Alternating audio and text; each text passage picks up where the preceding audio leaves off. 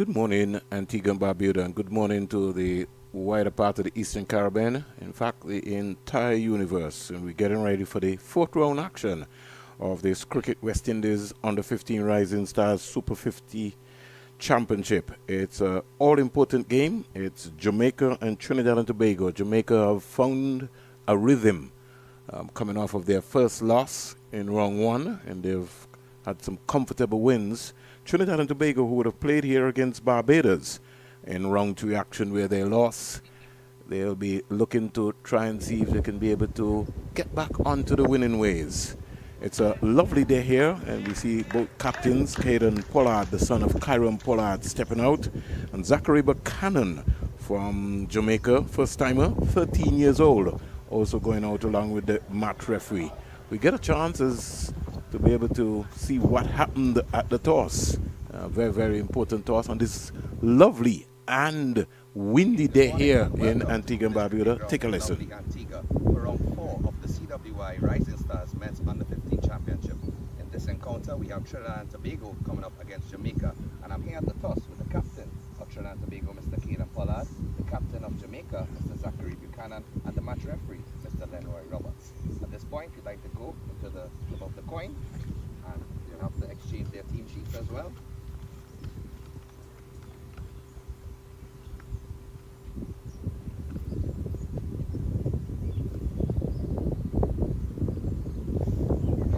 Heads is the call.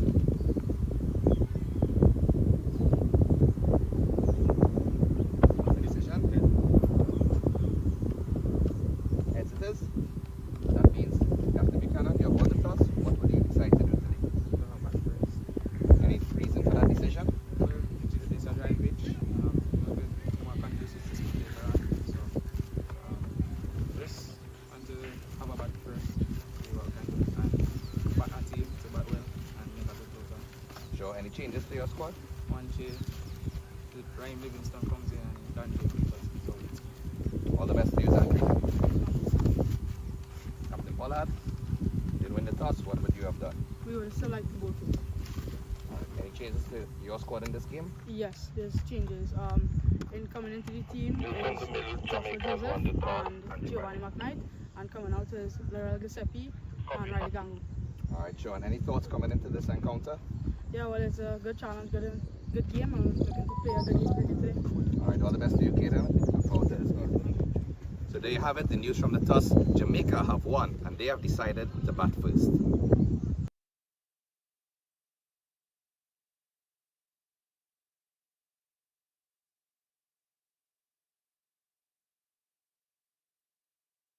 So we heard there from the captains.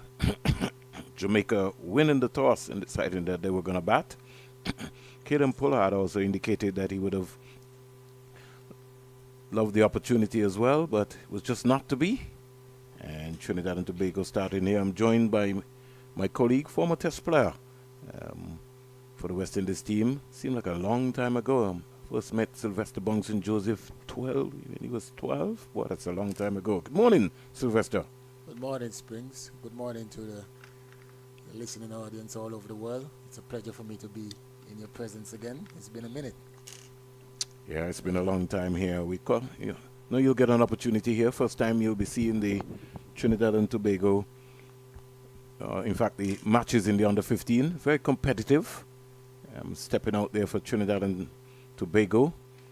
We have had a chance to see them in action here, and let's hope that they can be able to get back to winning ways. They started with two slips, a third man, a backward point, a cover, short extra cover, mid-on, mid-off, short mid-wicket. More or less a conservative feel. And Jaden Shaw starting for Trinidad and Tobago. And we got young Samuel Stewart, who bowled very, very well. Swung the ball against Barbados, gave them some problems. Very early up with the new ball. First ball wide. Yeah, he kept it a bit low. From our report, it seems like both teams are comfortable in doing what they chose to do. Jamaica quite comfortable in batting first. So let's see how it plays out. It's good to see that they get the opportunity to do what they wanted to do at first. Good leave, good carry there. I think the keeper will maybe just have to step up very quickly. Chow. At the Antigua Recreation Ground, Jamaica against Guyana, they would have won the toss and bowled there on a very spicy track. And it was good to see the return of cricket at the Antigua Recreation Ground. In that game, Jamaica started their winning ways. They won that after they were blown away in the first game. Samuel Stewart squeezed away. It was neither forward nor back. Back just came down.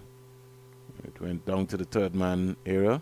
Keeper again getting himself into, since the first game that we saw him here against Barbados, the positioning, the way he gets himself in, got into a tangle there, more or less. Took some good catches, even though most of the times he was off in that game. One without loss. Shaw is on one. Raji McGee comes in to strike. Left-hander. It's interesting to see that Stewart was swinging the ball back away from the right-hander, but now see now that the left-hander is on strike, they go for the third man instead of the fine leg. Probably swing the ball both ways. The first time I'm seeing him, so I'd have to watch and see if he swings the ball both ways. He did swing it against Barbados, Sylvester. They had Barbados in a bit of trouble. He knocked off the top order. He's not got extra space, but he's been able to cause a few concerns by landing the ball in the right area consistently. Considered in this Trinidad and Tobago team as one of the top seamers here, Samuel Stewart.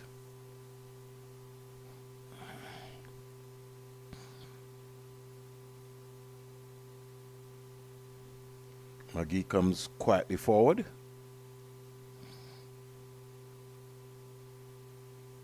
Started pretty well in terms of the line and length. Getting a bit of in swing to the left tee with the length. I'm impressed with the length. He's very slow. He doesn't really have any pace. Probably with the pitch has in a bit of moisture as well. So we have to wait and see as the game goes along. Good presentation of the bat, hit up to Caden Pollard. First over bowled, and at the end of over number one, Jamaica won without loss. Yeah, relatively quiet start. I like the way that Stewart started. He hitting some good areas and getting the ball to doing a bit. So, and likewise with the batters, they are equal to the task.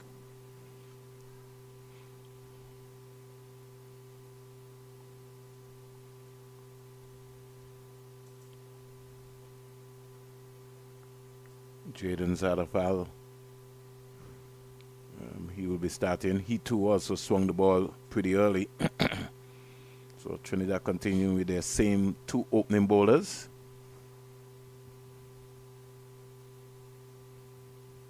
So we got two slips. Young Pollard just hobbling around. In the last game he started at the slip. He's a good catcher. I think he's put himself in a more authoritative position now where he can be able to control the angles. 50 over encounter. Left armour. And casually Shaw just coming out. One thing, Sylvester, when I saw Shaw at the Antigua Recreation Ground is that he occupies the crease. He just takes his time. Looks to build an innings. Well, those are some of the things that I look for, at this level. You want to see how these guys, occupy the crease, how they bowl consistently,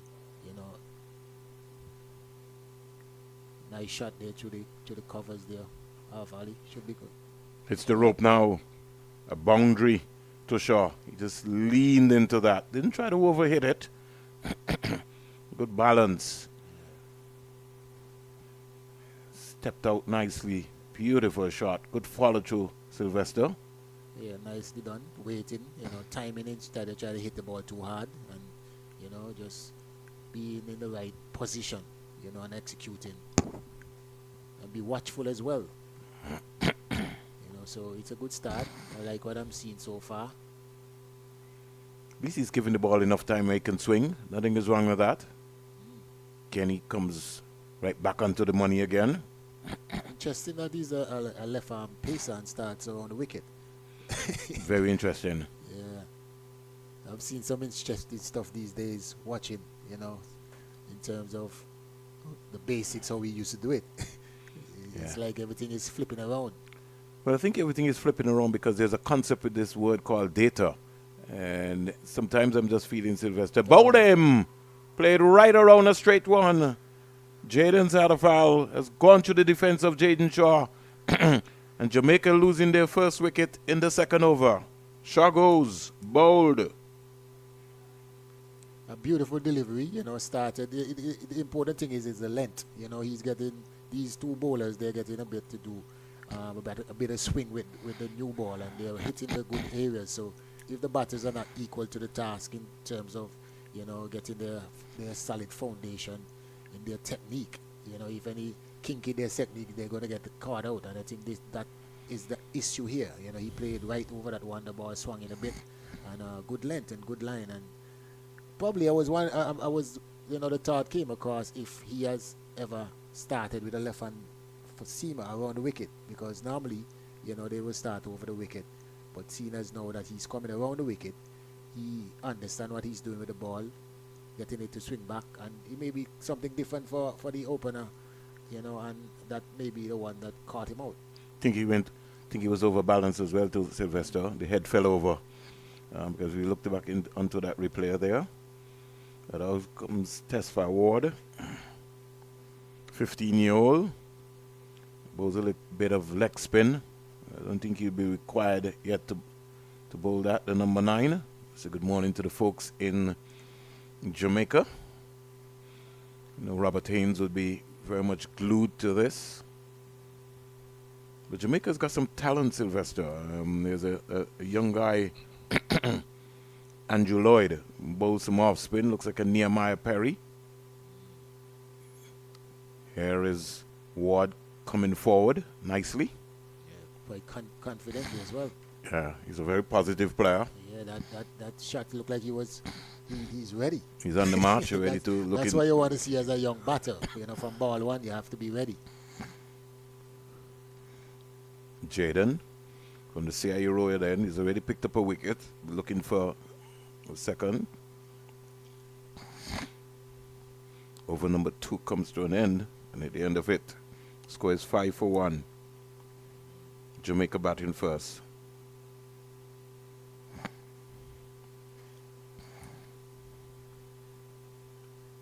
Good penetrative start here by these two bowlers here. The areas that they're hitting, and they're being consistent, you know. So the batters, they definitely have to be on the ball. They got to be watchful, got to be mindful, got to be ready, you know. And especially the ball is doing a bit, not doing a lot, but you know, just enough to get you, you know, caught in between. And I think the thing about it too as well is you want to get early wickets. For Jamaica, they would also want to have a solid power play. So that's going to be critical. Loss of the first wicket. Here's McGee coming forward and just steering the ball into the offside, but can't get a run. Both batsmen are not. McGee and Ward. Samuel Stewart is into his second over here at the Coolidge Cricket Ground. 360 television team bringing coverage to you for matches all around Antigua and Barbuda.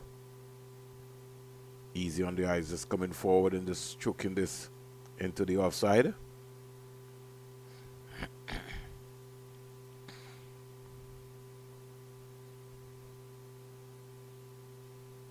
Stuart A looks lot of ready. local, sorry Sylvester, a lot of local umpires involved in this series.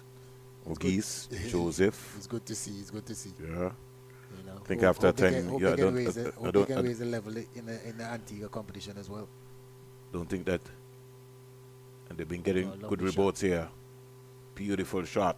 Just use the pace, and the outfield is very quick here, Sylvester. Second boundary of the morning.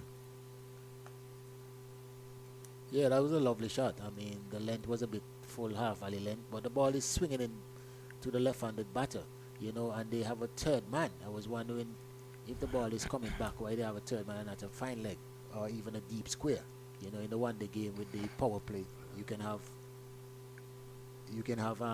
two players out, maybe a short fine leg and the man a deep backward square one. They chose to have two slips and the offside well pack when the Stewart is bowling back into the left-hander. Sylvester Joseph, one of the better captains. Catching. That's the athletic ability, Sylvester, of Samuel Stewart. Almost pulled off a screamer. Yeah. Avinash is just reminding me that he did take a spectacular catch. I think it was off of the Barbados captain also in the game against Barbados, and that just didn't hold Sylvester. Yeah, he just fell short, but a valiant attempt. He seems like a good athlete. I don't know if he plays different sports, but you can see that he's a good athlete. He's one of the safe catchers on the field as well too. Down the onside, wide signal by the umpire. And just to let you know that Sylvester Joseph easily was one of the most outstanding captains that the Leeward Islands would have seen around. So when you hear him talking about field placing and captaincy, sometimes you just don't want to have fielders just in an ornament position. And I think sometimes a lot of the coaches, they just set up field. This is what you want, but you have to look at the context on the day. Yeah, definitely. In terms of what's happening. Definitely. As you rightly said, that third man fielder is completely wasted. And because of that now, it's forcing Samuel Stewart to bowl to a line that he's really not comfortable. And he's the one that you can see that, bowls consistently around the stumps, because he's getting that ball to come back a bit. But he just needs a bit of support more on the onside. I believe he has two slips and he's not really bowling any away swingers to the left-handers. Back in again. Clipped away. That's what you're talking about, Sylvester. Another boundary. It's gone for 4. You got to help the youngsters. The end of the over, 14 for 1 at the end of 3. Yeah, it's a learning experience as well. At this level, you have to see how they, make adjustments, and hopefully that they can learn, and the coaches also and the management can, point out certain things to them. The good thing is now they have all the games are recorded, so they can go back and look at other things and analyze and assess where they're going right and what they need to do to improve as well. So, it's all at their fingertips for their learning. But there's a concept too also, Sylvester, where a lot of the coaches are trying to tell the bowlers, this is the field that we want you to bowl to. But like I keep saying all the time, Sylvester, cricket is played on the day. And what the guy is doing with the ball is, you have to be flexible. You can't overcompensate by just having fielders in ornament positions. And I find that even at the regional 40 competition level, you see a whole lot of that. Sometimes you're looking at a game, Sylvester, and Paul Miller is on the boundary, and how many balls he has fielded. Yeah, you have a very good point. And even at the international level as well. I mean, you have meetings, you have plans. Yeah, you have to make plans. Well, bowl again. Steered into the offside. Number 1 for Trinidad and Tobago coming around there. And Ramcharan, he can't stop the single. And Tesfa Ward is off the mark. Score goes up to 15 for 1. And don't get me wrong, Sylvester. I know the game has changed through evolution and data, and everybody has a role, the video analysts. And these matchups, I think we get misread by the matchups. If Sylvester Joseph is a good hooker and you're trying to tell me that you're not going to bowl him any short ball, that just might be that's how he gets out, because he gets excited, right? And sometimes I listen to them and, they got this big data and we want you to bowl this line and we want you to bring on this bowler and you want you to bring on that. I think it's cricket. You got to back everybody to be able to get everybody out. Yeah, it's important. I mean, everything has its place, but the important thing is that it's on the feel of the day, as you said earlier. You have to make adjustment as the game is going certain ways. You have plans. It's just like you have a plan to build a house, and you have most often than not, there are changes ever so often. Well, that's a beauty. Because of certain situation. And as the situation comes to you, you have to make adjustment, and that is the key. That is what I'm looking at, especially at this age group level, that they can, assess and make little changes, and that will help to improve, performances, winning as well, and improve confidence in different individuals. 15 for 1. McGee comes quietly forward. And Avanish and myself were doing the game against Barbados. It is something that I was indicating to Avanish that I think at this level, you need to have former players around to teach the youngsters the game. I think that Cricket West Indies need to have, the under 15 level, you need 3 coaches. You need a physio to be able to help these youngsters. Somebody has to teach them the game at this level. Again, swing Sylvester, playing with his mind right there.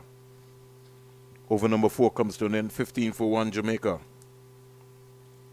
Yeah, good start here, I think, with these 2 bowlers, Stuart and Jaden. They are being, consistently asking questions, asking the batters questions with the length and the line and the bit of movement that they are getting, both of them are getting. But the consistency in terms of line and length, I'm really impressed with so far. Samuel Stewart.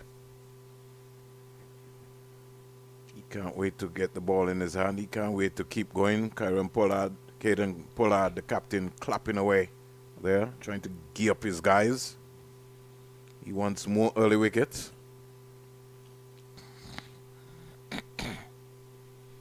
Stewart bowling to a 7-2 field.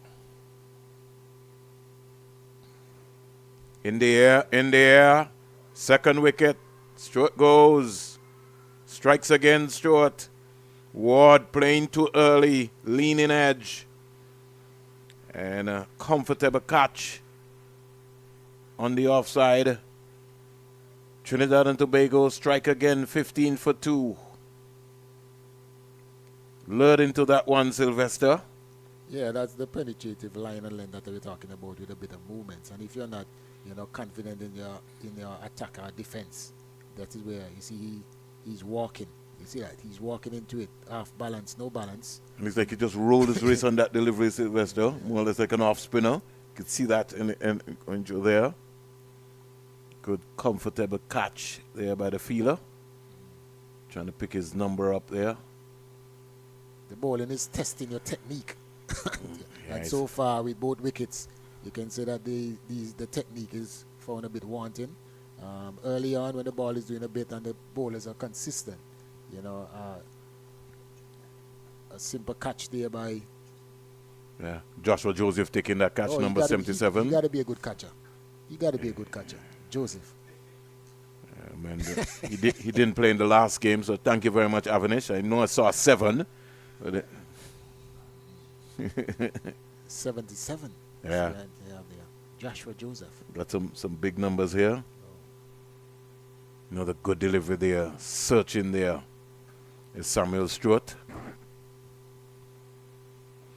Samuel doesn't really have the pace, but he has all the good things. He's still maturing, still getting strong. He seems like, as I said, an athletic young man. So as he gets stronger, he will definitely get a bit more pace. But he is definitely bowling some really consistent areas, getting the ball to do a bit. Price, the wicketkeeper for Jamaica, took some excellent catches in the game at the Antigua Recreation Ground. Had a good keeping there. Maybe not I think the best keeper I've seen so far is from Barbados. Yeah, he looks pretty organized, is based on what I've seen so far, and I think I've seen almost all of the wicketkeepers. Give you his name here, Sylvester. Seth Smith. Yeah. I always look for the glove work, how you're cool in your movement. Yeah. He sort of reminds me of a Courtney Brown. He's got a demeanor like that. He's got the authoritative. He sorts out his angles, looks around, knows what in terms of what has been happening, and his glove work has been pretty excellent. 15 for 2. Samuel Stewart is bounding into bowl to Price, Louis and Price. Oh, Stayed in the air. Just more or less just going at the ball there, more or less. Neither coming forward nor back, just the hands going, Sylvester.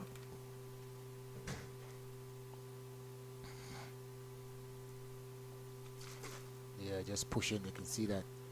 And His the techniques. uncertainty of that's because the ball is swinging around. Yeah. Ken caught in no man's land there. Not- Wasn't sure about that. Made wicket over there by Samuel Stewart. 1 for 10. And Jamaica at the end of 5. They're 15 for 2. They've just not been able to get off, to fly off here in the power play. Yeah, I mean, but 50 overs, you have a lot of time. I think that they need to build a partnership. Just be a bit watchful at the moment. You have lost 2 wickets. We need a good partnership. The bowlers are bowling very consistently, testing the techniques. So these Jamaican batters, they definitely have to try and get a partnership. Try to rotate the strike a bit. Back up and follow each other, see if they can get some singles. But they just got to be watchful. Here goes Salafal to McGee. He's just contented to have a look. Let's come forward, just as Sylvester said, occupy the crease. The other thing that I'm concerned about, Sylvester, is the equipment that these youngsters are using. I was around the Leeward Islands and Windward Islands, and some of the bats are just too heavy, Sylvester. It's just like somebody gave them a bat. It depends. That's an area which I think that we have to seriously concentrate, the weight of the bats, especially for some of these youngsters, their size, got to educate them. Here they might see Sylvester Joseph batting with a nice SS bat, and they'll say, well, this is the bat I want, this is what I want to order. But the weight. Sometimes you got to think about the economics. It depends on who can, how they get their bats. If you have Was appeal for caught behind, not out. I think he just scraped the ground. Good decision by the umpire. good testing delivery again, teasing Yeah. just outside the off stump, but foolish length. John the batter there into a 4 shot. Fortunately for him, he missed the edge. I think again, Sylvester, he saw it. He started moving. There was a trigger movement. The right foot never got out to the pitch of the ball. Anything in that area, he's going to help it away beautifully. He just tucked that one around. Didn't try to overhit it and got an easy boundary. Lovely shot here by McGee. He goes to 12, so he's going in confidence, McGee. Yeah, they just Jamaica got to in the be, meantime, I think they 19 just for 2. execute the patience some more and just wait, on the areas that they know that they can score. They went on their strengths, because the situation now gives you the opportunity that you can dig in. I don't think that scoring, you're looking to score, but also you need to get a solid foundation. You're behind the 8 ball, so these guys just got to be patient and watchful, and wait till the ball in their arc at their scoring area. We'll play it again. Lovely on drive down the ground. Good awareness there. See the position in Sylvester. The mid-on fielder is really close, eh? I really thought so too, Sylvester. I think he was out of position. Pollard is now saying to him, listen, I just think, and these are things that you were talking about. He's got to pick up himself. He's pretty close there. Yeah. And just, to me, just gave away a single.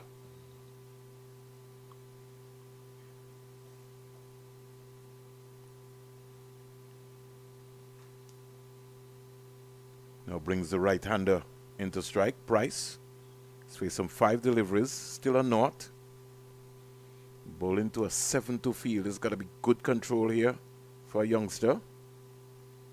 The ball. Yeah. That's searching length right there.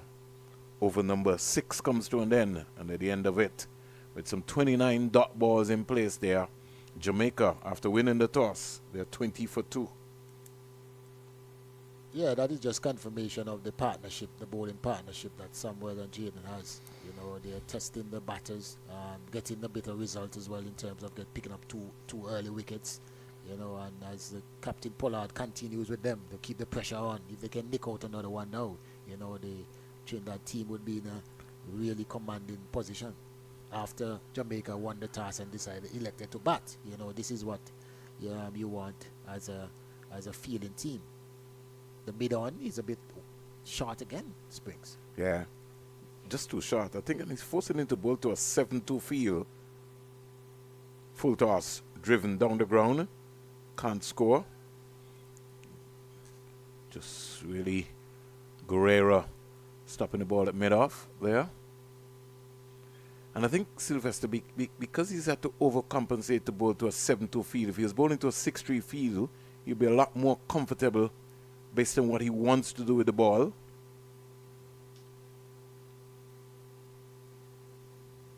Comes quietly forward there.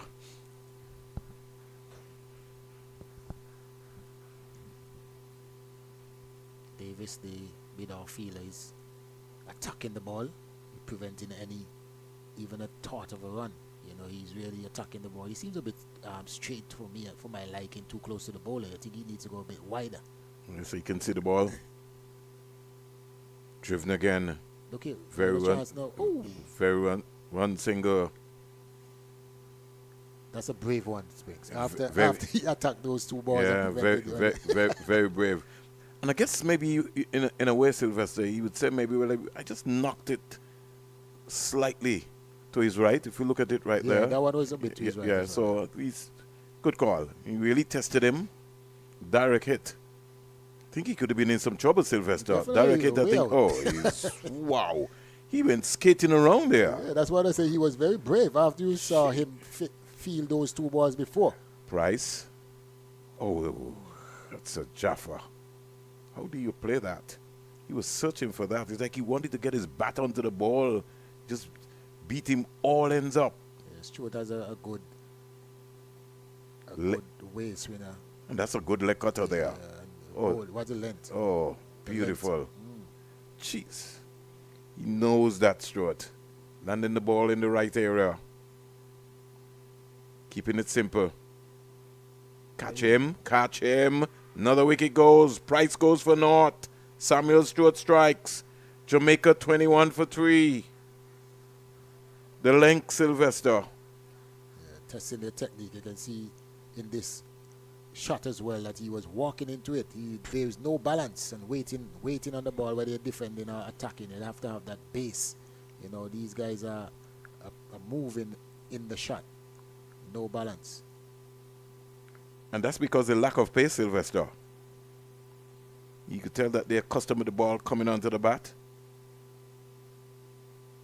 So he walks into that. Oh, he played right around that one. You got to go from heel to toe, son.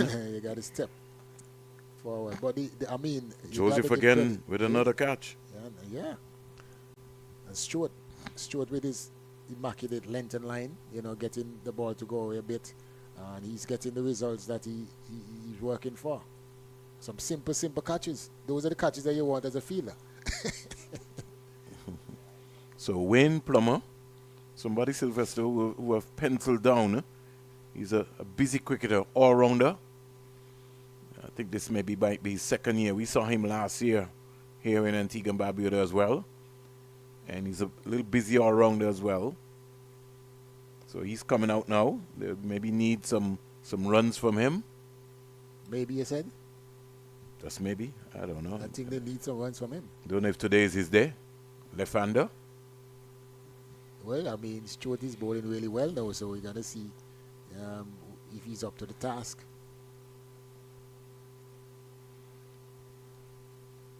I say he did score some runs for Jamaica under 15. That's very close. That's very He's close. giving him.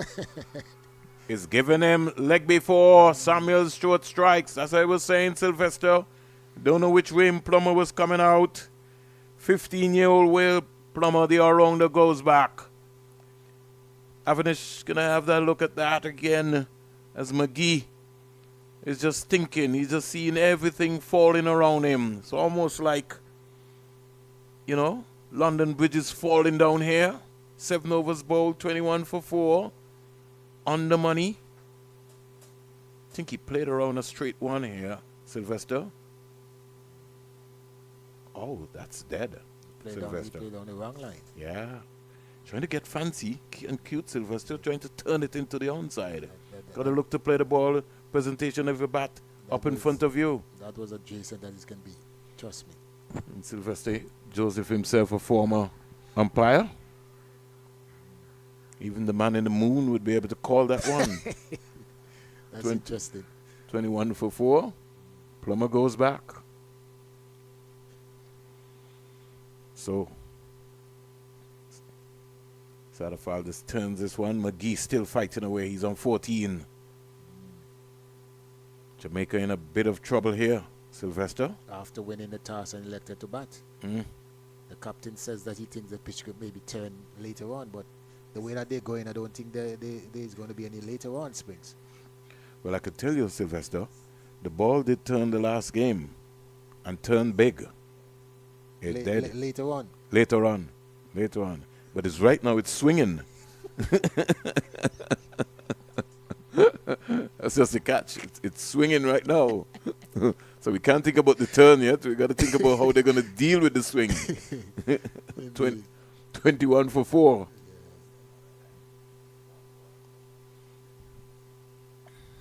Here goes Sadafal. Jaden. McGee driving again. Didn't get right out to the pitch of that ball right there. Got to go from heel to toe. Got to keep batting. Andrew Lloyd. I think Pollard as well as the captain of Trinidad team. I think he's really giving his bowlers, the support.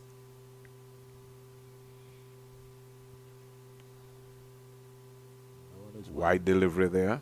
Did the umpire call wide? Yeah, he did. Oh, but I saw him put up and then drop his hands. So I don't know if that is his new style.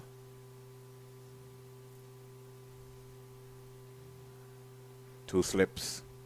Waiting. Jaden reminds me a little bit of Nathan. Yes, yeah. Some of its deliveries. Round arm action. McGee backing across and just punching it up to cover. Joseph coming in very quickly. And the captain Pollard backing up in the process. Remember, Nathan is a part of the Trinidad Night Riders. CPL team. CPL team. When you ever had a talk with him? You never know. Yeah. This is the opportunity that these youngsters have nowhere. Ooh. Your idol or your heroes, always in your country because of the different, competitions. So you have access to the experienced international players, which is really good, to help you enhance your game. 22 for 4.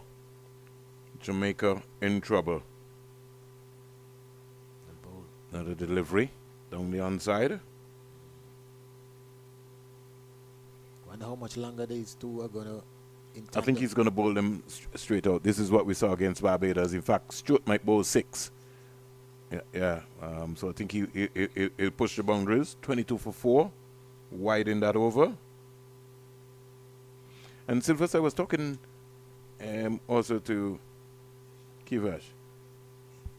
And we were talking about the breakout T20 league that is being played in coming up to play in Trinidad and Tobago. And I saw some of the names of the franchises. I'm saying that we have enough legends in the Caribbean, Sylvester, to name those franchises after the legends and maybe even have them as mentors. And I was making the point, just look how India, when they get a chance and they have a Saviv, the ambassador for a youth program. But you see, what you're talking there is on a real. When you look at all the teams, even the IPL teams, they have, even that guys from the West Indies, the legend from the West Indies, they always have the legends around. It's just, what a delivery. Yeah, getting caught, marching again, and no feet movement. He seems like his confidence is up a bit now, so he's getting the ball to zip a bit more. Oh, yes. Than when he started. He have a little more pace. He's got 3 for 11. He wants a 5 for. Yeah. He deserves one so far. Of course. But going back to the conversation, I mean, we in the Caribbean, I think we got to learn and pick the right things that will benefit us, and help to improve our cricket. We have a rich history of past players. But we want to rewrite history, Sylvester, by ignoring some of the legends. I mean, there's a Pakistan Super League taking place right now, Sylvester, and so Viv is a mentor of one of the franchises. Yeah, my golfing partner, he has gone. Like, Right? I'm stranded. Right, you got Pollard, you got Bravo in the India. So tell me why you don't want to have them around these young players. For me, Sylvester, you should be working with the Leeward Islands team. You know what I mean? Especially at this level, a former captain, you want people. So you got Jace Taylor, you got Johnny Frederick, you bring in a Sylvester Joseph, or you bring in a Dave Joseph. So the people who understand, who've been here at this level, because this is what you need. You look into the Windwards, you know, you don't have a Ian Allen, you know, a Junior Murray, somebody around the under 15s. You need those personnel around. They brought Devon Smith for a couple of years and then haven't heard about Devon again. But that's what you need. You need those young players to have a mentor, somebody who's going to teach them the game, to say to them. Sylvester Joseph would walk into that dressing room and said, listen here. And the other day I made a joke with them, Sylvester, Leewards and Windwards players. I told half of them they couldn't make my team. And they asked me why. I said, because half of you can't feel. I said, you gotta be able to feel. You know that, Sylvester. You gotta be able to catch. You know, don't care how much runs you make. You came up in a time with Hayden Walsh, Ralston Otter. You know, you had to be good. Maiden over here by Samuel Stewart. Jamaica 22 for 4 at the end of 9. Yeah, and Samuel should continue this good penetrative spell, putting a lot of pressure back there on the Jamaica team and doing an excellent job, exceptional job for the Trinidadian team so far.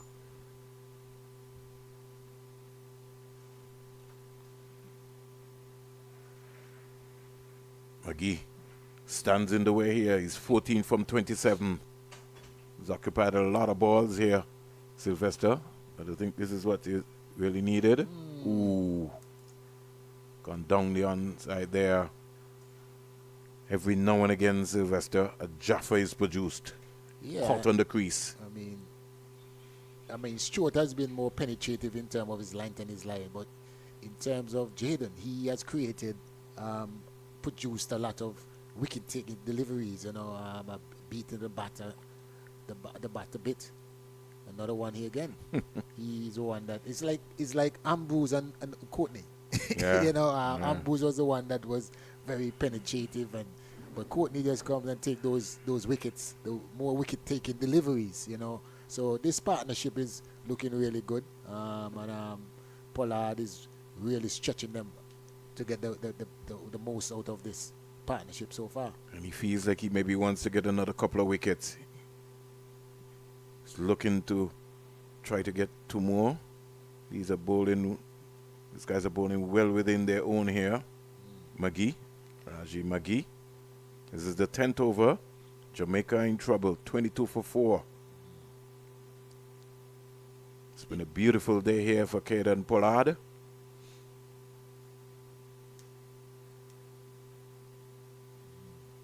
In a situation like this, what do you think about, you know, bringing another bowler instead of bowling these 2 out? You know, I'll give them their full 6. Maybe you bring in another one and see how penetrative he can be with maybe a 3, and then bring back that another one. So instead of have both of them going for 6 each, you kind of mix it up. Well, because at the end now, we are going to have to take both of them off. Yeah. Well, I haven't seen Pollard yet, but Keith did tell me that he's quite capable of bowling as well. And if I look into this... spin. Yeah. If I look into this Trinidad and With Tobago the ball is team... swinging, so they don't have another seamer? They have another seamer? I think they should have... Except that they didn't write them down here. Here is a delivery which is clobbered into the mid-wicket area for 4. So McGee fighting fire with fire. Short ball. And put away nicely. Maggie, it seems like he's a very strong puller. He doesn't miss out. That was the second short ball, and that was the second one that was dispatched. That one was dispatched with more authority, you know, over square leg. He likes that ball that is short.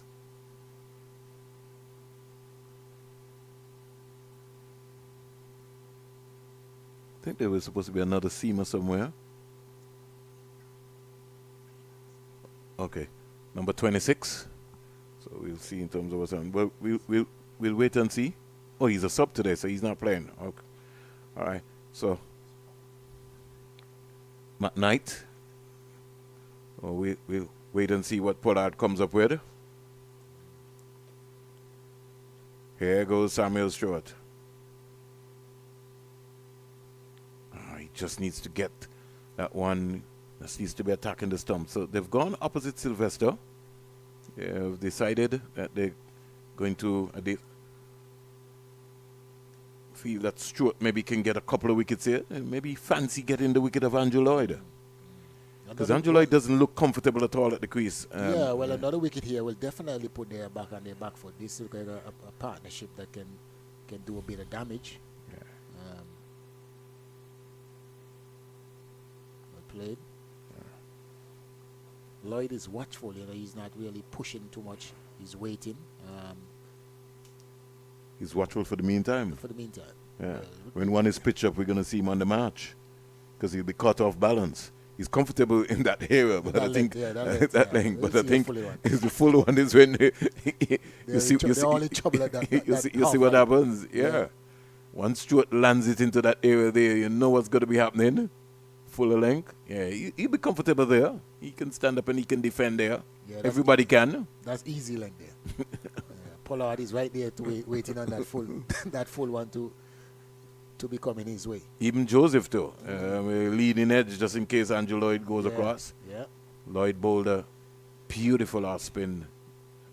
Sylvester at the Antigua Recreation Ground. When he came on, he really tormented the Guyanese batsman. Picked up 4 in that game. Deserved 5 wickets. Andrew Lloyd. There we go. Okay. Big drive. 4 runs. That's a big shot. Yeah, definitely. Wow. And the balance. You see, when you're balanced, you can hit the ball with power. But these guys are on the move. When you're on the move, it's problems. Look at the balance. And let his hands go through. Look at the balance. Oh, sweet. Look as if he plays a little bit of a golf, Sylvester. Had a little flair there in the follow-through, man. Yeah, from experience now, like these cricketers like more golf than cricket. Lloyd is 4. Oh. So we're talking about starting to get a little fancy. He got a boundary now, so his confidence is there. Yeah. Looking to get a little aggressive. 30 for 4. Coming up next, Sylvester. A little opportunity to bring Paul Miller into the hot seat. Bring into some young commentators. Paul Miller, Leeward Islands under-19 player. A graduate from the University of the West Indies. And at the end of over number 11, Sylvester will take a water break and I'll bring Paul Miller over into the hot seat.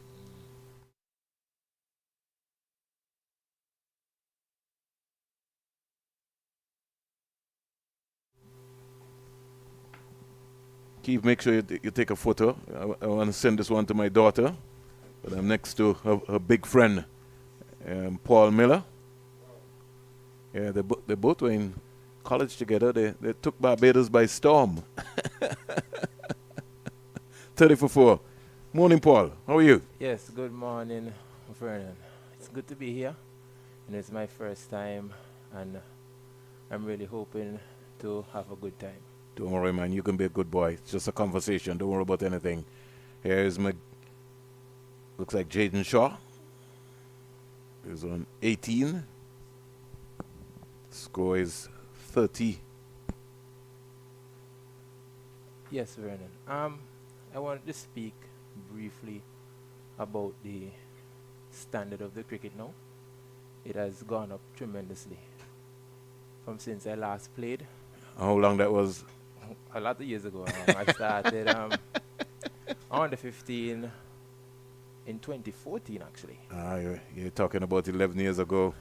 Yep, it has improved a lot. In terms of, I played under 15 in white clothing with a red ball. Yeah, there you go. You understand? Now their names on jerseys. Yeah, it certainly has evolved tremendously. Comes quietly forward. Yes, I must give praise to the powers that be. Um, Obviously, now the games are being streamed live. A game was never streamed in my time. I can't ever remember No, a game being you streamed. didn't go so far. Didn't go so far. Yeah. Down the onside. Wide signal here by the umpire. It's good to see youngsters on display. Still have a bit of talent coming through the ranks, coming through the reins from each of the different territories. Young Stewart looks to be one for the future, obviously. And now we see a ball driven through mid-on for 4. And you see, we were talking about Paul, and that's what Sylvester was saying. The mid-on was just too close. Yes, definitely. Had the mid-on been back, you'd have been able to just stop the ball comfortable. If you're going to have that 7-2 field, then the mid-on just need to go back, and he can give himself some room there. Give the bowler some protection, to bowl a bit fuller. And even the fielders inside the 30-yard circle, they need to give themselves some room to be able to see the ball. He's still coming in, really. It's something Pollard is going to have to address. It's something tactical, I guess, to have the fielder on the onside, right in front of the batsman, the one in front of square. He looks more to be in a mid-wicket position as opposed to a mid-on, as opposed to a short mid-on. Here goes Jaden. McGee on 22, Andrew Lloyd on 4. So at the end of 12 overs, 35 for 4. Jamaica batting first. I know, Paul, that you studied sports management.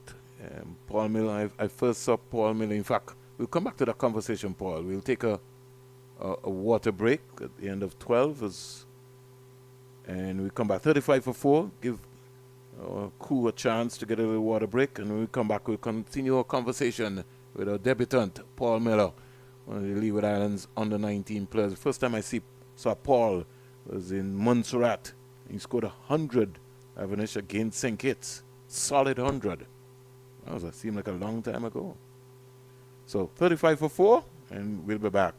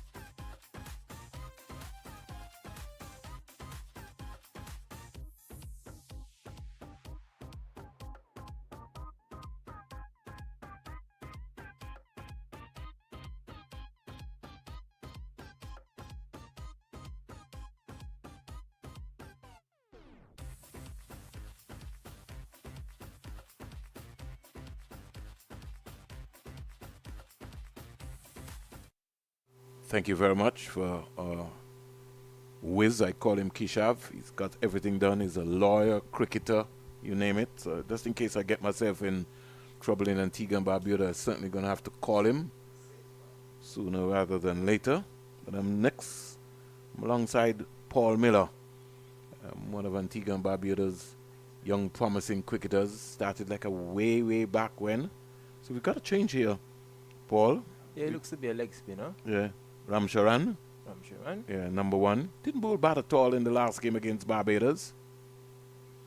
And so Pollard is gone for spin. Think it's the right move? Yes, of course. In youth cricket, I always think wrist spin is a big thing. All right. Tell me a little bit about the field placing based on what you're seeing. Well, I'm seeing they have 2 fielders outside the circle. Yeah, so at least he's got protection. And a sweeper on the offside on the cover boundary. Yeah. Well, the cover sweep is actually 3/4 of the way. 3/4 of the way. I would like to see Pollard go at first slip anyhow, in my view. Don't know how you feel. I see some modern trend these days, Paul, where the folks at first slip, they're second slip. I think if you're at first slip, you're at first slip. Well, I think the reason for him being so, in between first and second is because of how the ball is spinning. If it comes off the thicker portion of the bat, the thicker portion of the edge is going to go carry further to second as opposed to first. I am not of the view that it should be that way, but I'm just giving some justification as to what it could be. Lovely analysis, man. Good thinking. That's what maybe the coach might have maybe said to him as well, and that's maybe what he might be thinking too. But I've learned from the Austin Eddy days and those guys, and that was a long time ago, and Mr. Skipper, Paul, they always say if you're at first slip, you're at first slip. You got to be there. And a lot of things just go through there, and then you want to know what's happening. You got to be patient, and you got to stay there. Yeah. Flighted. Oh. He missed out there. Paul, he just needed to just get back onto the ball there. Yep. And just caress that through cover. It was almost like a full toss. Andrew Lloyd. Vernon, I've made an observation with the captain in being Pollard. In terms of the power play, you only utilize 1 player outside of the circle. I realize that about the young players in these days. They don't like to utilize all their boundary options. So he had the option of having 2 outside the circle, but he only opted to use 1. Now he's allowed 4 outside the circle, and he only has 2. How do you feel about that? Yeah. Well, I think he was guilty. When Kishav and myself did the game there, I almost just thought that they had fielders in ornament positions, and I don't think that worked out the angles. I'm kind of impressed so far, except that when Stewart was bowling, that risky bowling to the 7-2 field, I just didn't like that at all. But hey, that's history. That's behind us. They've been able to pick up 4 wickets so far, 13 overs bowled. They're 35 for 4. Raji McGee, stands in the way of the Trinidad and Tobago team. He's 22 from 39. And Andrew Lloyd 4. We've got a seamer coming, Giovanni McKnight. And he looks like he's a left-armer. Yes. As you can see, the captain utilizing all 4 boundary options. We have... He's got a third man, fine leg. He's brought in. Yeah, so he's going to use 3. McKnight. Ooh, I think the keeper can take a step up. The ball is dying in front of him. Lovely start here by the left arm seamer. He looks to be a bit over 6 feet, maybe 6 flat, maybe 6'1", a tall youngster. He might extract a bit of bounce. He's got a big number too, 120.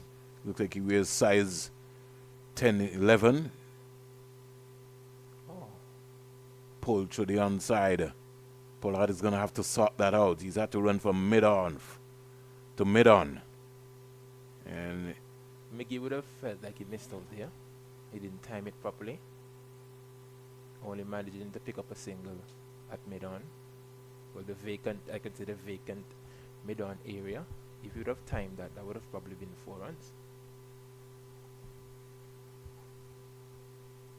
Leeward Island struggling against Ghana. They're 38 for 4. Woods, Powell, Maku, Farrell all going back in the hunt. It's now down to Jack on Athanez and Prentice. Athanez, the son of Justin Athanez, he scored 97 in that game, last game. And Barbados are 73 for 2 against the Windward Islands off 11 overs. So there's been some fireworks there in that one. That game is being played at the Antigua Recreation Ground. Kalani Clark is on 42 not out, and we did see him here. He's a busy little player. Jaidi Hines 15, Passard and Paris, the captain. So the captain has failed again. Kishav, he went for naught. But he's a good little all-rounder. He's batting high. He's batted at number 4. I think they maybe feel he has some qualities. Lloyd just spanking that past the cover area and down to the boundary for 4. That was a short ball that stood up. And that's what we was talking about, Paul, about the fielders giving themselves a chance to see the ball. Yep. Once that hit the practice strip, it was just going to race away. He's just too close. He needs to go back so he can see the ball. Give him time to see the ball. Had he been back? Now we see Madoff going back to long off, and it's a captain himself. Yeah, out of position there completely. I was just about to make mention of that field placing on the onside. I feel the mid-wicket is too close to the stumps for the bowler. The bowler stumps. It needs to take a few steps to his right because there's already a man over his left shoulder in being mid-on. So a few steps to his right would not have hurt. And Pollard ended up in a position there, Paul, where he was reacting to what had happened rather than looking at the scenario in front of him and recognizing he could have just made that adjustment with the fielder inside the 30-yard circle.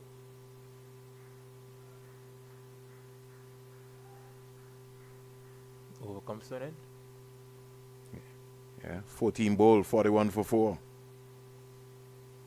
What do you think about Miggy's innings so far? Well, I think Maggie it's a 50-over game, and this is the approach that you want. Wickets have been falling around him, and he just needs someone to just spend some time with him. He's faced 42 deliveries from his 23, so he's shown the application. He's batted now for over an hour, and at this level, if you get a young batsman batting for an hour, that shows good temperament. As a coach, that's what I want to see.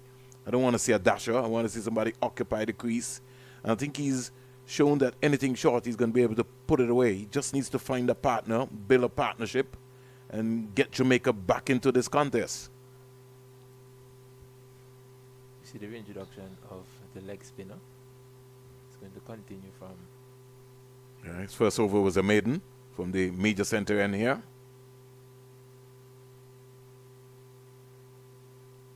Now, one thing I can tell you, Paul, is the ball did turn in the last game against Barbados. So you had swing and you had turn. Something in it for everybody. Every kind of ball. Yeah, good. And that's what you get here at the Coolidge Cricket Ground, the home of Cricket West Indies. The tracks here have been superb. Just above his eye line there, he was winding up, Paul. You could see him. He decided that he wanted to go. It was just a bit too full to get under. Ramcharan, can he just get it just above his eye line? Andrew Lloyd is on 9 from 23. He's got to soak up some balls. Oh. How did that miss the stump, Paul? That's a googly. Woo!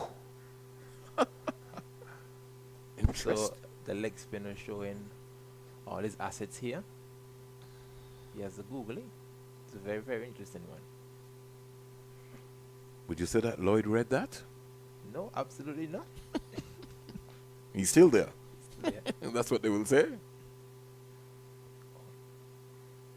Well bowled once again. Good technique technique demonstrated by Lloyd, because he got his bat in front of his pad. Normally, you'll be hiding. But he got that bat out there and he stayed low to the ball. Looks to be a good contest between these two. It is going to be. Something has to give. Pollard trying to keep the pressure up. Who will win the battle? Just might be Lloyd. That one was flatter, shorter. They're going for a single here. Suicide. Ooh. a comfortable one in the end. The mid-wicket fielder pushed the ball away from the mid-on fielder, so that's why they were able to sneak a single. I still feel he's too close, Paul. Got to give himself some room. The youngsters have to understand, when you're playing a Coolidge cricket ground, the practice areas, once the ball hit the practice areas, is going to tend to come a lot more quicker to you. So you have to give yourself some room so you can see the ball.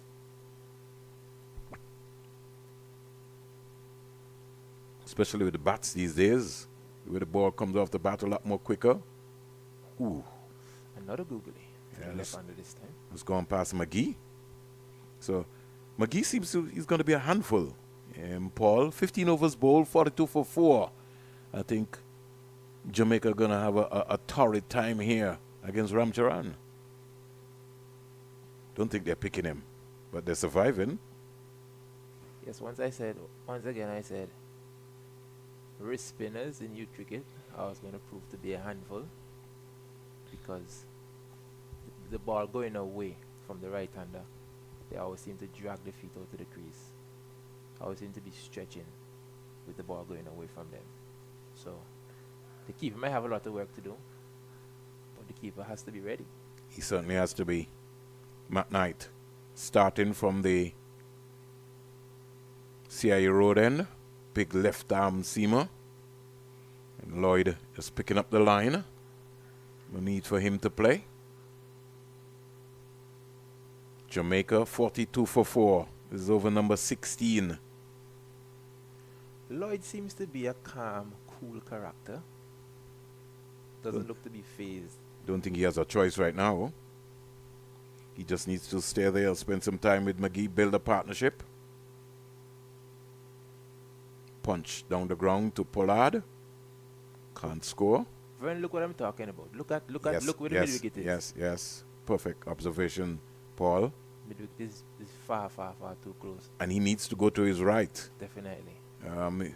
Both him and the mid-on doing the same work, same job.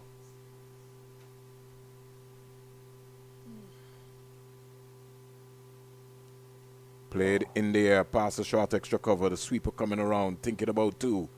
They thought about it, but they changed their mind very quickly. Exactly what you were talking about, Vernon. If he was just a bit further back a while ago, that would not have been a single.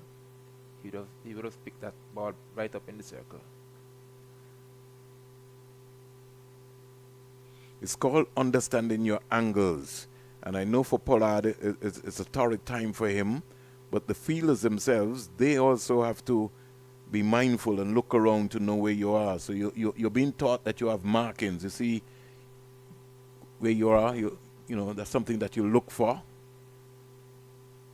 You always tend to make a mark and you look around, because most times you will move around. You'll have to feel the ball. Got to come back. You got to be talking to yourself.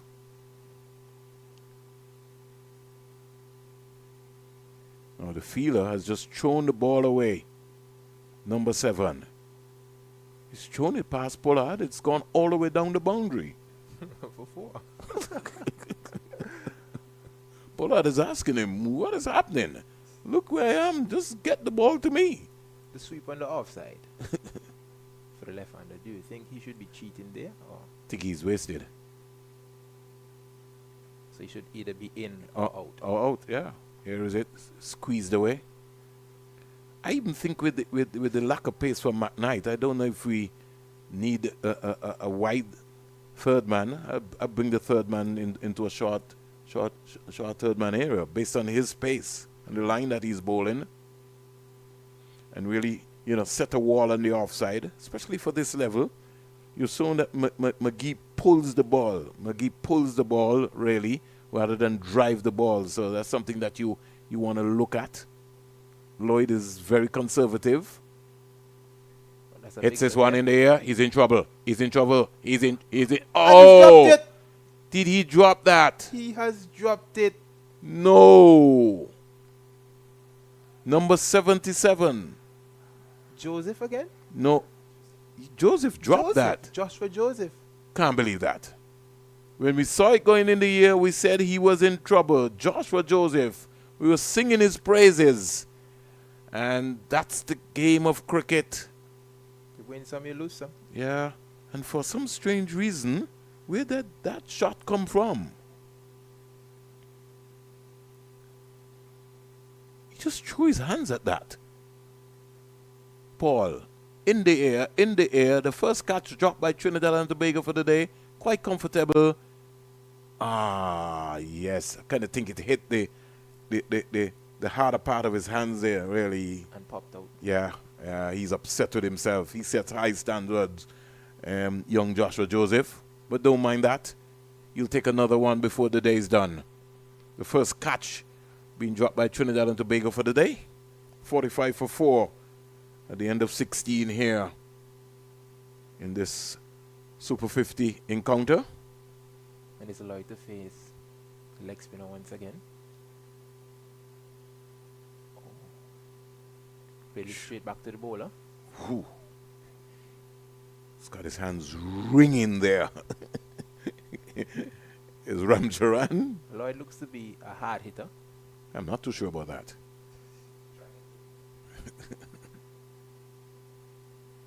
Tugs this one. Could somebody please tell the short mid-wicket fielder to come back? He's just too close. And With the power of Lloyd, gotta give yourself some room. Pollard has elected to send back long on and long off after seeing his intentions.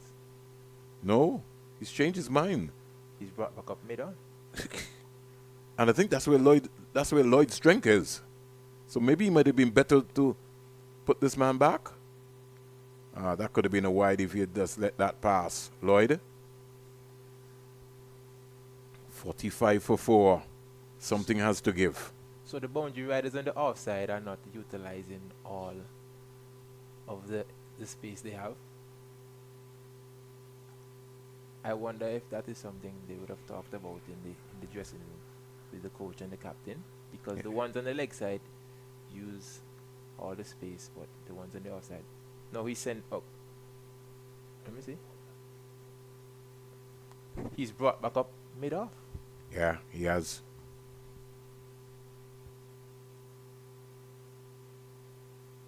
Oh, googly, yeah. Another googly again.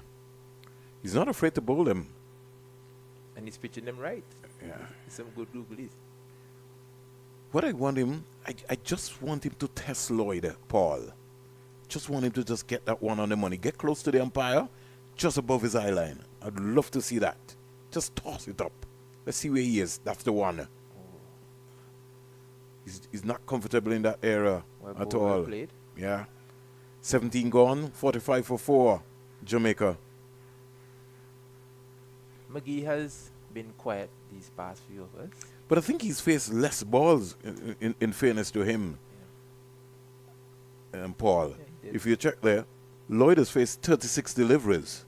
So maybe that's why he's getting a bit restless. He's starting to play a bit more shots. Yeah. He feel like he's not scoring enough. He's not, that's the issue. Plus, there will be a message coming out from the dressing room, bat all 50. You know what that road march is? Yes, for sure.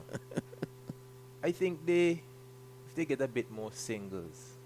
Rotation as a strike is going to be very important. Steered down to the third man. See, I was talking about Paul Miller. That man could have been just short third man there with the lack of pace. This man, yes, even if they got a single, rather than having him there, the batsman would be thinking like, would I run or not? Because he's all the way right down in the third man area. It's a comfortable single. Can create some confusion. Maybe enforce a run out. Right. Let's look at the offside again for Pollard. The mid wicket once again hasn't moved an inch. The mid wicket still very, very close to the bowler here. That was a good delivery there for McKnight. I like the look of that. I even feel the cover just needs to give himself some room. I keep saying that all the time. I'd like to be a fly in the wall in the dressing rooms. You've got to look and see what's happening around you.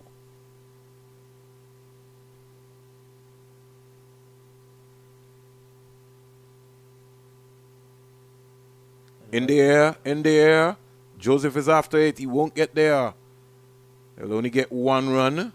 So if he's going to play that shot, Paul, which he's inclined to play, it now begs to figure out now that the fielder at cover can go back on the 30-yard circle and walk in.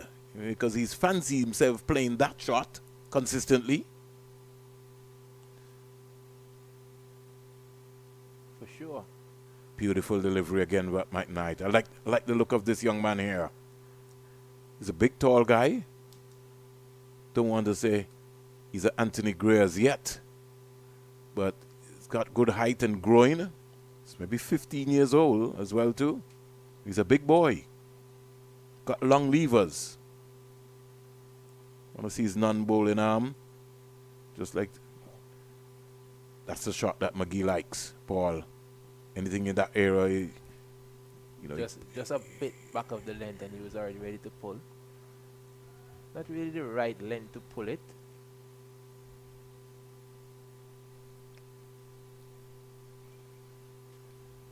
The partnership in the meantime, Paul, is 27. That's what I was talking about, from 65. Way too many dot bars. I guess that's why Lloyd is getting a bit restless. Oh, well bold. Keeper needs to step up. It's a very, very good delivery. Yeah. Over comes to an end. And at the end of 18, Jamaica 48 for 4. Like the look here so far, Giovanni McKnight. Really like the look of him. He's a good young prospect. For sure. Mickey and Lloyd need to come up with a plan to rotate the strike a bit more. But it is they push the ball in the gaps and run just to put a bit of pressure back onto the Trinidad bowlers. I feel that they're getting bogged down, so they're going to start to play some loose shots, which is going to cost them their wicket. So it's interesting to see how they will go about their business now, after realizing that they're still 48 for 4 after 18. Happy Easter Monday to everyone. I think it look like Joseph is coming off the field, and I see an emergency fielder coming on for Trinidad and Tobago. Looks as if he would have hurt his hand. From the same catch that he Yeah, but he put down I hope it's not an excuse. Got to catch that.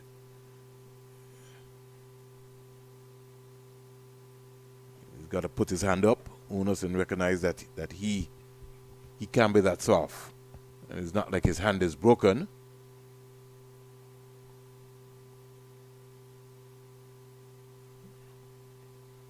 You see his finger sticking out. Could be serious. I hope not. Stroked into the offside. Getting another easy single. Hope that he's okay, Joseph. Well, maybe just get some ice on that, a little treatment, and Joseph, who seems to be one of the better fielders, will soon, rather than later, be back out. And Lloyd, who is on 13 from 39. Look at the mid wicket here again. The mid wicket is basically blocking the mid on. This has to be something that they planned in the dressing room. Well, Pollard is now trying to make the adjustment, but again, somebody's still looking around. Appeal for a leg before there. That's a googly. Probably spinning past the leg stump. Yeah, he's got to just start it just round about that off stump area. That one was really down the middle. So once it's gone down that area, it's got to stand up and just get it to zip. Get that rhythm right. Get close up there to the umpire. Trap him on the crease. Yeah, he's comfortable there. Lloyd, just above his eye line. The Jamaican batsmen have allowed the leg spinner to settle here. He's now in his groove. Yeah, this is his fourth over, not for 2. He's pitching right, and it's just a matter of time before he starts to chip away at them. Not only chip away, he just bowled his 10 for nothing. In the air, who wants it? Samuel Stewart? Oh God. Is it Samuel Stewart? Told you, Vernon, just a matter of time before he starts to chip away.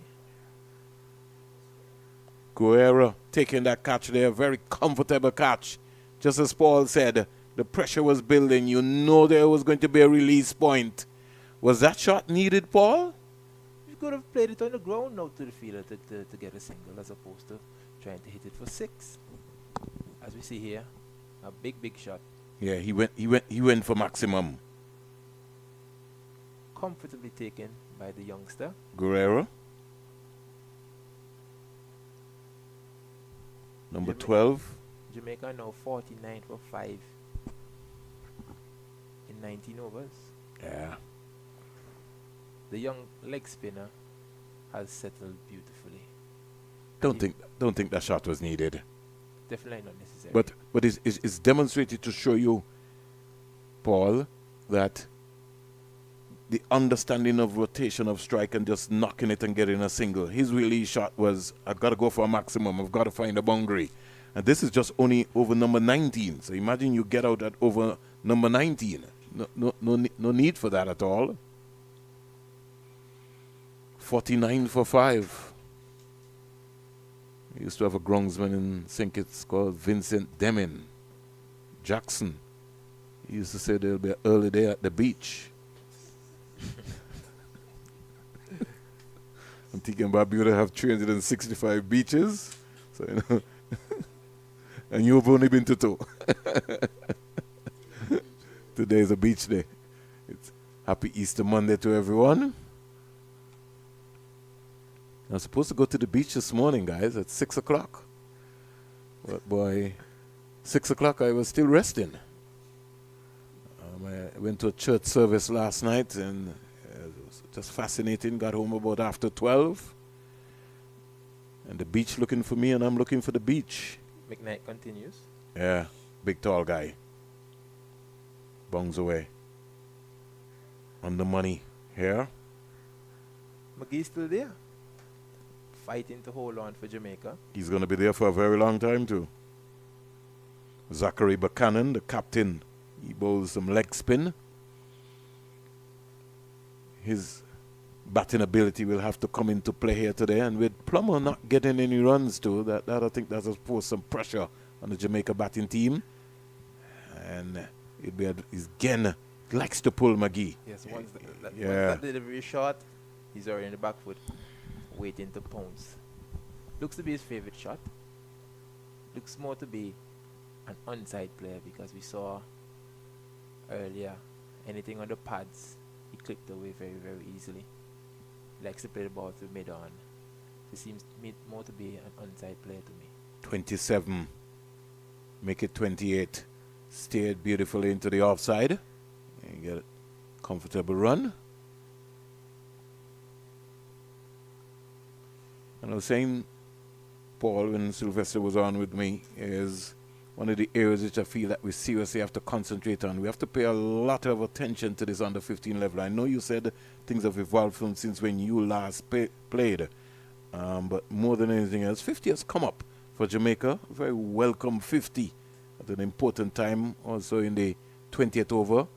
I'd want to see us have some of the former players, our best coaches down at this level. This is where it needs to be concentrated on. Even as well to the coverage. Don't think I've seen a lot of coverage on the Cricket West Indies website concerning this tournament here. A lot more features, you know what I mean? You have a William Pittman who picked up 6 for up at the Sir Vivian Richards Stadium. You have Athens who scored a 97. You have had some real strong performances, but the messenger just seemed for some reason not to be able to get that message out from the under 15 level to the world.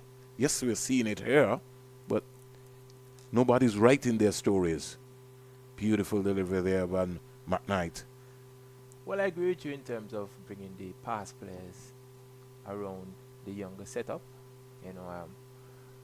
Sylvester was actually my coach for school. He's coached me for quite a few number of years. You could basically say he's my favorite coach, in a sense. But in terms of bringing legends around, it's something that can be done. Well, I don't want the legends too early, Paul, at the under 15 level. What I want the legends at, and I was saying to Sylvester, the breakout league that is going to take place in Trinidad and Tobago, those franchises should have been named after West Indian legends. In almost every country, there's a legend. You name it. You don't have to tell me. And you can rotate those legends, but you also could have incorporated them as mentors So if you had someone like a Curtly Ambrose, or maybe not even a Curtly Ambrose, if Sir Richie had the time, and he was one of the mentors, that's what you want in that dressing room. 51 for 5. Ramcharan continuing. He'll fancy himself here. So now we see the sweeper coming in off the boundary for the new batsman here. They must know something that I don't know about. There's nobody on the boundary actually. Yeah, so guess they're maybe trying to, maybe when they look back at the game, they realize that Buchanan was maybe not a big player. He's the captain of Jamaica team anyhow. And he's a young captain too. He's 13 years old, playing in his first under 15. So Jamaica looking to build for the future. Bowles leg spin. Down the onside and the keeper missed it. Gotta get your body behind the ball, son. Ask Paul Miller about that. 4 byes. 4 wide, sorry. 5 wides actually. Bit harsh on the bowler, eh? Yeah. It's a googly.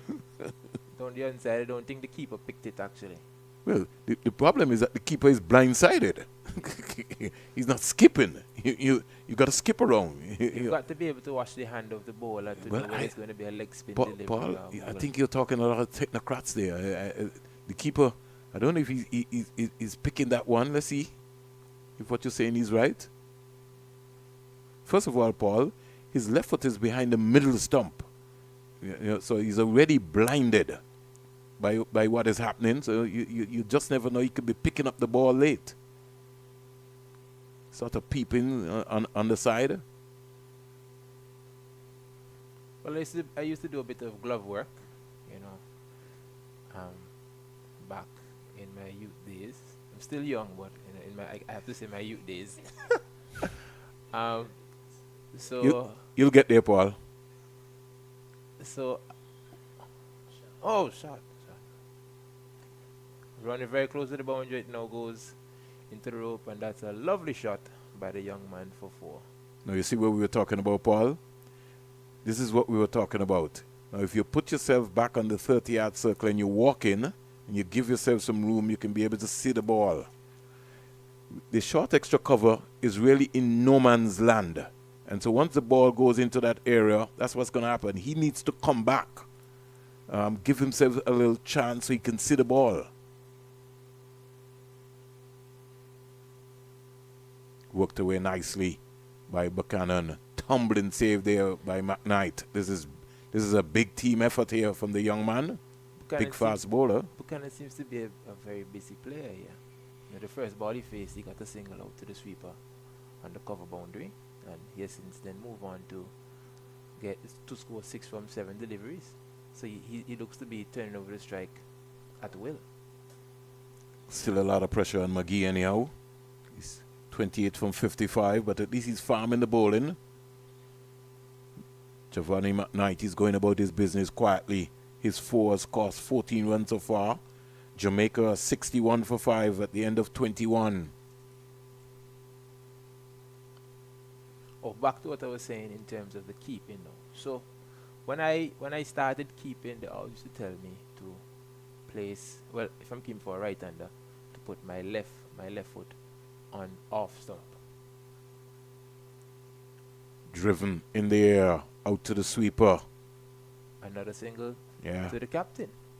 Gannon seems to be a very, very, very busy player.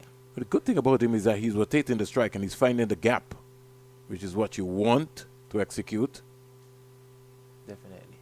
The Leewers are in a bit of trouble here, more trouble. They're now 54 for 5. Jacko Nathanez is not out on 14. He needs to find some people to bat with him.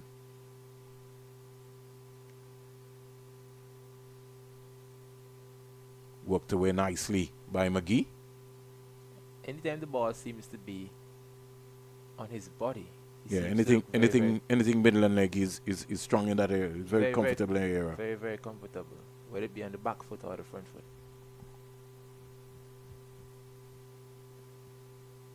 Now it's going to be an interesting period here. Zachary Buchanan, Jamaican captain. Keeping it simple.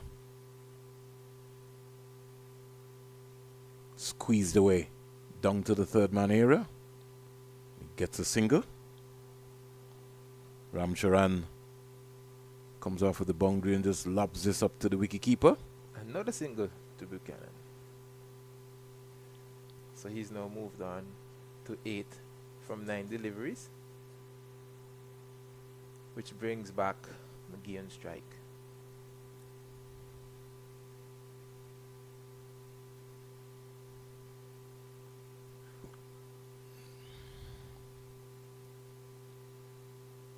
Worked again into the onside.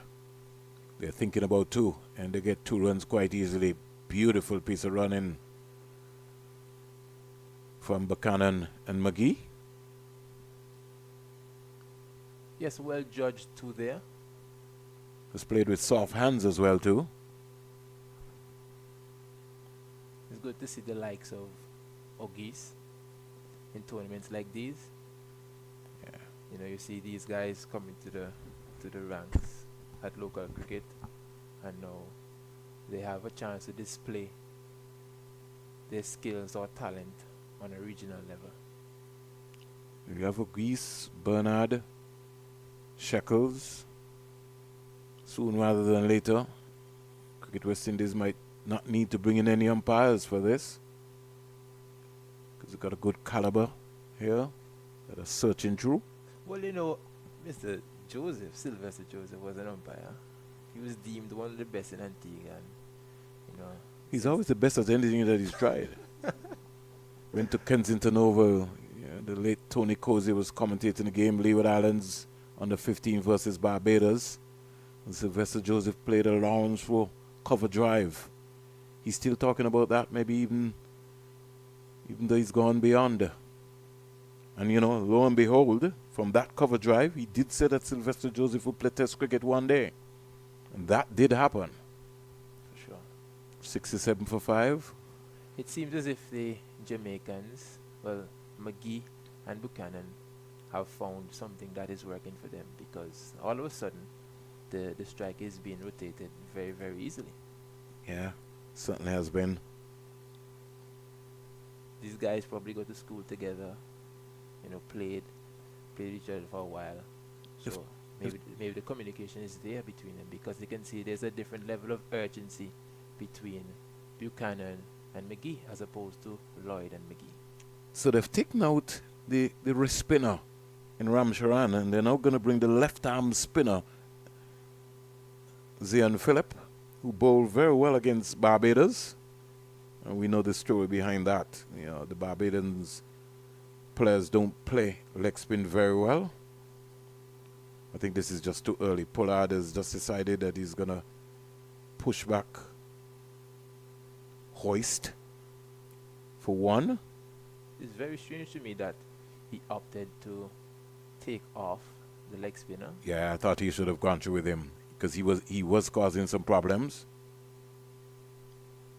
And again, it comes down, this is something that I was talking to Sylvester about. Now, maybe there's a plan that he was maybe told, you know, bowl the wrist spinner for 4 or 5, you know, and he's maybe just following through on that. But on the day, in front of you, you got to be able to understand who is the troublemaker, who's likely to get wickets. Yeah, the guy certainly didn't look too comfortable against the wrist. Nobody's ever comfortable against a wrist spinner. Well, it actually depends on the day, you know, because a day may come and the wrist spinner is not really on the money, and you're just serving up drinks. Truth. Again, that fielder at short mid-wicket is just too close. I can't keep overemphasizing that. As long as the ball passes him, it's going to be 4. There's nobody on the boundary. There's nobody on the boundary on the offside, the onside. It's very strange to see this over being bowled in the middle phase of the game, and there's nobody on the boundary. Hit down the ground, but they'll only get 1 run in the end. Coming around nicely is Guerrero. Well, I guess the captain knows best. So far, he has done a good job with rotating his bowlers. Jamaica have only scored 69 runs for 5 wickets, so there's not much fault for the captain.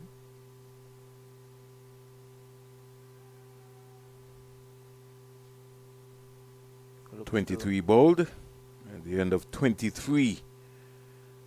Latest score here at the Coolidge Cricket Ground. Jamaica won the toss earlier clock. They're 69 for 5. McGee's 33 from 61. Andrew Lloyd scored 13 and Buchanan is 9 not out from 13.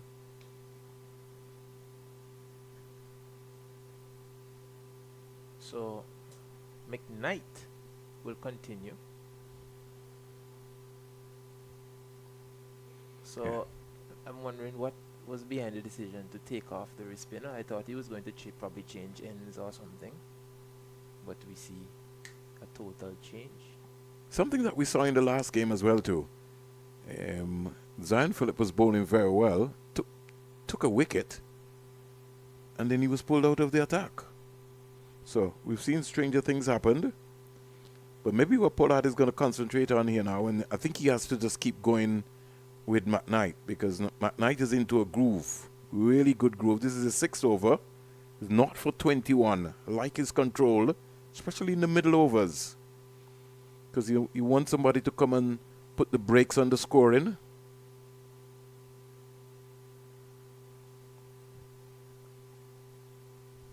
Once again, the mid-wicket is standing very, very close. I don't know much more. I think people will feel like we are being repeatable in our comments. But I think when you understand the cricket, that's what annoys you sometimes.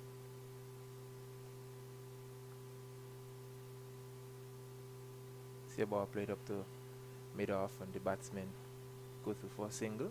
Very well run single as well too. It was going to the right of the fielder. And McGee more or less on the march, really. That was good. Good single. So if we now have a look at the sweep on the offside, he's still walking while the bowler is still running in. Stroked out to him now. Yeah, get another single. He's nowhere near the boundary actually. So probably if that was timed, it would have been 4, because you can see how far in he's off the boundary. Hope that Pollard is not underestimating the batting ability of Buchanan.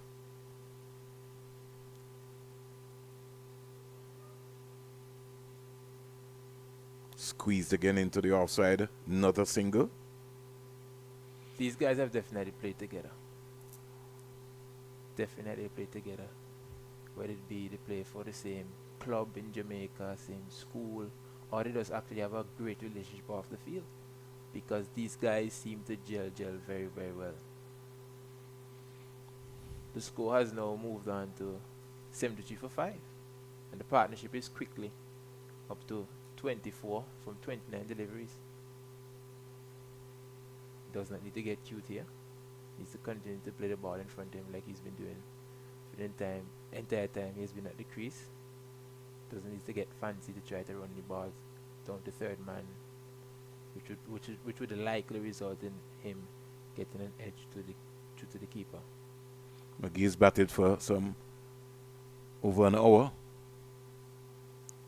It's close to 2 hours now. Yeah, 35 from 64. So shows the hunger.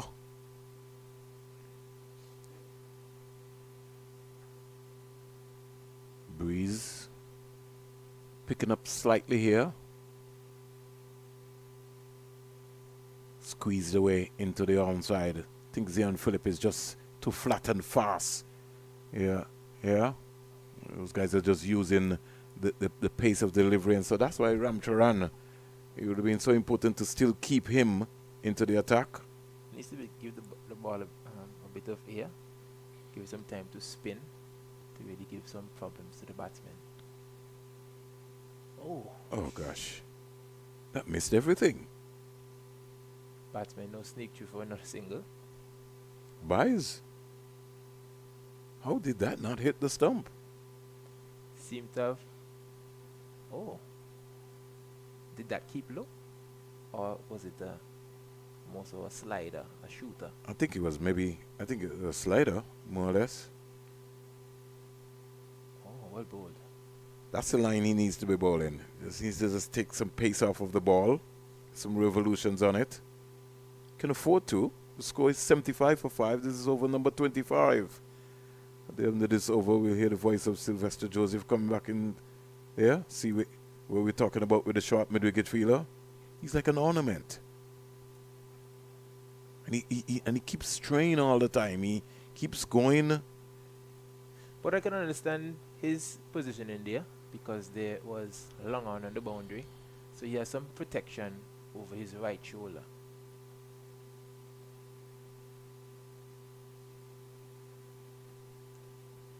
Ball played up to mid-off. There was the run. His partnership easily. They've added 27 from 35. Buchanan needs to be careful with going back to the left arm spinner. So 25 bowled, and Paul has made his debut. He'll make way for Sylvester. 76 for 5. Well done, Paul.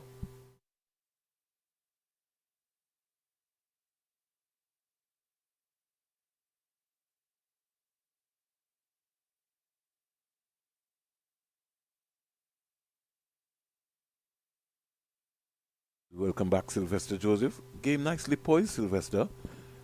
McGee, who when you were last on, is 37 from 67, and Buchanan, the captain, 11 from 19.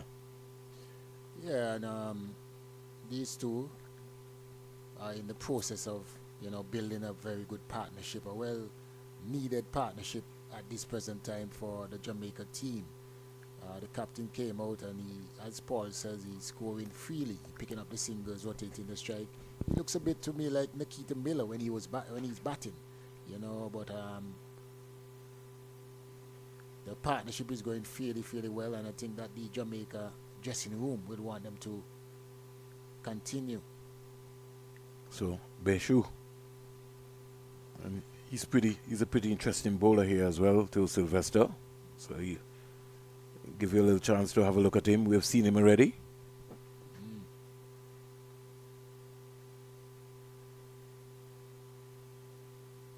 He's bowling some Chinaman. Yes, he is. Not out. Yeah, the Trinidad team has a bit of arsenal. They have some very good spinners so far. The bowling attack, even the fast bowler McKnight. McKnight. Yeah, I was impressed with him. I was thinking about him with a new ball. I like McKnight. Yeah, he's tall and he has a bit of pace. He's much quicker than the two pacers, but I guess they have more control. But he bowls some pretty good line as well. I like McKnight. Oh, I think they opted to go for the swing. A naughty shot there by the skipper. McKnight is somebody that I like. Even though Samuel Stewart, you could see swinging the ball. But even last year, Sylvester, Trinidad a big under 15 had a couple of good seamers as well. Oh, that's a beautiful delivery. Good take by the keeper. I can see now where the Jamaica captain says that the pitch will spin. This pitch has a bit of spin in it. It does, but it also has a bit of a bounce for the seamers. For the seamers as well. It would have been a good cricket wicket. Good shot there.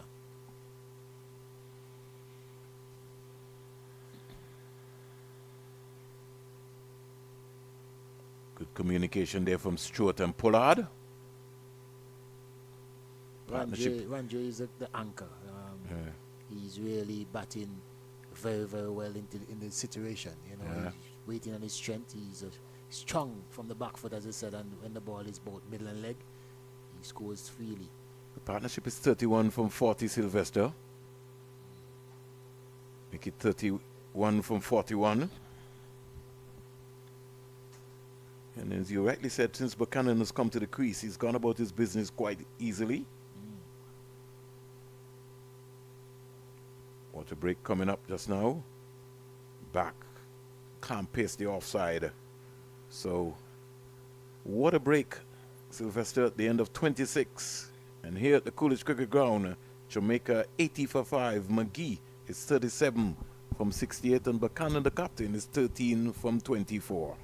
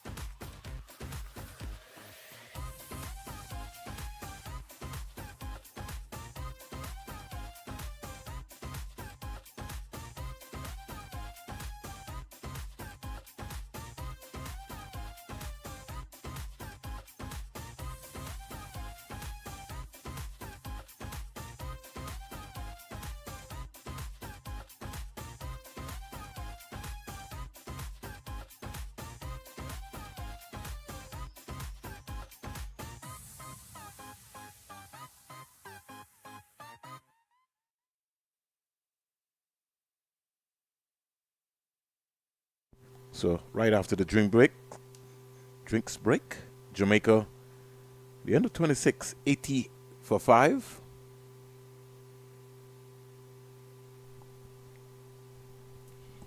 Gone down the dot ball here from Zion Phillip.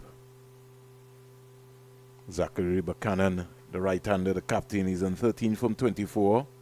McGee, solid. Strokes it up into the offside. Won't be able to get a single in the process.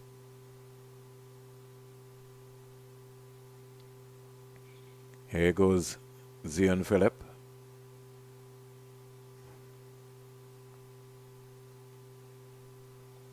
After all of this hard work, he deserves a half century, McGee, but he got to keep going. A lot of overs to bat. It's back and punching this through the offside. He'll get another easy single. Be pretty interesting to know how many singles McGee has got during this small window. Goes to 38 from 72. 81 for 5, Buchanan 13. A P for leg before, again going down the onside.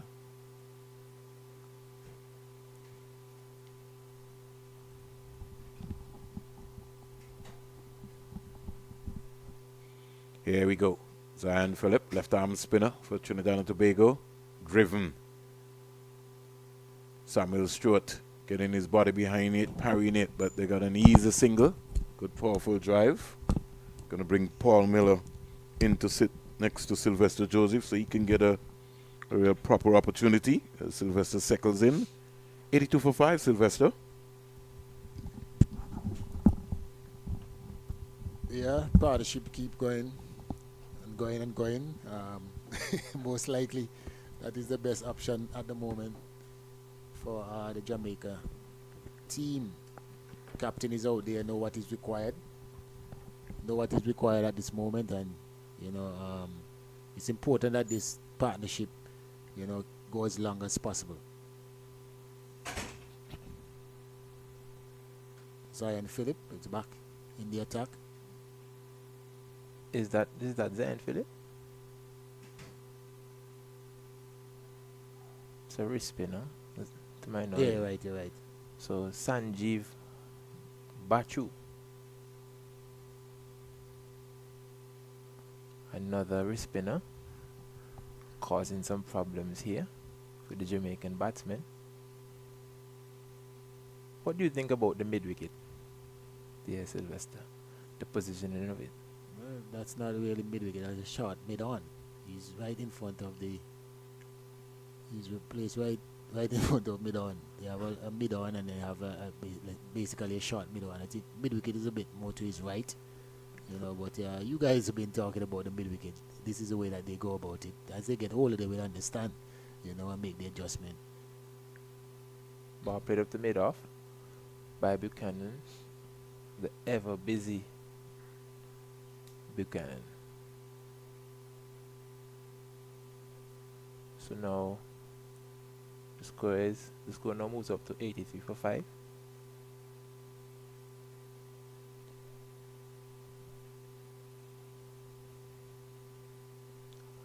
What a shot. For 4. That's a very good sweep shot. He's bowling really in the arc, of McGee. Yeah, McGee.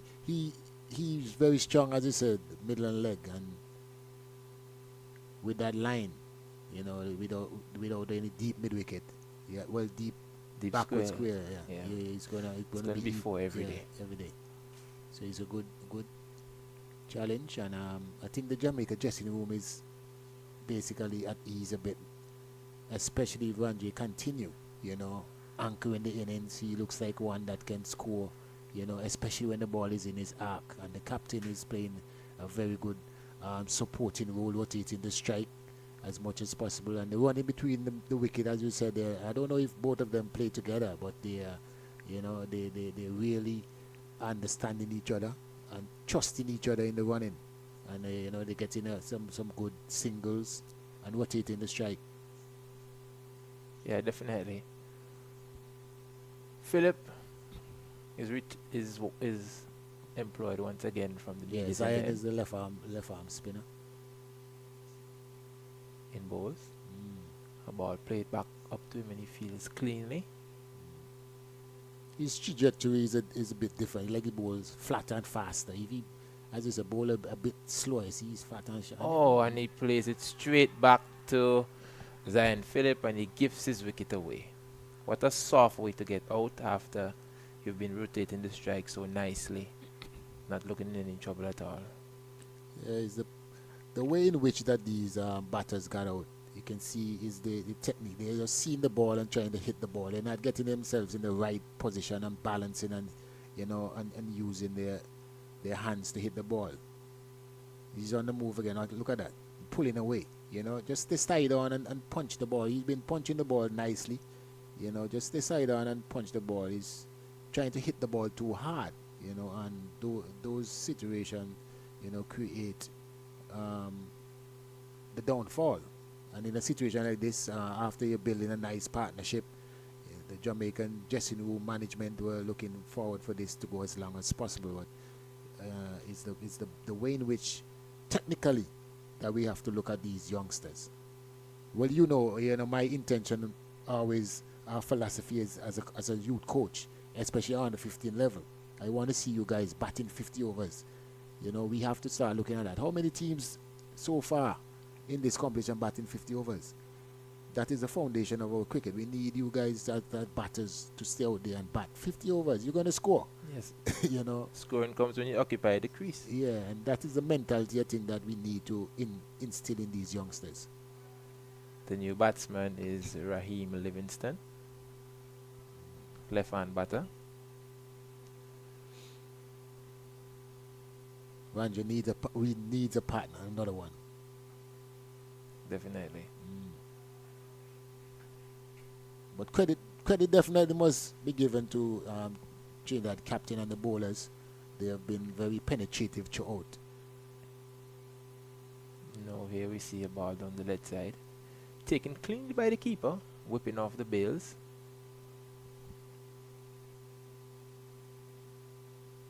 I like the fact that some of these guys are 13, you know, going on 14, so you have another year or two.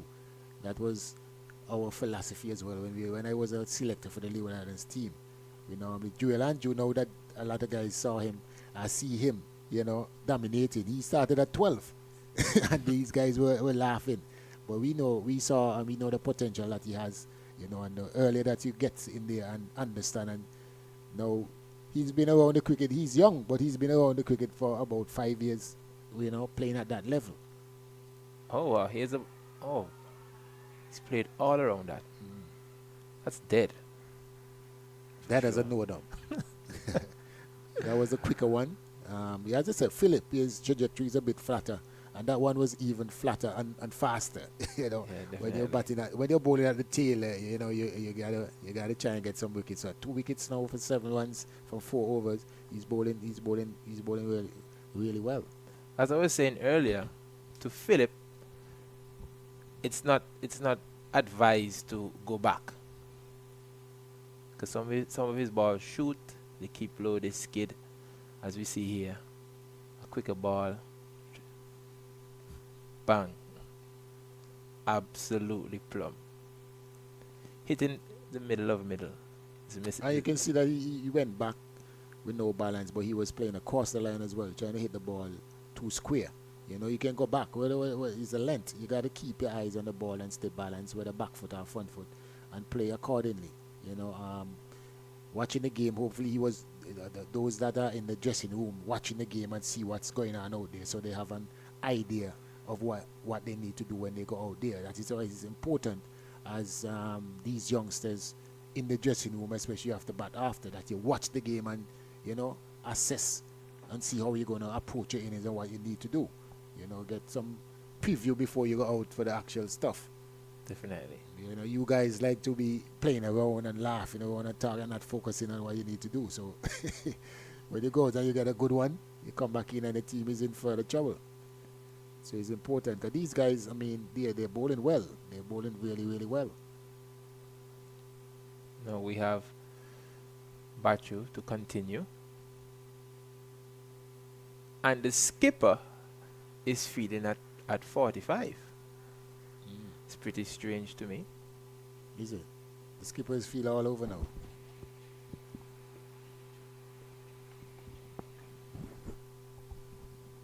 Bachu continues.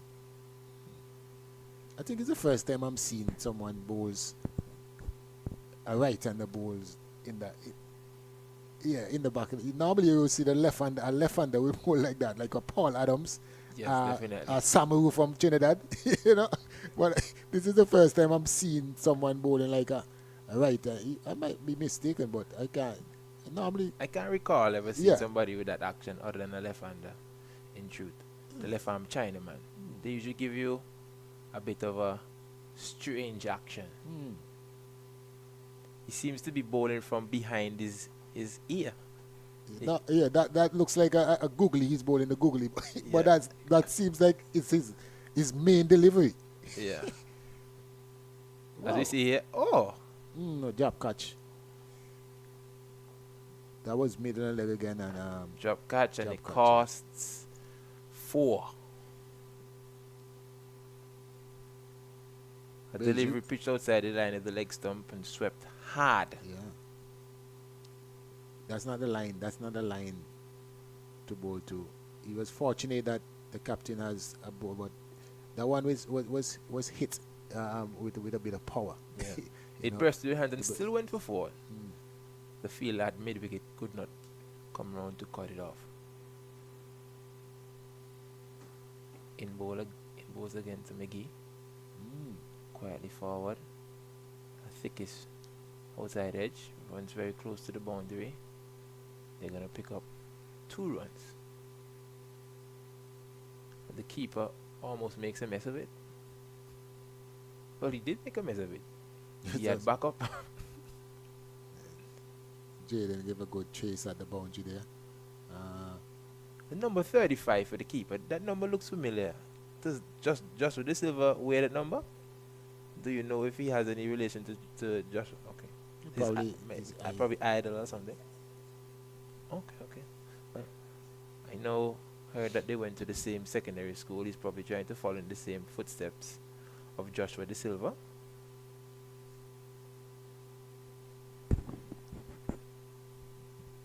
It's good to see the youngsters still have some sort of interest in cricket. In the Caribbean, I really don't want the love for the game to die, because cricket in the Caribbean means so much to us. As a youth cricketer coming to, I didn't really have that burning desire like the ones before me, the players before me. But I did. But I did what a lot of youngsters wouldn't do, and I watched the documentary Fire in Babylon. And from the day I've watched that documentary, a fire. The fire is still burning. A fire lit up in me, boy. There are some close singles going on, but the good thing is that both batters, are in unison. They communicating well and trusting each other to get the. McGee's on 49. Wow. He deserve at least a half century. He has been the anchor. Yeah, he's played really, really well.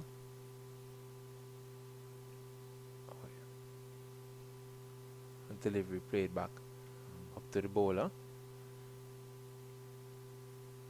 I thought the captain in this situation may be thinking about Stewart. I think he has 3 or 4 wickets. Maybe. Oh! Bowled him! Once again, going back to delivery, he should have been forward too. And he's rehearsing it. Rehearsing the shot. The afterthought. In golf we say let that man play first. When you hit a ball out the ball and the next one you hit it, where it's supposed to go, then you say let that man play first. That shot that he did second, he should have done that first. For sure. But the Trinidadian in full flight, picking up, getting rid of these tail-enders and getting some wickets, getting the tail out as quickly as possible. At the 96 for 8, 30 overs, we had one good partnership between the captain and Ranji. And Ranji's still there. He needs the support. He just needs someone to stay there with him to get up to a reasonable good start, good total, challenging total. Because as we can see that the pitch is not as easy to bat on as well. Even though the Trinidadian bowlers are bowling really, really good areas and getting the pitch has a bit of bunks. And also for the spinners, he has some turn that we can see so far. So it doesn't seem like it's easy as difficult as it look. Yeah, definitely. If you bowl good areas, you can get some wickets.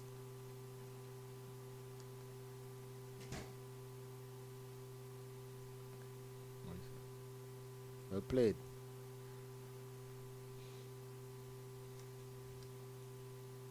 We have now into bat Siobhan Boyd. And he faces up to Zion Phillip. We come to another end of an over. 31 overs gone. Jamaica and now 96 for 8 with McGee on 49 from 81 deliveries. Zion Phillip now has three for 9 from 5 overs. He's bowling effective. I think a few of the spinners, you can think, especially the wrist spinner. The wrist spinner, he was bowling some really good deliveries, and he didn't really get the result, the reward. But Zion now, he's more, as I say, his trajectory is a bit flatter. He's one thing that he's consistently bowling at the stumps. Yeah. So if you miss, he hits. So he got a few LBWs and bowl down, but he's bowling at that penetrative line to batters that are not confident of coming forward and being a bit disciplined. We see the introduction of a new bowler here, an off spinner by the name of Guerra. He was feeling at mid-off, attacking fielder. Wow. And McGee brings up his half century, Well played, 83 balls, 83 deliveries. 7 fours. It doesn't seem to me as if the dressing room knows that he's on 50. Well, very well played. Very well played. I think that it's an innings that you have to really, give accommodation to because of the situation of the game and the way that he played. He played with maturity, he played with understanding, and he plays that positivity that is required and still going. And hopefully that, for the Jamaica's sake, that he can have a little more partnership. Someone can stay with him and he can get a few more runs to have a competitive total at the end of the day. Runs on the board is runs on the board. Yes, definitely. I think the reason why they did not acknowledge now he's raising his bat. Right? I guess he didn't know as well. Or the Yeah, scoreboard over the there scoreboard has 48. 48, yeah. Yeah, so I think where just got into the umpire, they radio into the umpire to let him know that he scored 50. So the scoreboard needs to be up to date. The scoreboard is currently showing that the score is 95 and that he's on 48, but the score we have is 97 for 8. I'm guessing that will be rectified just now. Delivery struck on the pad. Maybe sneaking down leg, Sylvester. That's, Looks to be a very, very close decision. I think the ball passes outside the off stump. I don't know. I couldn't see. Oh, yes. Oh, down yeah, the way down leg. Yeah, down leg side for sure. Yeah, that's Keeper. definitely way down the leg side. Guerra into ball to Boyd. Boyd now sneaks a single. Put yourself in McGee's shoes now here, Sylvester. Are you looking to shield Boyd or are you still taking singles? Well, to be honest, I don't know the other players' playing ability. I mean, more often than not, some of these players at this level, all of them can bat, bowl, field. So I don't know. I don't know them personally in terms of their batting skills. But normally, like at number 8, number 9, you're trying to shield them. But you have seen nowadays that number 8 and number 9, they score in centuries. I get a good partnership. So Yes, for sure. yeah. So The score moves on now to 99 for 8 from 32 overs. Rajay McGee on 51 from 84 deliveries. Siobhan Boyd yet to come off the mark. what I can say though, I think that he probably need to try and have a target in line, maybe 130, 140. Talk to the other batter that they try to get a partnership. 10-10 or whatever, 20 partnership where you break it down in smaller parts and Smaller targets to achieve them. to achieve, and try to work with them.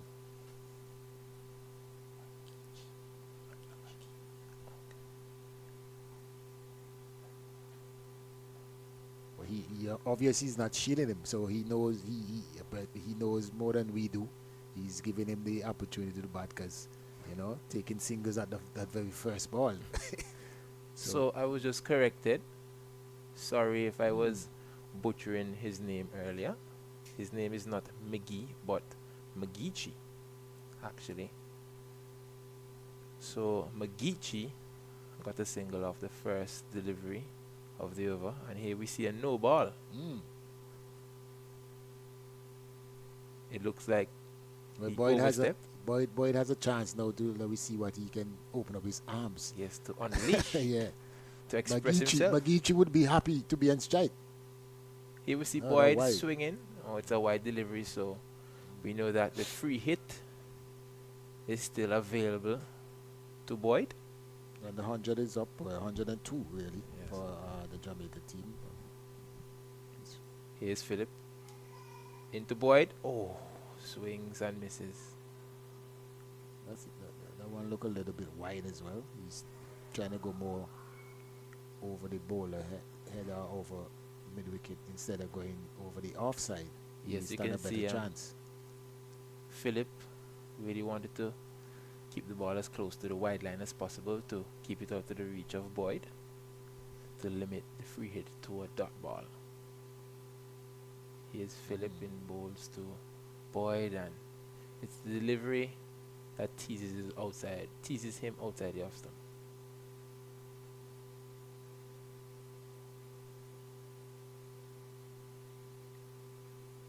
One thing with Boyd is he's showing the intent of coming forward. Definitely. Doesn't really want to make the mistakes of the ones before him. You could see that. It looks like he can hold an end. Maybe Machiti need to show some more intent in trying to get the score up to maybe 140 or 130, 40. There's somewhere up there, maybe that will be competitive. Yes, for sure. We see now Pollard having a conversation with Guerra. Probably telling him the lines and lengths he want him to bowl at McGeechee.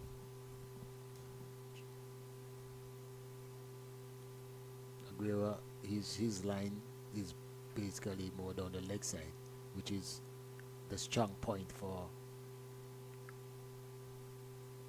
Here's Guerra. dead ball signaled by the umpire. Bowling from around the wicket to the left-hander. Here McGeechee is back, playing this one back up to Guerra, and there is the run.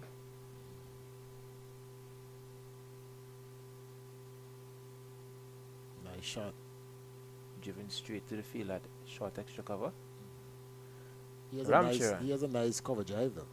He likes playing on the onside, but he hasn't a very good cover drive. Not a bad play at all. Oh, may have not watched it Yeah, fully that's a onto shot, the bat. No, that's a full ball, no ball. Yes. I think he wanted to hit that full toss a bit too hard. Although it was a no ball, he wanted to hit it a bit too hard. Loses his shape a bit, innit? Yeah. He could have, well, if he wanted to, he could have stood up and probably slapped it over extra cover for 4 or 6. His eyes probably lit up, and here's the free hit delivery. And McGeechee is hitting this one out on the boundary, and he's only gonna get a single. Probably guilty of ball watching there. Well, feel that seems like Zion. Is that Zion? There was a feeler. No, I think Zan is number 66. I don't think That's like Zion. He coming in from the deep mid-wicket boundary. it could be. Yeah. Good strong arm, get around quite nicely. Boyd is one thing that he seems like he like coming forward. He has a forward defense. Use it He's wisely. not showing any intent at all as yet.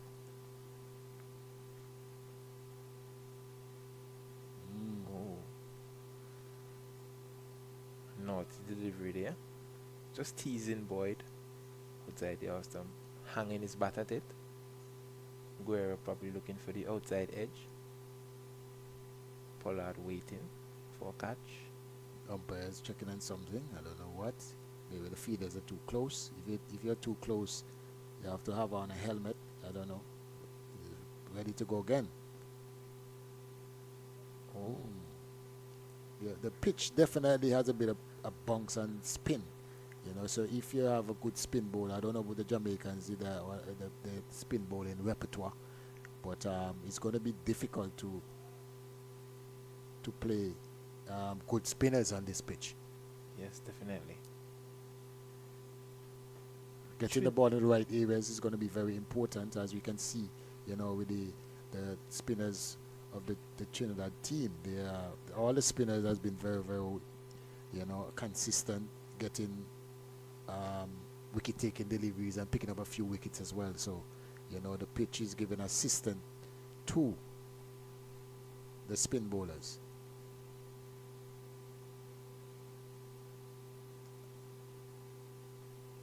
Zion is back in the attack again.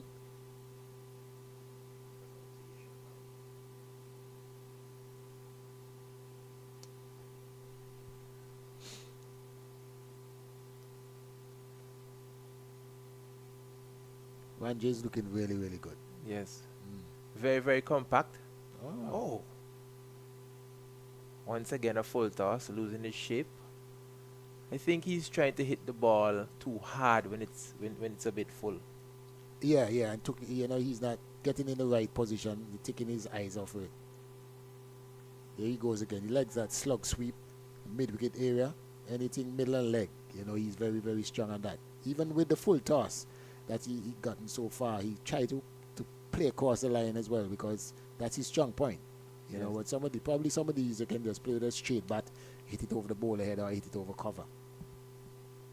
Something probably you gotta work on. Yes, definitely.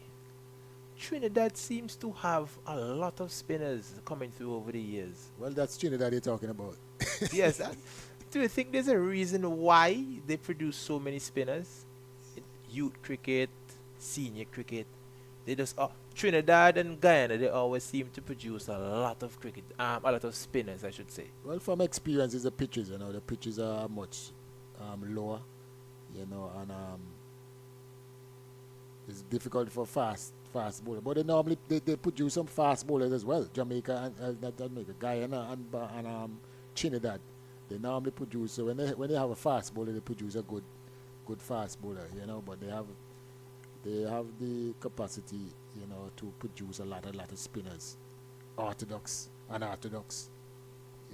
But they're very consistent. A lot of them fall on the wayside because they're just too much to go around. So I'll ask you this question. Who is the best spinner you think you've faced in your lifetime? Well, I have faced Shane Warne and Merito, Oh, wow. and those are considered. those are the best. Those are the best. So, say no, I can't say anymore. There's nothing It's left to just be your said. choice. It's just your choice between which one you think is the best. The best between both. But bit difficult batting these guys, man. Especially Merito and in Sri Lanka. Wow. So outside of let's focus in the Caribbean, because you would have played regional cricket for quite a number of years. You would have played against Trinidad, Guyana, with all these spinners. Which one would you say gave you the most problem? Nikita Miller, without a doubt. I saw him here in Antigua just the other day, and every time I see him, I just, man. Even off the field? Yeah, man. He owed me a lot of times, man. But you know what? Talking to him, right? Because we never had a conversation over the years. I was telling him, boy, kill a boy. Every time I see him, man, I just had nightmares, man. You just out me straight. But he was saying, when he was playing against me, he had the same nightmares, because it was a battle. It was a battle. You get you a few times now, but I mean, over the years, I always see him as Delivery pull here up towards the mid-wicket boundary. Will it go into the boundary for 4? what a A diving. effort there by Zion. Great effort. The batsman came back for 3.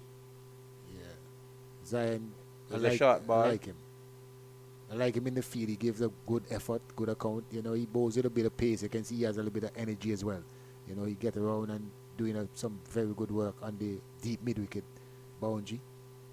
Yes, definitely. What an effort. Yeah, great save. He's about played, swept to the fine leg boundary for 4. Boyd showed a bit of intent there a while ago. Yes. Brilliant. That's a good shot. Well Top weighted, shot. well watched, as we see here. Did Right, it pitch? ro- Was it full? Oh, Just on the lovely shot. bounce. Yeah, lovely shot. Was able to. His line to the left-handers, you know, is too much on middle and leg, you know, and especially to Ranjay, which is his strength. You know, I know that you see Boyd, he's executing some good. Well, his first intent just getting off the mark, so you know he has to change, be more on the off side, like more like off middle.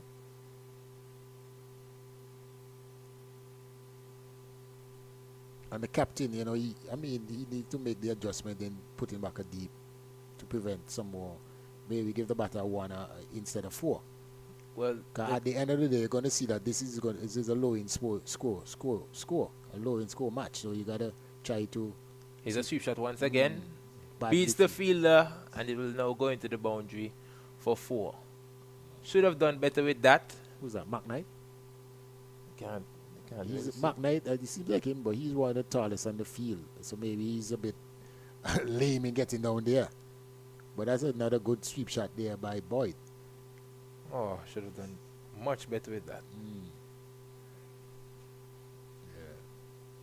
You have to be very careful, you know, as you allow Jamaica to be getting these runs at this time. You don't want them to get anything. Instead, they have all the guys, all the players, not one fielder on the boundary, you know, for Boyd, and that's the line. That's the line. That's the line, I believe. Very well bowled. More often than not, when he comes on the middle leg, you know, he's meat and drinks for these batters. So he has to be observant, and even the captain has to make the adjustment as well. Yes, for sure. Pollard is probably saying that, you know, this guy can't hit this ball anywhere, so I'll just bring everybody in. Even though I'm allowed to have 4 outside the circle, I'll just bring everybody in. Well, as I said earlier, runs on the board is runs on the board.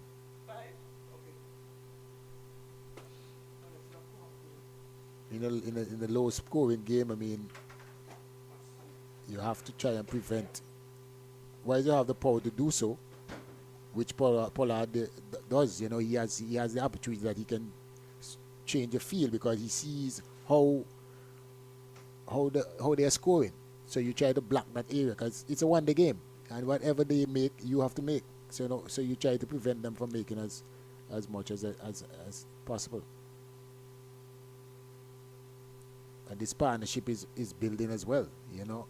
Personally, well, if I was a skipper here, I would have tried to give McGeechee a single to get Boyd and strike and bowl as many deliveries as I can to him, because he's the one who's not scoring.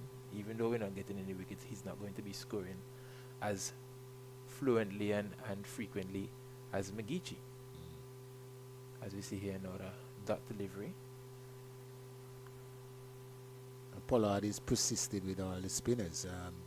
The Stewart, who started well at the top, he hasn't really come back for a second spell. You know, maybe you can change it up a bit because you never know. Is there what, 2 more batters there to go, the tail end, so you can give them another chance, another go. That's a beautiful shot to the offside, but it brings no run.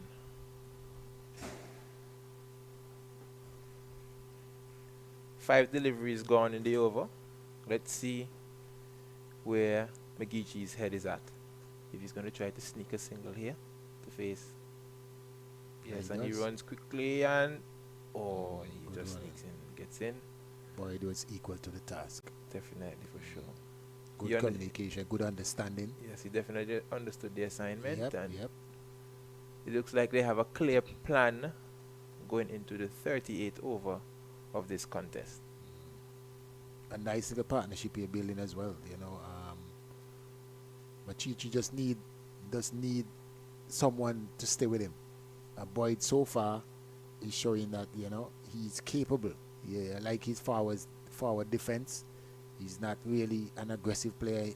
He seems like he like the sweep shot. So when you bowl him there, he try to capitalize on that, which is a low risk shot for him. So he's there, and hopefully they can continue. And here we see Pollard, number 55. How many bowlers they lose? It seems like the Taking up keeper. the ball. It seems like the keeper is the only one who's not going to get a bowl in today. Nobody here bowls second spells. Don't be surprised, the keeper might take off his pads. Yeah. It's a normal thing in cricket these days for the keepers to take off their pads and bowl a few overs. We saw it in the Leeward Islands Under 19 tournament. Tanis Francis taking off the pads and getting 4 wickets. Here's a delivery tossed up, played up to mid-off, and McGeechee decides to take the single. What do you think is going through his mind right now? Do you think he has that much confidence in Boyd to be giving him the strike that early in the over? Well, yeah, I think it's obvious. He's been doing that for a while now, and Boyd has not disappointed him so far. So hopefully he can continue, So, well, pitch has a bit of turn there. Where have you been, Caden Pollard? Extracting that kind of turn and bounce? Oh, that was wide. Oh, That's a push. don't tell me that is commentator's curse. Not After really. bowling that beautiful delivery. Oh, look at that. I think the bowlers, they are not being as consistent. I guess because they're trying to get the wicket. Oh, lovely Instead of, delivery again. earlier on they were bowling consistently and getting the result. But now it seems like they're trying to get the wickets, so they're bowling a bit more of bad deliveries. Oh, that one is tight. Oh, Once again, wide here. Pollard not happy with that one.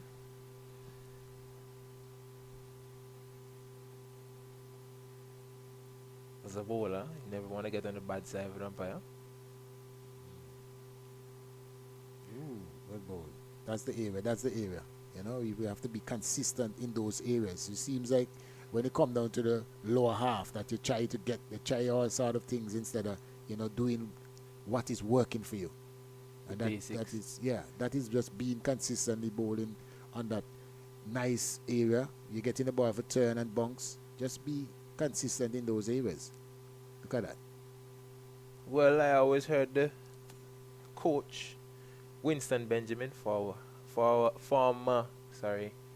West Indies cricketer, he always used to use this saying, if you do the simple things correctly and consistently, you will be successful. That's easier said than done. But that's the right formula. But it's easier said than done. We all been there, and we all done that. So you just have to be consistent, and hopefully, they can get them out as soon as possible. They've done really well so far in terms of bowling. I was satisfied. I think if you wake up this morning and you get 117 for 8, you will take that, innit? Mm-hmm. Yeah, so they're in a good position still. They just want to finish it off. They need to be clinical. I always like to say cricket is a game of momentum. And once Jamaica ends on a high here, I am almost certain that Trinidad are going to have a run for their money. Okay, it's going to give them thoughts, yeah? Okay, if you have a team, in the situation, the position that they had Jamaica in, and Jamaica go on to score 140, 150, at the back of your mind, you already say, boy, how they made so much runs. We should have gotten them under 100. And then Jamaica will think now that they have a fighting chance, you know, and credit must be given to Machiti for what he's doing so far. Magici. Magici, sorry. Oh. Magici is now on 59 from 108 deliveries. 39 overs have now been bowled. The score is 120 for 8. I want to see the partnership. I want to see this partnership.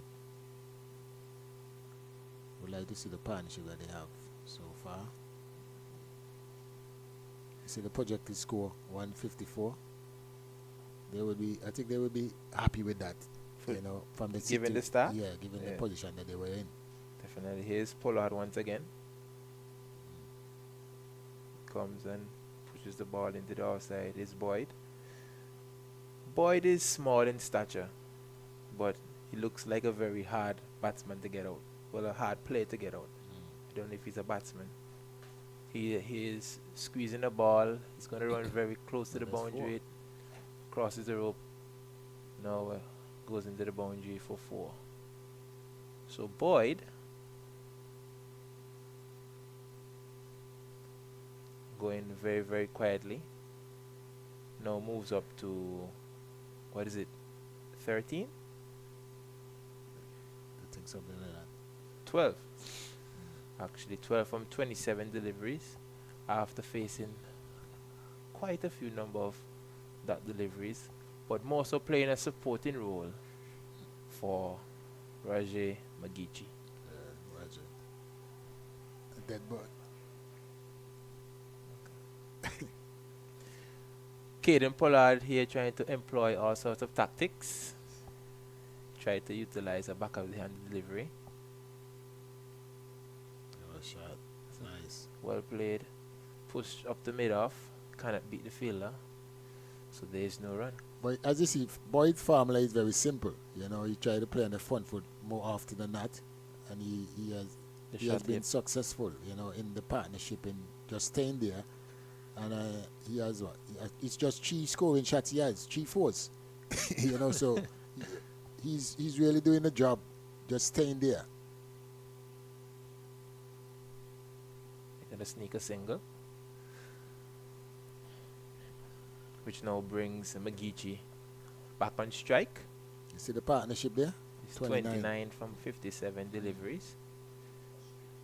Yeah, frustrating as well. Yeah. And if you look at it, Boyd is the main contributor in this the partnership. Yes, extras as well has allowed the score to climb. Here's a shot played. This is going to be 4. Not the way he intended to hit that one, but 4 nonetheless. The score now moves on to 129 for 8 from 40 overs. It's not over. Yeah. It's Water over. break. Looks like the water break here. So, a well-deserved break here for the Trinidad to recoup and go again.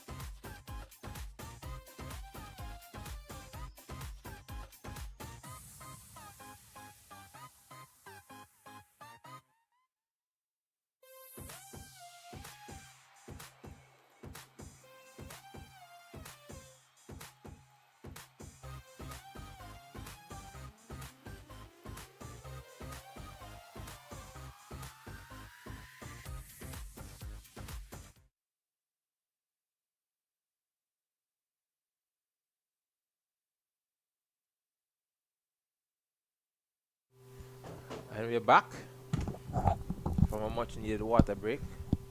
Hopefully, Trinidad have come up with a plan to close out the innings here. Back with me is Vernon. Thank you very much, Paul.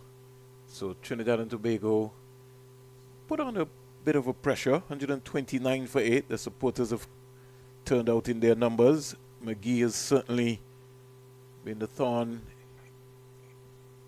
in what has been happening here so far.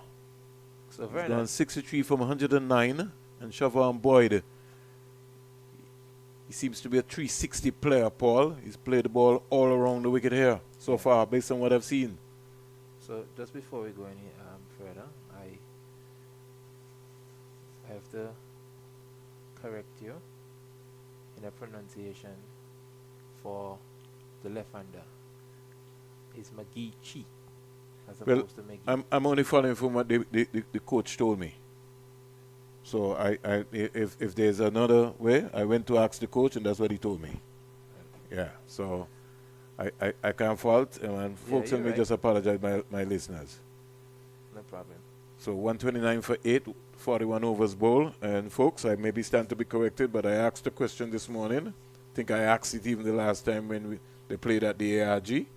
So bear with us in the mind in terms of what's happening. A lot of action taking place at the Crifter. You've been following Paul and Tegan Bobby were winning another gold medal. I haven't been following to the T, but I've seen some performances by the Antigans and even some of the St. Lucians and Grenadians because of my university friends. They would have posted it on their WhatsApp statuses, and I would have seen who have been winning. I saw a young man fall and get back up and still manage to come second. That in itself is a great achievement. And then there was this young man who ran the 1500, and he had so much confidence. He told them what he was going to do. Yeah, Crifter Games. Rock it back and bust it on the last lap. It's really a feature. And it's the first time Trinidad and Tobago hosting also the aquatic Crifter Games as well as the 54th edition of the biggest junior track and field event in the world.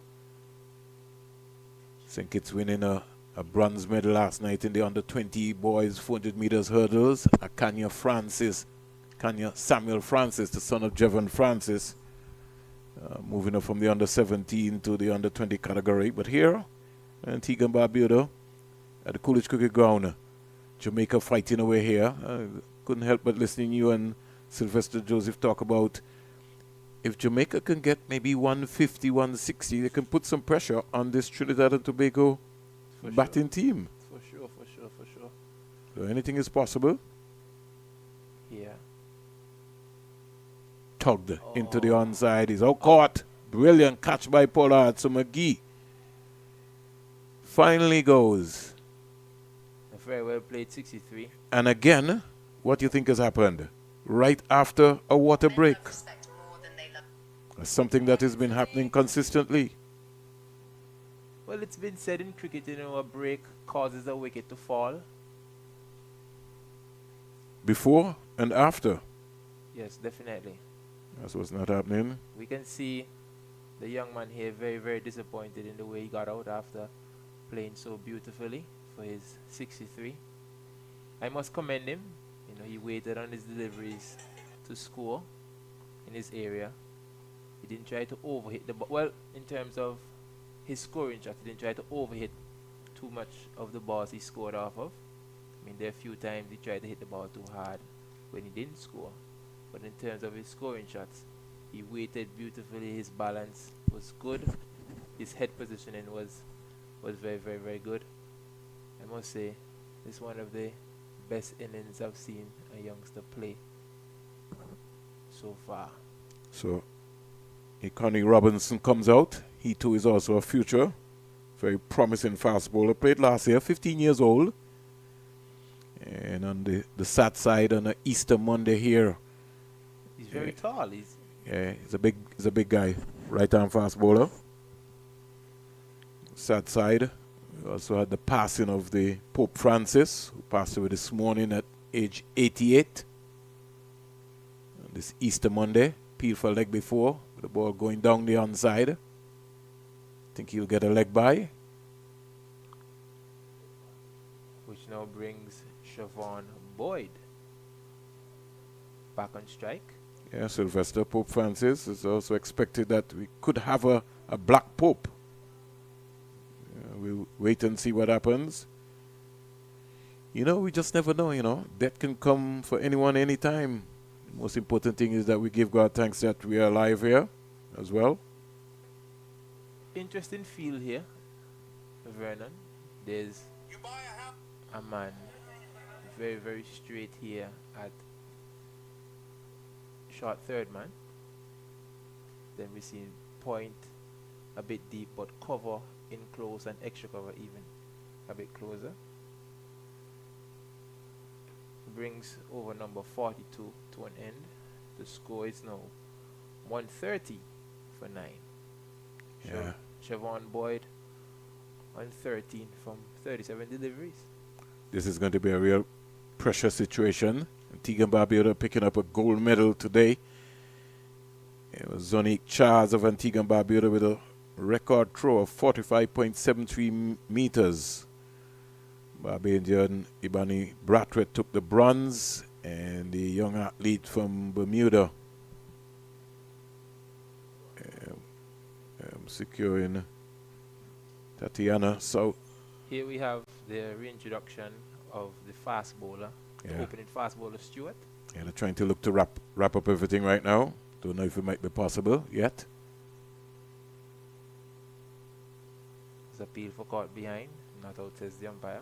If Trinidad could maybe just restrict and just dismiss Jamaica. Jamaica will be looking to get maybe 15 runs more, make it interesting. But I think this is going to be an interesting encounter here, because Jamaica's got a lovely bowling attack as well too.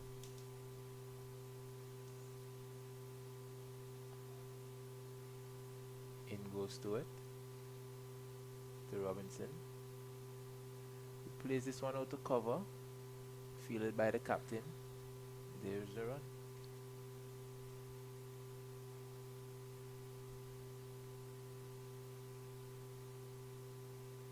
Interesting field here. You see there's two mid wickets.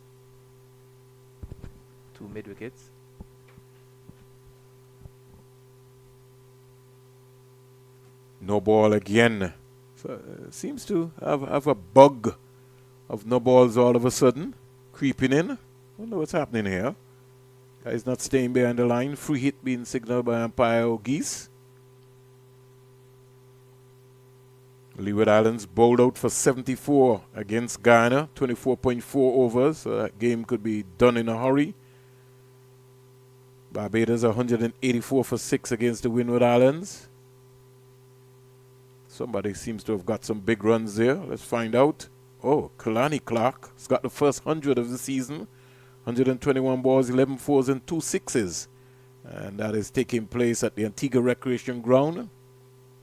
He really did look busy, that young man.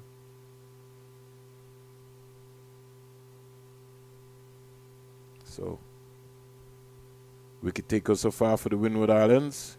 Delroy Tittle with 2 for 31. And Jeshon Joseph with 2 for 38. Kellan Christmas 1 for 20. So now 360 round up. Barbados 184 for 6 in the 36 overs. Some 33 extras, 30 wides. Wow. That's a high proportion. Almost like 55 overs they're playing. And not 50. They appeal again for a caught behind. You will see a big shot by Robinson. Has some long levers. Yeah. But I don't think he's watching the ball. It's all well to have long levers, but you got to watch the ball.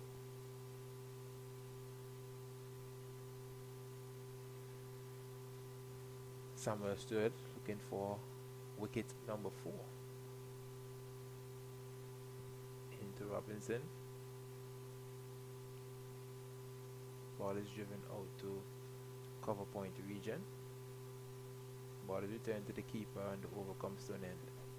So after 43 overs, Jamaica is now 132 for 9. Well, the Leeward Islands bowled out for 77 is a much better batting lineup than that. So today seriously had to be a real off day. Wood 6, Powell 7, Maku 2, Farrell 7, Athens the captain 14, Prentice 2, Edwards not, Daniel 3, Pittman 9, Peters not, Ali not out. There were 27 extras, 24 wides, and the Leewards were bowled out for 77 in 24.4 overs. Bowling for Team Ghana, Patrice Fraser 3 for 21, Latif 4 for bowling. 7. So finally, Jamaica bowled out for 132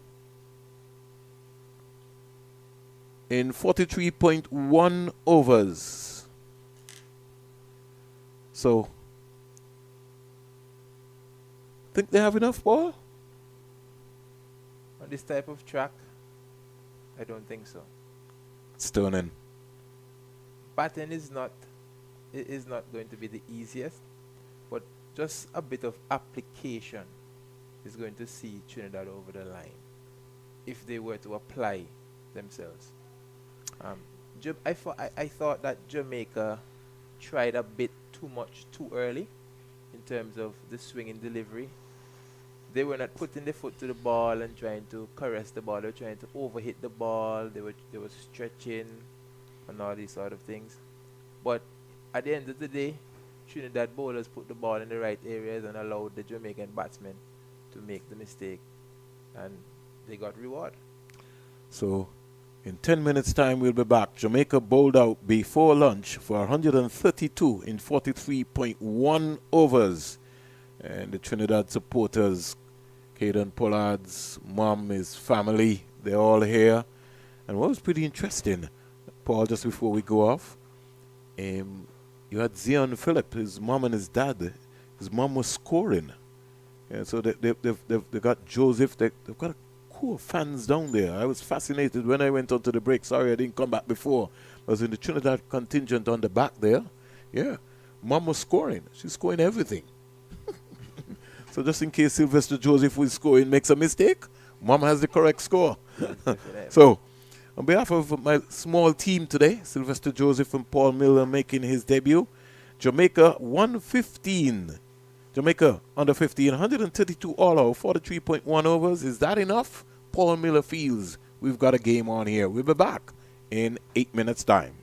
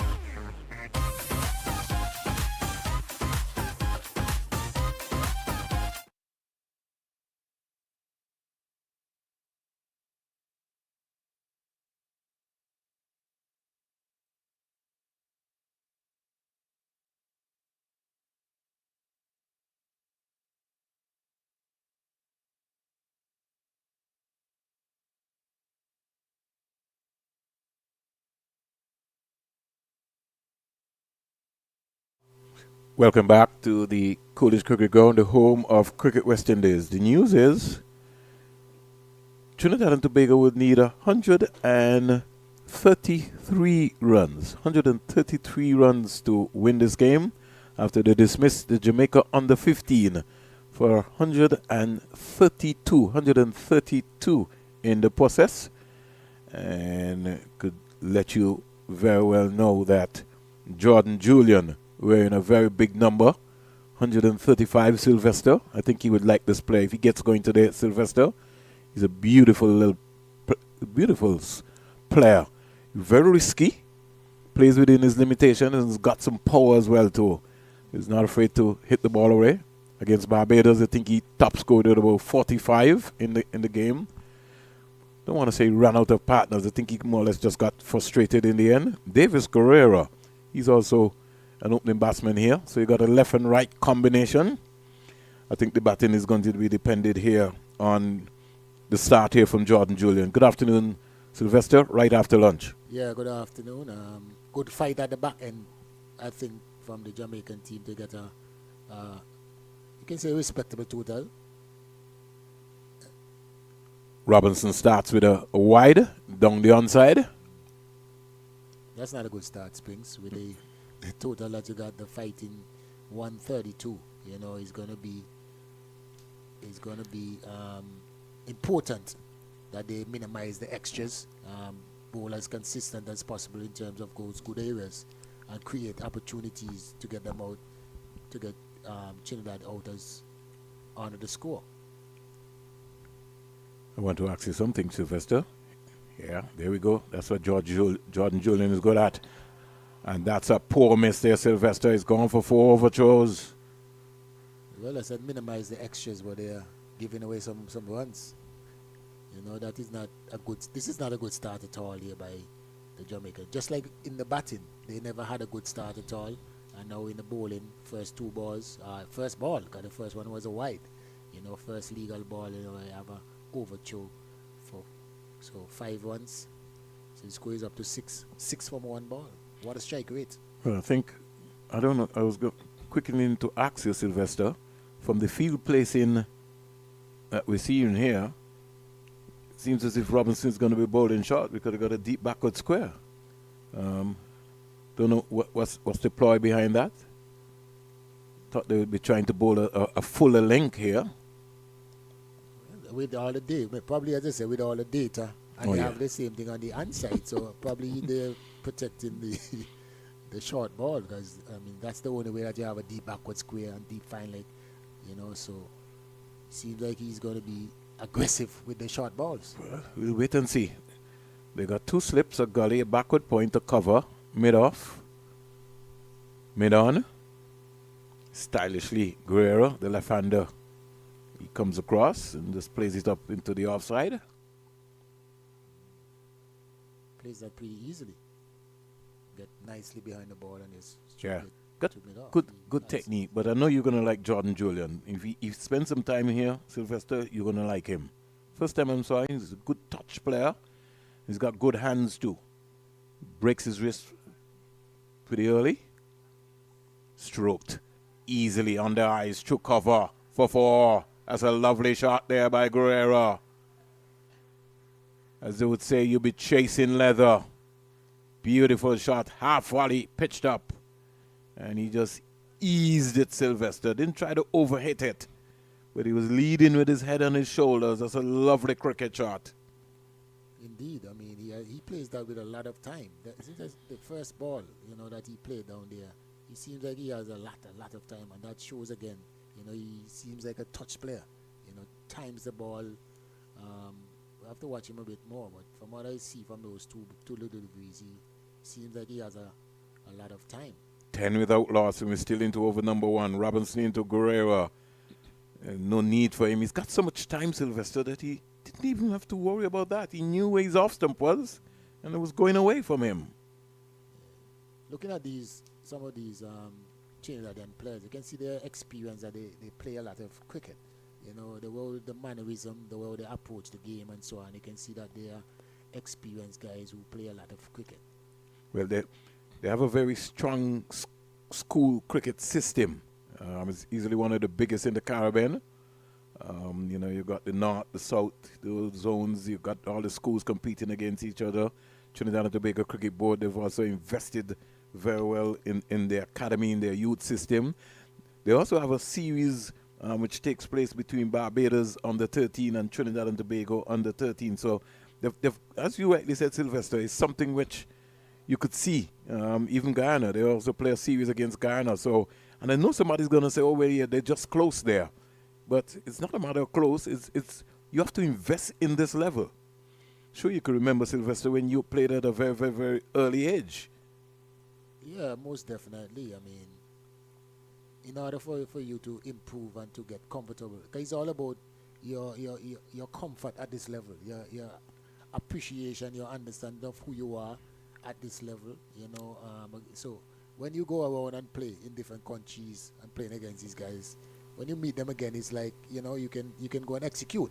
But some like here in the Leeward Islands, where they haven't played much tournaments and so on, they're not accustomed to being in this environment, this atmosphere. So when they get kind of intimidated. It's not that their skill wise is not there, but these guys are way mature, and experienced than them, even though they are the same age. You can see the difference in how they approach the game.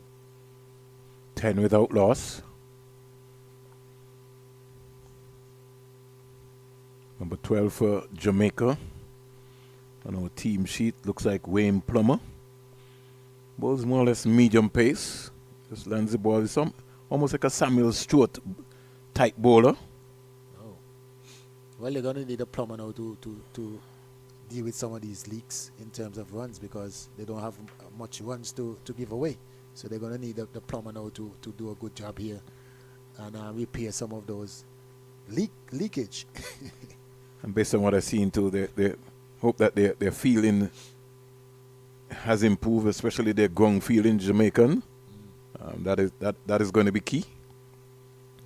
So we're starting here with 2 slips. Mid on, mid off. Square leg. 7-2. Yeah. Starts with a wide too.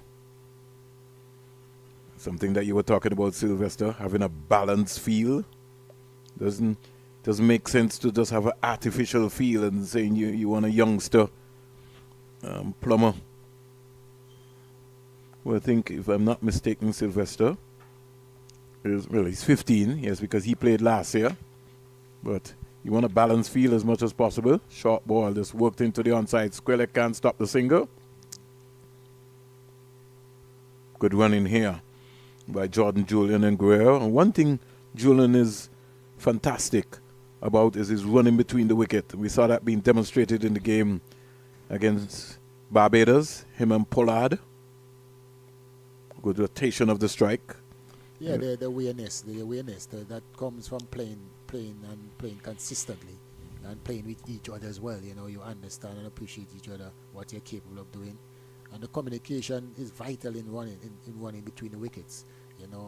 At this age, these are some of the things that you look for. The running between the wickets, or they assess situation and conditions and so on. And so far, it's not bad. Now the wide delivery again. Sylvester, I really admire your role in staying down at the youth level, the school level. There are a lot of coaches who don't want to spend that time at this level, but this is where I think that the best coaches are needed. One of the things during my coaching stint along with Noel Gishard in St. Kitts, Sylvester, and we had limited coaches based on who was around at the time, the late Clem Hicks, late Edgar Gilbert, is that we concentrated on the youth level. So we brought youngsters up to the under 19 level. What we missed out on is that there was nobody from under 19 to take them up to the next level. So we were just like producing a factory. Even John Maynard and us, when we had our school tournament, we would always bring up as much players as possible. Punch into the offside, good single.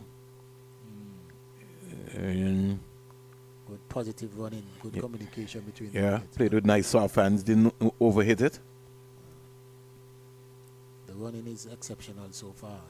Good communication. There is no doubt about these the way that they're taking the singles, and runouts come from the little doubt when they're not sure. But these guys, just like a eye contact, and they're off and running. It's a good positive start here by Trinidad again in the batting. Also, they started well with the bowling and did well with the batting. Now you can see, the positivity. 14 without loss. Went to over number 2. Plummer. There's too many stutters there in his run-up. How you walk is how you run. His strike pattern not consistently at all. Good. Somebody is injured.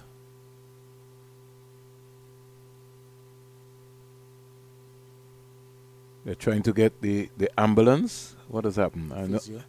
I know he just... If we could see what happened. Is it his hamstring? Or ankle? I don't know. Big Nathan Edwards, what is he doing in here?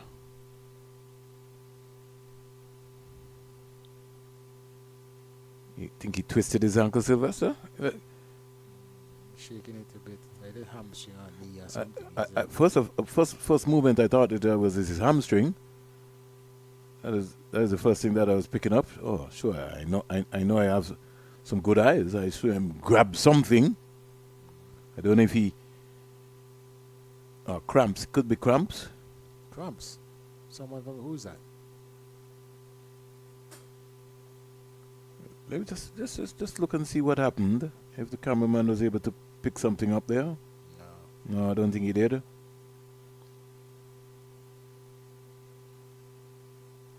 Only one player in Jamaica's team can have cramp. Yes, Maggie.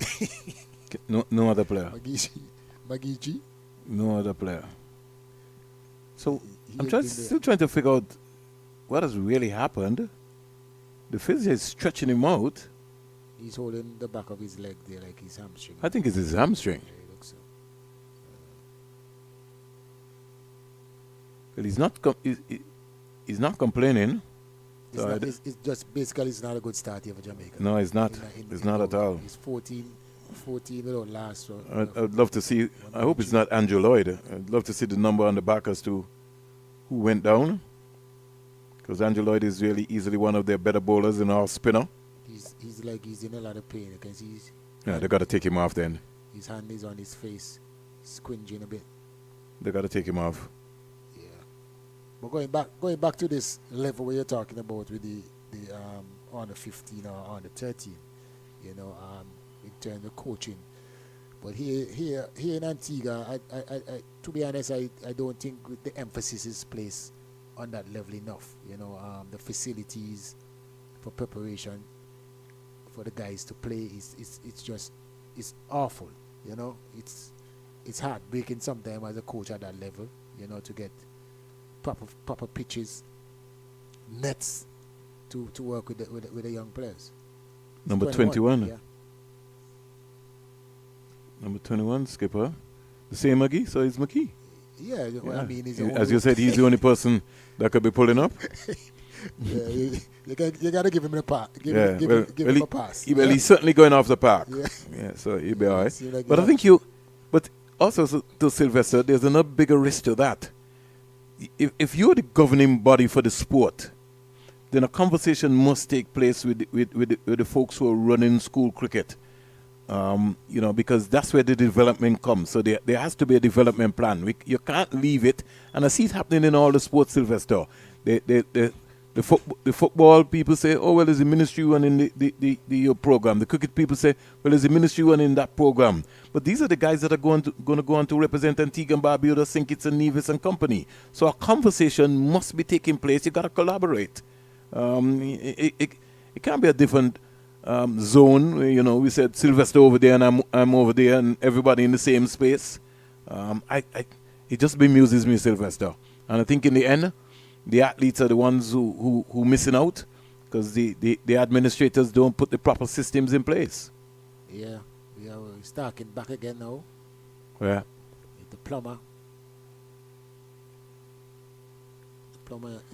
into his stride. He seems like he has a bit of a choppy run up. They have an offside feel and basically most of the balls that two balls he bowls so far down the leg side, and there's a 7-2 offside field. It's got to be born into a 6-3 field, Sylvester. He's more balanced. I don't even know if they need 2 slips with this new ball. Play it again. I don't think he's going to do as much as he did this morning. Nah. The situation was different. But even the length that he's bowling is not indicating that at this moment either. 2 overs bowled, 14 without loss. But these batters, so far, Julian and Guru, these guys are looking, pretty easy, on the eye. These guys playing with a lot of time, waiting on the ball. Sometimes the pitches in different territories also plays a part. In Trinidad, where the pitches are a bit slower and lower, these guys will wait a lot. But some of the Jamaican batters, you can see how they're reaching, and the pitch was a bit too slow for them, because in Jamaica, the ball will slide on a bit yes. more. Yeah. So you can see the difference so far. But these 2 batters, they have a lot of time in the way that they play their shots. Robertson I think he might be one of the tallest in the game. Easily. Along with the big fast bowler from Trinidad and Tobago, McKnight. McKnight, yeah. Yeah. It's good to see the young fast bowlers, are big and tall. We have some short fast bowlers now, You have some short guys now, and you see those big. It's a difference. Even though sometimes you're tall and they don't have the pace, it's a difference, because as a batter, when you look up, the fast ball is right there, and they get a lot of bunks. So the height makes a big difference. Just for a moment. Looked like he was trying to lure him into something there for a while.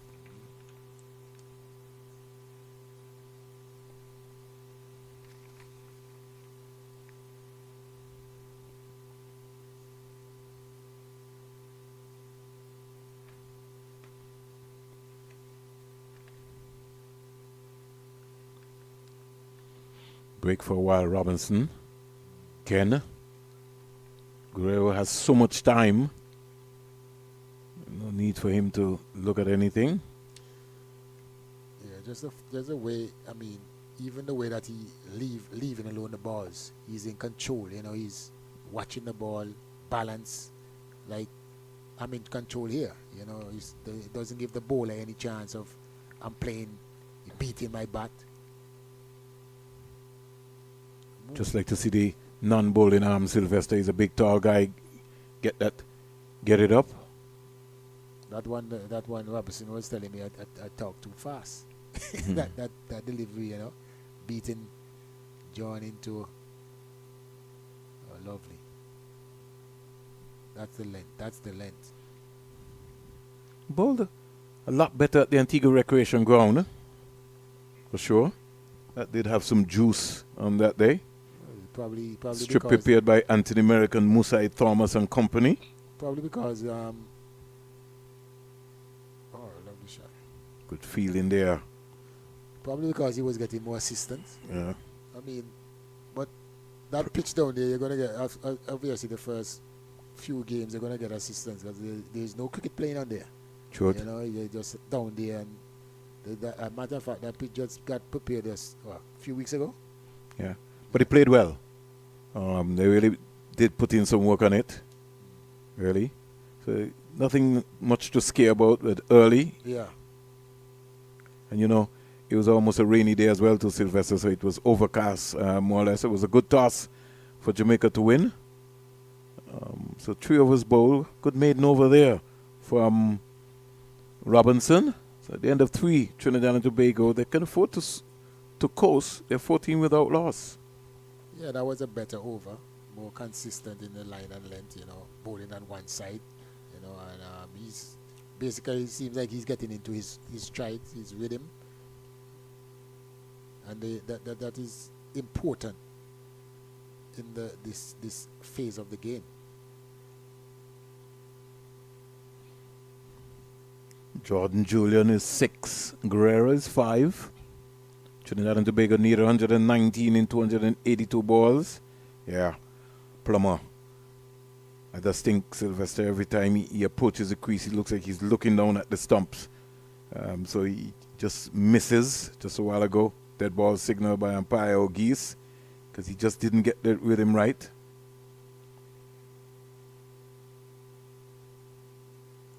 Another wide again. Every time he just begin to push the ball. And this is what would have happened when they played against Ghana. Well, the first time I'm seeing him and his run-up doesn't look as fluent as a regular fast bowler. There's a lot of chipping and... Yeah, the strike pattern is not consistent at all. Yeah. It's got to get that worked out. See that? And you know, if you pay attention to that, Sylvester, you can lose your focus. Because you see him coming up and then he's stuttering there. You never know. So it can work for him or it can work also against him. But I think it's more or less handicapping him in terms of how he really wants to finish his bowling action. He looks like somebody who's bowling in swing. Every now and again he pushes the ball down the leg side. But he's trying to get it up there. Mid-on, very, very, very close. Well, I guess that's the norm. That's the under 15 way of feeling. Yeah. Because that is what Trinidad was doing, you know. So I guess that's the way.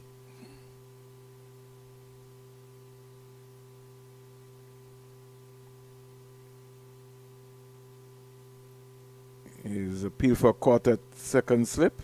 I think that died in front of him. Don't think he carried. I think it bounced just under serve. I think he caught it, but it bounced just under good pitch. sportsmanship by both teams not to go up for the appeal. You know how it goes. Give it a catch. Yeah. Somebody would have gone and would say, "How is that?" Put umpire O'Geese under some pressure. Missed out there, and he knows that. Jordan Julian.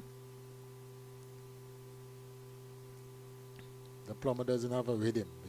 He's not in rhythm. He's not. I think he's just trying to just make sure that he completes the over. Yeah, something is off. He doesn't look fluent. He's not. He's saying something. Umpire O'Geese having a chatter with him. Maybe he asks the umpire how many balls to go. Yeah, he seems like you want to get it over. Yeah. Trouble here, Sylvester. Number 9 got the boot out there. Ward. Ooh. You have to be careful with these Jamaican players with their shoulders.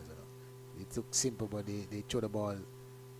They throw the ball with some power, unexpectedly. You know, when you think you have an easy single, you see the ball rushing past you. When we were direct hit. Think he might have been in trouble there, Sylvester. When we were playing U cricket against Waver Hines and Marlon Samuels and Chris Gale, especially those three. You know, these guys will move so catcher at the ball and you think you have a chance when they let it go. Yeah, it's on target. The ball is flying past you, man. 17 without loss at the end of 5.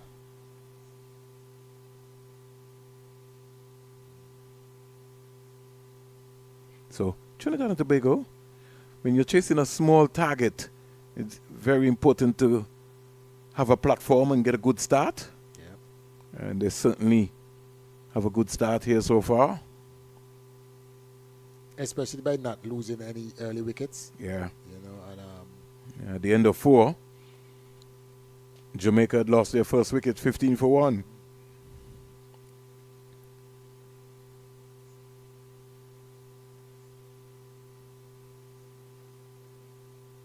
Robertson just pushing this delivery across Guerrero's off stump. I think I would just like to see him bowl a lot more fuller, Sylvester.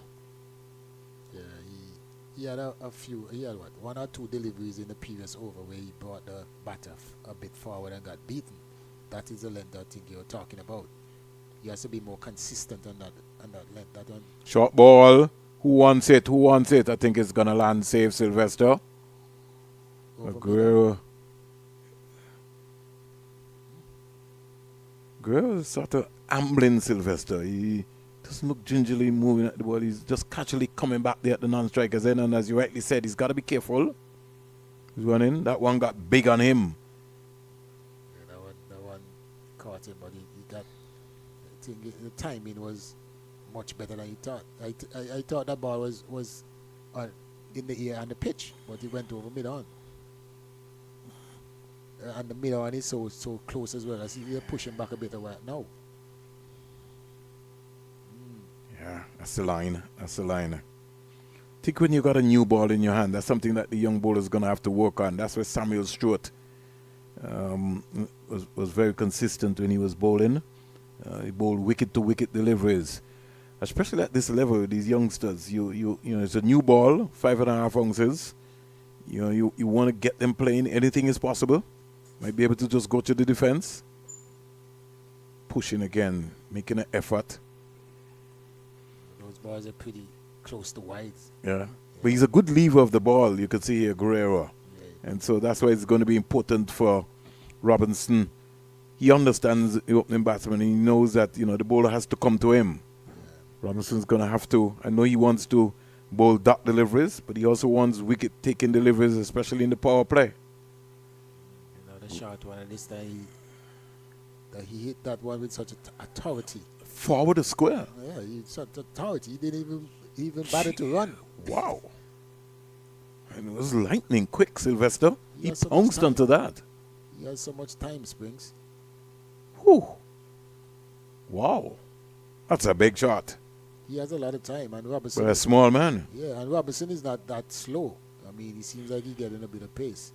But going back to Stewart, you know, he tests the defense of the batters. You know, let them play, as I said earlier. You got to be more penetrative and create opportunities. You can see when Robinson, even though he's a maiden bowler, you know, a dot ball, it's basically outside of the off stump where the batter is leaving.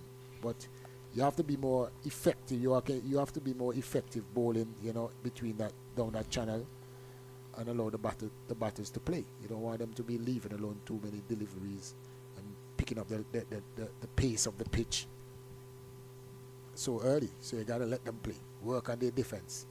Something that Andy Roberts always spoke about. He says you got a new ball in your hand, you got to make it work. Yeah, a lot of batsmen and the fields that can't defend.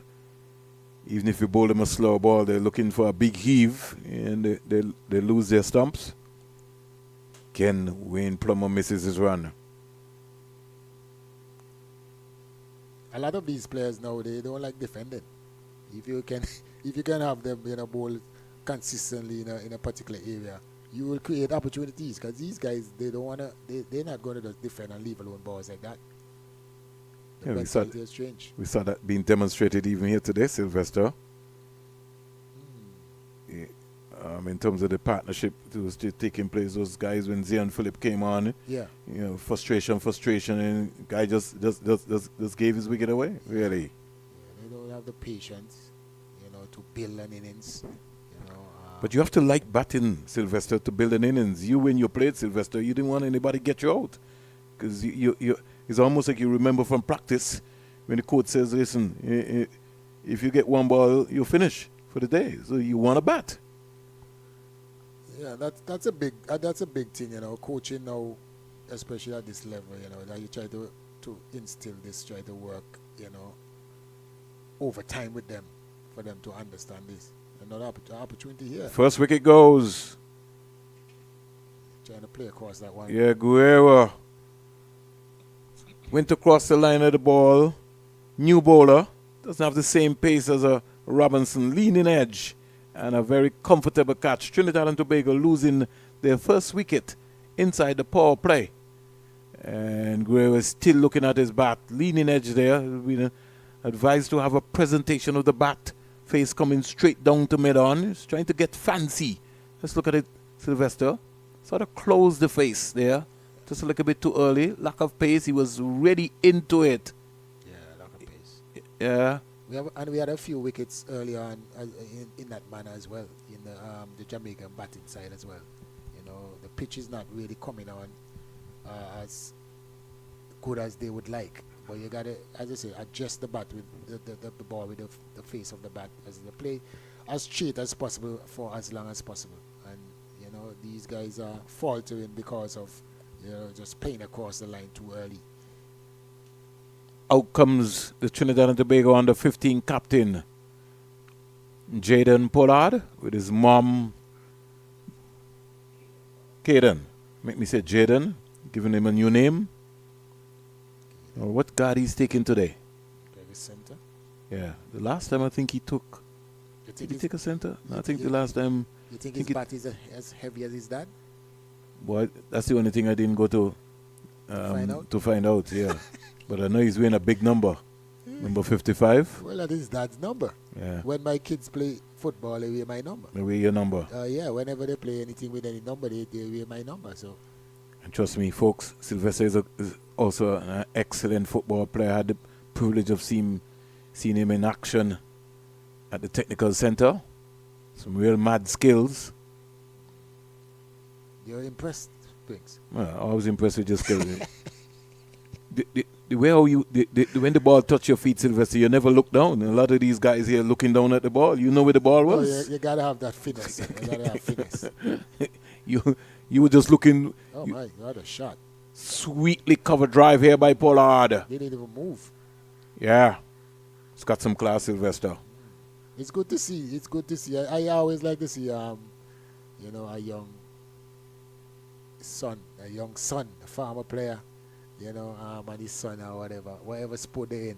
I like to see the son, our daughter, playing. It's good. It's good to see, man. Also got in this here. We have Jaquan Athenes, the son of Justin Athenes, who represented the Leeward Islands from under 19 level up and Tiga up to the Leeward senior level. You got Stuart Williams' son, Aiden, also playing in this championship for the Leeward Islands under 15, so as you rightly said. And Pollard company whipped away by Pollard. More runs. Another boundary to the big man, the captain of the Trinidad and Tobago under 15. He's on the march here, Sylvester. Definitely. He has some power as well. One thing I observed so far, no disrespect, but he seems like a better touch player than his dad. His dad is all power. Kyron, if you're listening, you didn't hear that from me, you heard that from Sylvester. A former teammate of yours. Yeah. Somebody who played the cricket and left it all on the field. Maybe even was misunderstood sometimes in terms of his emotions and how he went about it. But trust me, he had a heart. And there are not many West Indian cricketers that play the game today that has got that lion instinct. You know what I mean? Came out of the days of the Viv Richards and company, go out there and they die for the West Indies. He's caught. He will be very disappointed there. He was neither forward nor back, Sylvester. He just had the bat hanging out there. Caught in no man's land. And in the end, caught at second slip. Pollard's brief stay of 8. He goes back very quickly. Trinidad and Tobago lose their second wicket. 32 for 2. And that's a very good delivery there from Plummer. He pitched in the right area. He could have left it spring. There's a bit of white. It seems like it was. But he was in two minds, like I said, Sylvester. He looked like he wanted to leave, and then he was caught in no man's land. He's now rehearsing that he maybe could have just left that. That's the difference in Guerrero. Yeah, he wasn't really playing any attacking shot. No. And then he just basically pushed his bat at it and got caught. A good catch as well by the second slip.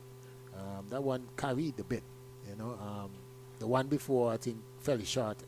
I hit the pitch before, but that one, it seems like Plummer had his rhythm in that one. The one went through a bit. After being struck twice, back-to-back fours, he had a good revenge. Good delivery there by Plummer, and good cricket there. And this is what is gonna change the game. You gotta take wickets. You gotta take wickets. And so he's been able, Plummer, to pick up Guerrero and the captain Pollard inside those 2 overs that landed on the money, Sylvester. That looked like a better his rhythm. Pollard caught in 2 man. He could have just left that. Yeah. Just picked up the line right there. No need for him to follow that. He already got 8 runs out of the over. So Robinson. Philip comes in. There's a P for leg before. He's out leg before. And I think he knew that, Sylvester. From the time he missed it, he walked across the crease. He was hit between wicket and wicket. Jamaica strikes again. Philip goes for naught. 32 for 3, Sylvester. Game changer. He just walked across the crease there. Look at it. At one time I thought it was a bit high, but To get hit in between wicket and wicket, Sylvester. He knew that too because he walked straight away. Here we go.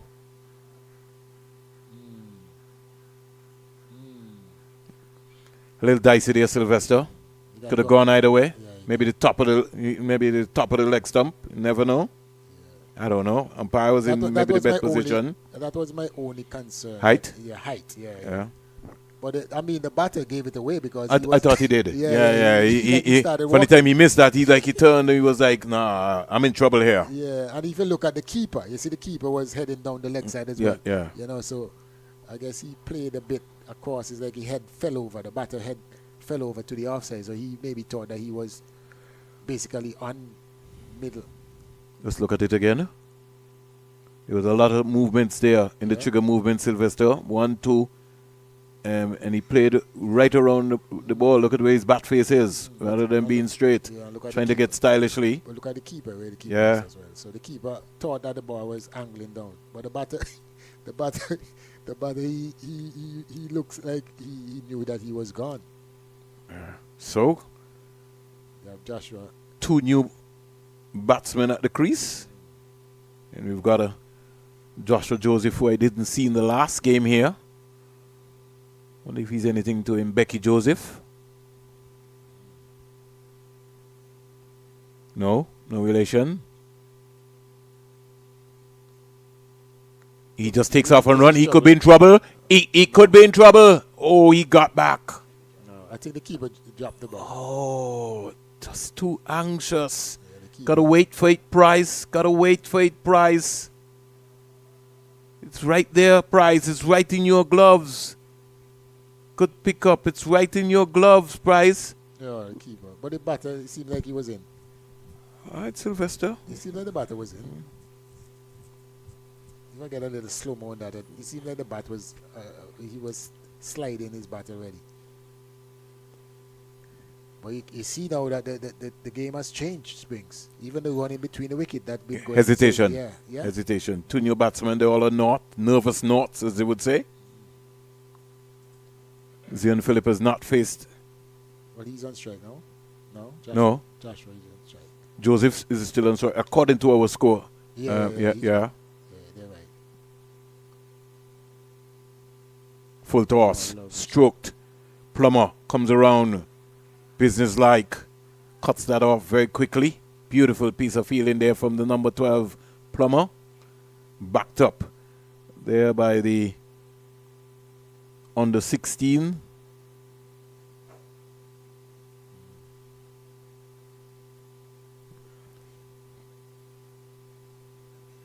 The Trinidadian players, the batters, they seem like they have a lot of time, Springs, in their stroke play. 32 for 3. Good delivery. Fuller length there. This is good. This is good by Robinson. One for the future. Yeah, you have Robertson. I like to see Robertson. I like to see McKnight. Yeah, I like McKnight. Yeah, McKnight has got some time for McKnight. Interested to see them in another few years.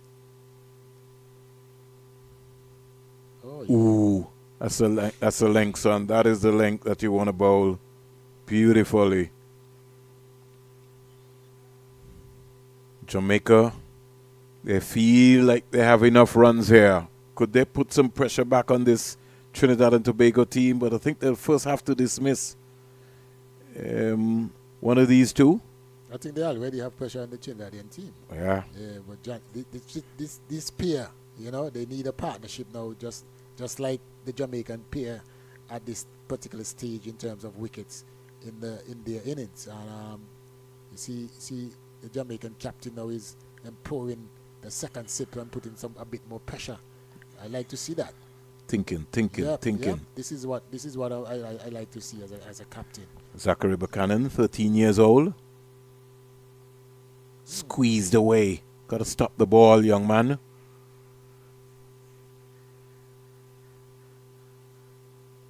Eases the pressure. Yeah, got to stop that. 33 for 3. It's not Chris Gale batting here, 333. It's Trinidad and Tobago score 33 for 3 at the end of 7. The world boss. The universe. At that stage, Trinidad and Jamaica were 21 for 4. So the game sort of balances. Balance out when you all think about it. 4. Yeah. Wow. The power players brought wickets. You know, normally the power play brings runs. Yeah, in this particular in this format here, in this instance, bringing wickets. You had 4 for Jamaica in the power play. At the end of 10, Jamaica were 26 for 4. Trinidad and Tobago, they're 33 for 3. But the thing is, for Trinidad, the runs rate is not a problem. You know, the only how that they can lose this game is basically by being bowled out. So it's important that they formulate some partnerships, you know, and try to prevent, you know, any further inroads in the batting order. Well, I said to you, Sylvester, we thought that they would have been coasting against Barbados until everything fell apart. So it's almost like the same slide here, something which they maybe seem will have to work on. And with Julian back in the pavilion, Julian got top score 45 in that game there, and him back in the pavilion, I think it's now going to put even more pressure on this young Trinidad and Tobago under 15 team. So it's going to be great to see how they respond, but they maybe can create a new hero here today. Oh, I was tailoring in at the toes.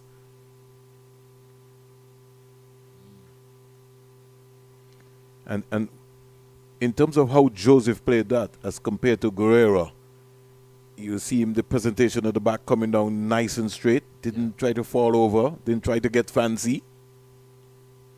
Play each ball in the merit. Yeah. Plummer, more or less medium pacer, outside the leg stump. Appeal for leg before. I think he missed out on some runs there. Yeah, he did. Just needed to get the bat onto that. Yeah, there is no deep field on the inside, no fine leg, no deep backward square. If that was Guerrero, that would be gone. That seems like it was a slow ball. Back of the hand slow balls. So Plummer's got some skills here. Oh, he certainly has got some skills. That's a wide. And because he's getting confident in his run now, Sylvester, that was what is happening to him. He's getting more excited now. You know, so he's trying things. And he got a few wickets. He's got 2. Got 2 for 17 from 4. So he's into his 4th over. Yeah.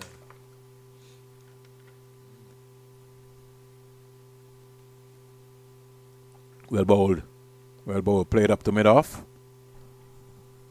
Ward. Comes across.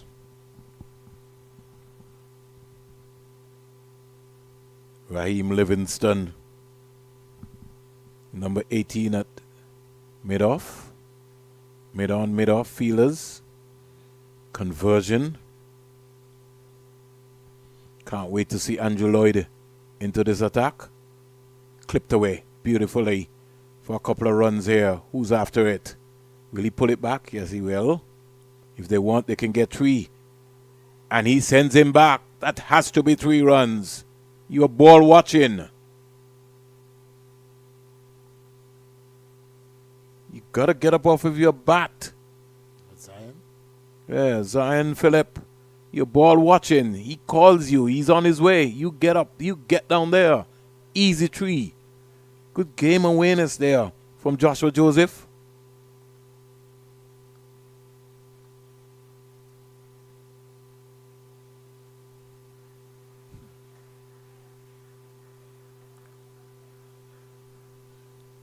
Over number 8 comes to an end. At the end of it, 36 for 3.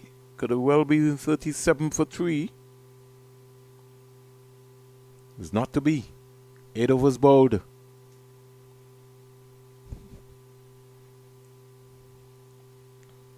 So where do we go from here now, Sylvester? What do you think will be happening? Run rate still a decent run rate, Sylvester. They need 97 singles in 252 balls. Singles.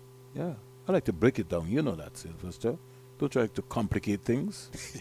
Out of that 97, they can maybe get 30 wides. 30? Yeah, I agree with that. But I don't think they're going to get 96 singles. I think that one is impossible. Just in case. They can keep it as simple as that, Sylvester. They don't need to try nothing. They need 97 right now in 252 balls. Jamaica needs 7 wickets. And they'll be thinking about picking up their 3rd win here. Jamaica under 15, full toss, missed out there again. It seems like everyone has problems with a full toss. How many full toss we saw for the World Day? Yeah, whole lot. Yeah, and they haven't nobody really got any score from those full toss. So probably they need to bowl more full tosses. 62 for 2. Guyana under 15 in reply to Leeward's 77. That's why the guy didn't want to take that risky single. Because he's got that shot? Yeah. Easy over point. Look at that. Don't bowl that, bro. That's too wide and short. And there isn't any 3rd man. Robinson's got to get back onto the money. Certainly get back onto the money. One of the things I observe, like these captains in the under 15, they don't like fieldsmen on the boundary. They like to see all the fieldsmen in the circle. They don't like boundaries. You gotta save the boundaries. This is one-day cricket. So I guess the coaches have to get in their psyche. It's interesting that you said that, because when we looked at the Leeward Islands trials and when they played against the Windward Islands, the Athenas and company would look for the smallest people to put on the boundary. Yeah, that's what they do. What a shot. Jeez. That's class, Sylvester. That's why I tell you that singer was a risk. This guy knows what he's doing. Look at that. Those 2 shot balls. Just swiveled on that. And just hoiked that. Got up onto his... Oh, look at that. Like he just helped it. Watch it. Yeah. Just use the pace. Oh, lovely. That's like those old... You remember how these guys... The Fedricks, the Y Fedricks and company. Oh, yes. Yeah. What a shot. Don't know if Larry Gomes would be listening, that he maybe would have enjoyed that shot, even though it wasn't one of his favorites. He did stay around for a while. Larry Gomes, one of the legends of West Indies cricket, Trinidad and Tobago. Driven to cover for 4. Oh, he poses on it. Woo! Zion Phillip is putting on a masterclass batting display here, Sylvester. He's played behind point, behind square, and now to cover. Over the top. Ooh. No, he's all over the top. Jeez, let's see if he can. Let's see if he can play on drive now. If he gets it into that area. But he looks so easy. 50 up for Trinidad and Tobago. They're spreading the field now. Yeah, this is where the pressure is, Sylvester. The 3rd man comes in. All of a sudden.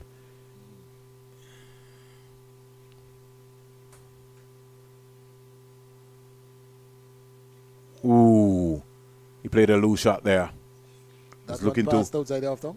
He did. But he's looking to whip it to mid-wicket. And he knew he played a wrong shot. Let's look back at the replay here, Sylvester, and you'll see. Wow. I almost shaved the off stump. Look at it, Sylvester.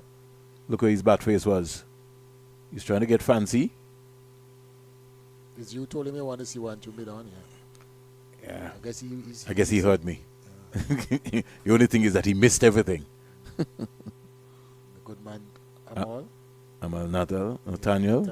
I And he think because the camera is on his, he's like a little show boy. He's gonna just pull down his shades. He's gonna put that on Instagram. On Instagram.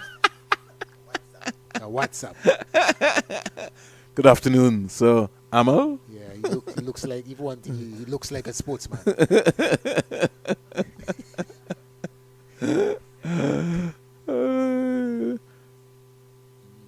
He was so overjoyed when he scored 100 this season. Yeah. I saw he put a picture with him and Cornwall. The same, In similar shots. the same frame. In the same frame. Similar shots. 9 overs bowl, 50 for 3. Well played. Yeah, so Trinidad and Tobago really ahead here, Sylvester, in terms of the power play, as compared to Jamaica, who were 22 for 4. They ended on 26 for 4. Trinidad and Tobago already 50 for 3. I think this is a typical power play. Exciting. Wickets and shots. 50 runs, that's 5 runs ball. That's bad. Yeah, the run rate has been very heavy. And the shots that especially Zion Philip played. That ball. His parents and support staff, they're here to support him. I had the privilege to coach in the under 15 in Grenada, and I did it one time in Antigua. I think the first time I had it in Antigua, I was a manager with Pernell Watley. Shots. True cover, misfield there. You get a couple of runs there in the process. You know Zion only won one. Yeah, just one. No risk. Yeah, I had the privilege, and the fantastic thing was the support. When we were in Grenada, they told me it almost washed out because it's basically like everyday rain came. Mm. But you have the family support from Trinidad And Barbados. Yeah. When you're playing against them, man, you can feel it. I wasn't playing, but you can the players, the tension. The tension in the support was. I would say, man, we need more of this. Even here in Antigua, Sylvester, I find that Antigua had a good amount of players even in the under 15 trials, and I could count the parents on my hand that came. Well, I saw Orlando Peters, Andrea Peters' dad, Orlando, Justin Athens was there, Tittle's mom was there. But when these parents going around, Sylvester, they travel. And they travel, and I mean they're well dressed. They got their jerseys. The sea of red. Yeah. Yeah, that is one thing. That is one thing about the Trinidad and Tobago people. They support their own man. Trust me. Ooh, he must have got something onto that. Did he? Yes, he did. Yes, he did. I don't think if he hadn't, he would be still there. You mean he would just be walking? Walking, yeah. Okay, you wouldn't even have to give him out, right? No. Well pitched up delivery. Seems like he bowling some off, mixing up a bit, but that seems like he's running right down the middle of the track there. I just for a moment was going to ask you, umpire Sylvester Joseph, what your thoughts there? What a play coming up first. Again, he's on the money. 9.4 overs bowled so far, 51 for 3. Trinidad and Tobago need 82. The partnership is 19. And Zion Philip has come to the crease. He scored 14 out of that 19. And he's got a proper willow in his hand. Certainly so far. But right now, Plummer is looking to dismiss him. Wide delivery signal. Look at Plummer right down in the middle of the pitch. You got to be joking. Unless his boots don't have on any spikes. And he even so, he's still got to get off of the danger area. Whether he has on spikes or not. Yeah, he's got to get out of that area. The umpire needs to look at that some more. Yeah. He's right in front, right in the middle of the pitch. Can't be doing that. No, that one is good. Yeah, he did try to get off there in that 9. So at the end of 10, Trinidad and Tobago close on 52 for 3. What break? We'll take a water break here. Sylvester will get a break, and then in will come Paul Miller. 52 for 3. Yeah.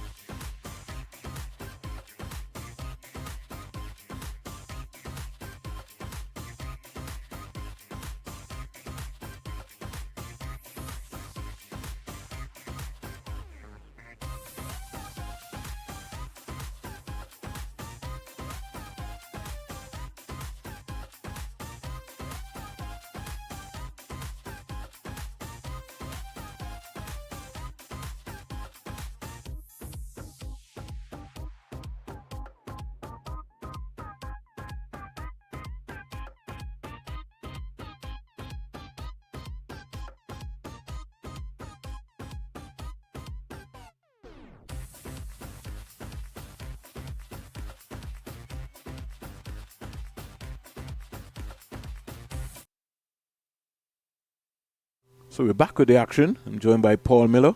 Paul, have a look. Andrew Lloyd, over to you. He's an off spinner, and I know you will love this matchup. Yes, to the left-hander. Bowled impressively well at the Antigua Recreation Ground against Ghana. In fact, he was the tormentor there. Picked up 4 for 21, 4 for Spittle in that game. Tried desperately to get 5 wickets. Sort of remind me of a Nehemiah Perry. I saw a bit of him against Leeward Islands, the game where Jacqueline Athene scored 97. Seems to be a very, very handy off spinner. Very steady. He keeps it simple. Doesn't try anything. Honestly, I'd like to see him come from around the wicket, trying to push the ball into the pads. So you know me and you're going to fall out now, right? Because you just like everybody else, right? He's an off spinner. He's just starting. And I want you to give me a reason why you think he's supposed to just go around the wicket early o'clock. He's bowling to a left-hander. Reason being is because of the angle. In terms of pushing the ball into the pad, you can still have the opportunity to get the outside edge because the ball is spinning away. And if the ball does go on with the arm, you still have the opportunity of getting bowl or LBW. So more modes of dismissals come into play from around the wicket, as opposed to when you're bowling over the wicket to the left hand as an off spinner. LBW is going to be pretty hard to get. You understand? No, I don't. Well, that's how I see it. That's my analysis. No, I don't. When you're a left-hander, Paul, and you're bowling to a left-hander, the As left-hander a is the off spinner. The left-hander is looking out of his weakest eye, and if he doesn't make that adjustment, all of the variables can come into contact. You just have to be patient enough. And the data will suggest that once you stick down that line there, there's always going to be a carry that you're going to get a wicket. The coaches have told you something, so you've come out and you've demonstrated and you've tried to convince me, just like Raheem Cornwall, that is the line that you guys are going to bowl. No. This has nothing to do with the coach. I myself, I'm an off spinner, so I'm telling you what I. But I could bet you that the most wickets that you have got, right? I don't even bowl. See, you don't even. You know, see, there we go. You don't even. Only when I need to try something. Oh, you try? Once. Yeah, okay. My tactic isn't working. Okay. All right, Paul. 52 for 3, 11 overs bowled. Philip is 14. Plummer continuing his 6th over, 2 for 21. Down the onside, there's a catch there. Keeper diving away. Price couldn't come up with it. Let's see the signal. He got something onto it. Got some bat on it. Of course he did, man. So you it's a didn't see drop that one, bat. Paul? Plummer's got his arms on his hands and saying, how did that one not stick? Well, the keeper must be disappointed in himself. Yeah, well, that would have been a big wicket to pick up Philip. Again, right after the break.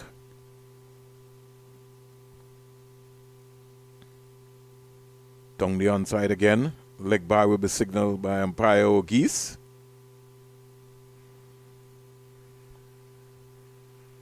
Joshua Joseph just missing out there to get bat onto ball. I just want to take this time out to, shout out to the viewers. They have some persons from all over the Caribbean, even the world, watching. And you have a very big fan base on TikTok and everything. The TikTok.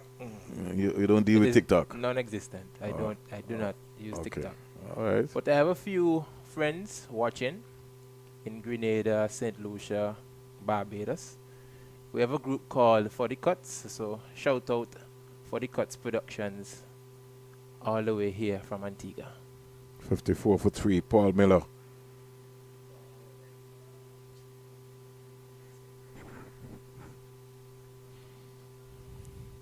I like the look of Zion or Zion Philip. I don't want to get the pronunciation. Zion Philip. Looks to be a very, very dominant batsman, aggressive batsman. He likes to play shots. He's not going to be bogged down too easily. You can see that. In bowls Plummer.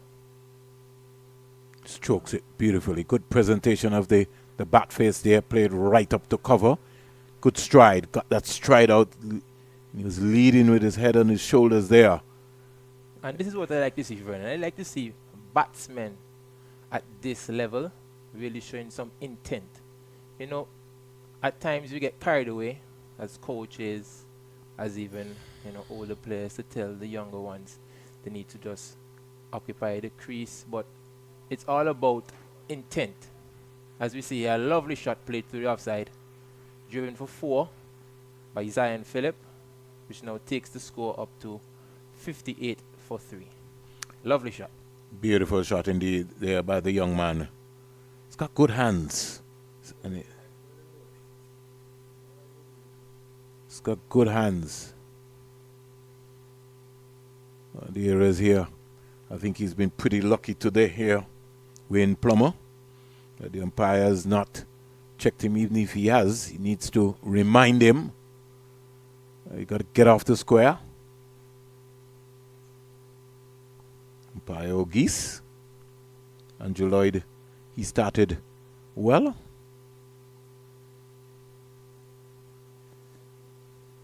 First over was a maiden. Trinidad and Tobago needs 75 runs.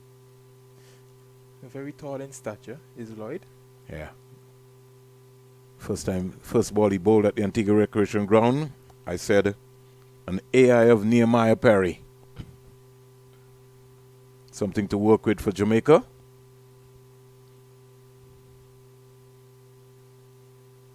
Comes quietly forward. What do you think about his pace? Thinks he bowls a bit too fast at times, or? Well, I think he mixes it up, and again that would come from what he's been told. What is he practicing? That's good flight there. Lovely loop. Yeah, trust me, he mixes it up. He's got good variation. He's got good control. Let's take a look at his right hip, if it really comes over. He's a work in progress. Oh, so yes, that's it's lovely. okay. Whipped away into the onside. Feel it coming around. Fires a bullet throw into the keeper. Wicketkeeper Price. You got some gloves on. You're not a hockey goalkeeper. Use your gloves. It looks as if Joshua Joseph is trying to run himself out. He was halfway down the wicket a while ago. I don't know if you saw. But I didn't see a need for to attempt a second run a while ago. A ball outside the off stump. Left alone by Zion Phillip. The keeper did not collect cleanly, but he stopped it nonetheless.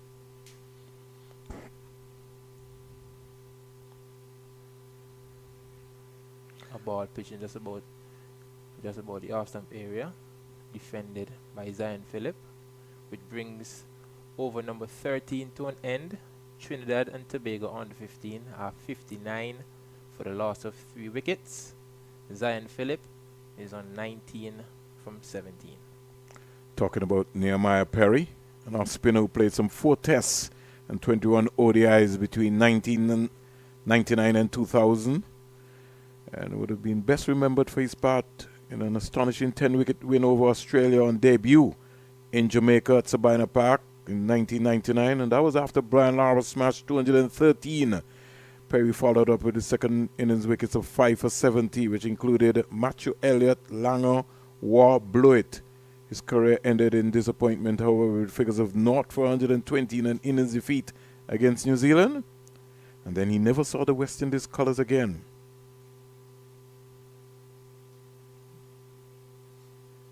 Then, he sort of developed a back problem later on and maybe had to retire from the game. It's very unfortunate. But in first-class cricket, took 299 first-class wickets. A best of 8 for 45. He was very handy with the bat as well. Here is Siobhan Boyd, a wrist spinner.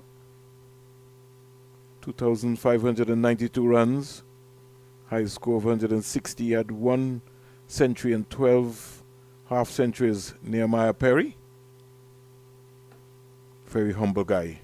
Very, very humble guy. I remember the days of going to Jamaica and Robert Samuels, Jimmy Adams, Delroy Morgan. I thought Delroy Morgan was one of the prettiest young batsmen that came out of Jamaica. Very businesslike young man. But as Sylvester said, when you came to a new beam and you ran into Wavell Hines and Chris Gale and company, in fact, in those days in Northern Telecom, those guys used to make 100, as you would say, for Badmine. Campbell, Lara, Joseph, Hooper, you just get 100. You hear wrong one today, and you hear Joseph got 100, Campbell got 100, Lara got 100. Next round you hear Hooper got 100, Gale got 100, Hines. It's just crazy. Always had runs. And it wasn't just always just about runs, right? You had the Kenny Benjamins and company. Yeah, they got wickets too. Fast. So it was interesting. But now that those were the days of the Northern Telecom under 19. Flighted delivery. It's good control here so far by young boy Boulder Maiden. So, Vernon, let me ask you about a few things. Well, which I've observed, obviously, and heard about. So, we know, well, I used to hear that the pitches back in the day were much faster than the ones now. And the pitches back in the day weren't covered, but the pitches now are covered. Do you have a kind of understanding as to why you think the pitches back in the day were faster than now? Is it the soil is different? What's your take on that? I'll say to you, Paul, that the content of the soil has a lot to do with in terms of and preparation. Those guys understood. We seem to have a modern day structure now where we're using a street roller as compared to the normal rollers that were being used in the day by those guys. In St. Kitts and Nevis, I know for sure, the prisoners used to come out and the prisoners would roll with a big, heavy iron roller. And the other, so you had like 3 different rollers. Demin had 3 different rollers. But the thing about it is that, I'll wait for this one, as you described that one, Paul. Oh, Zion Phillip again. a boundary. Yeah, racing down to the third man area. Got on top of it. Short ball, partnership 31, if you look at it. Used the depth of his crease here from the off spinner. Got deep and played it late. Well, he's Yes. got some class, Yes, Zion deliberate. Phillip. That was deliberate. At first, it looked like a thickish outside edge, but Yeah. no. After Control. watching the replay, He's got it was good wrists. control. Got Yes. really good wrists, Zion Phillip. So, Zion Phillip has some sort of intent. And he's batting with a purpose. You need to understand that you need to occupy the crease, but at the same time, you need to score. Batsmen score runs. Did your mommy score for you? My mom? Yeah. Well, Well, Zion mom is scoring right now for him. She's got her scorebook out. Well, she scores now. She scores now. Back in the day, I can't remember watching my mother score. Well, one thing I can tell you that whenever Zion goes home, or whenever he talks to his mom later, she's got a book there, and she scores the whole game. And she just had lunch, and she passed it over, I think, maybe to her husband. So he had to continue. Okay. Yeah. Somebody is coming on again. Who is down again? It looks like the guy at mid-on.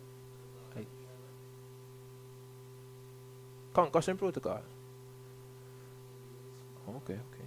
I think the ball is spooned off. Just for precautionary reasons. So coming back to what you would ask me. So what I'm saying is that the traditional way in terms of how the rollers that those guys use, if you even look at the Antigua Recreation Ground, with Taddy Arundel and company, you didn't have a street roller, as a mechanical roller. And so there had to be a science behind what they were doing. Now, I know everything has evolved and everybody says that you got to use a street roller. But I would say to you, in St. Kitts and Nevis, just listening to Puntan Webster, the late Puntan Webster and James Vincent Deming, those guys used to, morning time you go to the park and they'll be talking to the pitch. Talking to the pitch. Yeah, and telling you what they want. They had their own science about what they were doing. And they'll come on and then Jackson would have you rolling. It's one of the best exercises, up and down. You know what I mean? And then you'd come it off and they would get up at least 5 o'clock in the morning and come and roll the pitch. Yeah, so like I said, there was some science to what they were doing. I just feel these days, Paul, that a lot of the groundsmen around the Caribbean are impatient. They're lazy, and they don't want to follow the methods because there's a science too in terms of what you do, how much water you put in, how much grass is there, how long you roll the pitch. So even though you're using the mechanical roller, some venues around, the guy who's rolling the mechanical roller, he just rolls. He just goes up and down, up and down. He's on there for 2 hours. He's automatically building the street. It's not, nothing is going to be happening while you have some other venues, the tracks are not prepared properly. Not enough water in the pitches. It's a science. Yeah, you gotta be able to make it happen. But you first have to understand soil, Paul, before you can you begin to say not enough water. Out comes the broom. 4 more. Lovely sweep shot. Lovely, lovely, lovely sweep shot. Jeez. He swept one previously straight to the fielder, but this one waiting just a bit more time to place it just to the left of that fielder, backward of square on the onside. This is a lovely talent here in Trinidad and Tobago. He's exhibiting some real skills here, young Zian Phillip. Goes into the boundary for 4. And that's why I was talking about even the West Indies under 19. You know, Barbados has not hosted a youth tournament for some time. And every time I hear about the expense, and I'm saying that is hard on the young cricketers coming out of Barbados. You know, it's about time enough that somebody put their hand up and host a youth tournament in Barbados, and we'll give these young players, be it the under 17 or the under 19, even the under 19 being in St. Vincent and the Grenadine on those flat tracks there, gotta look to be able to lift our game up. We have to pay attention to the youth level. Have to. Definitely, for sure. Stop playing and telling me about economics. We're wasting money on a lot of other things, and every time you ask somebody something about a youth tournament, they tell you about money. We have to expose our talent to quality. That's what we need to do. The way we treat our under 15 is just not right. You know what I mean? Come on, you got to look after these young boys. The backroom staff has to be strengthened. Each team needs to have a physio. You need to get another coach in here with them. I would like to see introduction of man of the match for both sides at the under 15 level. It's a development tournament. Give them something to think about. There, it's a motivation factor. Well, those are things to be worried about off the field, you know, from an administrative standpoint. But what I would personally like to see is more cricket being played.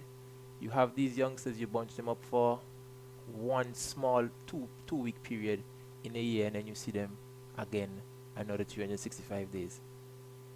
What is being done with these 15-year-old boys after this tournament is finished? Well, Are they put in a camp? To answer your question, that's where the territorial board's development plan comes in. If the territorial boards are not spending enough time, another maiden over again by Boyd, 16 bowls, 67 for 3. Each territorial board must be held accountable, and too many times I find that the territorial boards are hiding behind West Indies Cricket Board. They're always blaming somebody rather than looking at themselves. Each territory is responsible for their own development, and I'm talking here about the leewards. You need to find out what cricket is taking place in BVI, what cricket is taking place in Montserrat, what cricket is taking place in Nevis, in Antigua, what's the development plan. And I'm not just talking about tournament. I'm talking about the development of the players. You just asked a question. When this tournament finishes, what is going to happen to Athena's and company? Is there going to be a camp organized for them where they go and practice still? These are questions that have to be answered.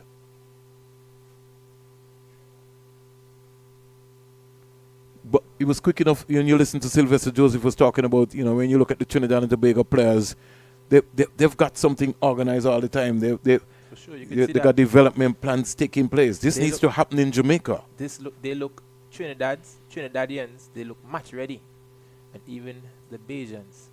I spent some time down here studying, and you could see that they have systems in place to really and truly nurture the talent, because they have primary school competitions, hardball, not softball. Here's another delivery swept. The man there at backward square, he has been placed 3/4 of the way. I'm not in favor of that tactic. I feel you should either be in fully or you should be out fully. Now you see, the bug seemed to have caught Andrew Lloyd. So he's now come around the wicket when he was over the wicket and bowling comfortable.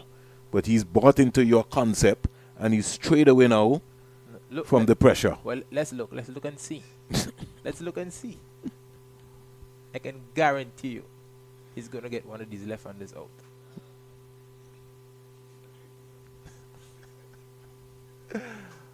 .68 for 3. What do you think about that, Vernon? You know I'm not going on a road with you. I'm one of the old school coaches. Oh. You know what I mean? And I'm not moving my concept. I'm not saying that you can't bowl around the wicket, but I'm just saying you just got to be patient and just build on the batsman's patience. That's what you have to do. We try too many things. Where's the slipper feeling? I really don't know. I don't think he's a slip. Okay. Wow. He's more or less in a gully position. It's not often you see. And I think he's going to be a flying slip, flying gully. So he's going to catch anything that is between there. Ooh. Oh. You see a ball that played aerially through the extra cover region, almost creating a chance. Yeah, man. Everything is almost. 68 for 3, 17 overs bowled. Everything is almost. Almost never came. So Jamaica, they're behind the 8 ball, even though they would have picked up some 3 wickets earlier clock. They need wickets because Trinidad and Tobago, for them to lose this game, they would really have to fall away badly. And Jamaica have to believe that they can dismiss. They first need to get Zian Phillip in terms of what's going to be happening. Players concluded, yes, so Ghana has won by 6 wickets. Yeah. So congratulations to Team Ghana. And the Windward Islands 13 for 2 in reply to Barbados' score of 248 all out. Windward Islands also defeating the Leeward Islands in the first game, and since then they have not caught themselves. Here is Boyd once again. Bowling, and it's got good control. a run is yet to be scored off Boyd. Is it often you see a young leg spinner have that much control to have not even a run scored off of his bowling in 2 overs? Yeah, he played last year too. He's 15. Now, you see, you talk too fast because you're not pull that one down now. That's probably the commentator's curse. You should have just allowed him. You know what I mean? That's what we always do. Once again, another dot delivery. He's brought with pretty good control.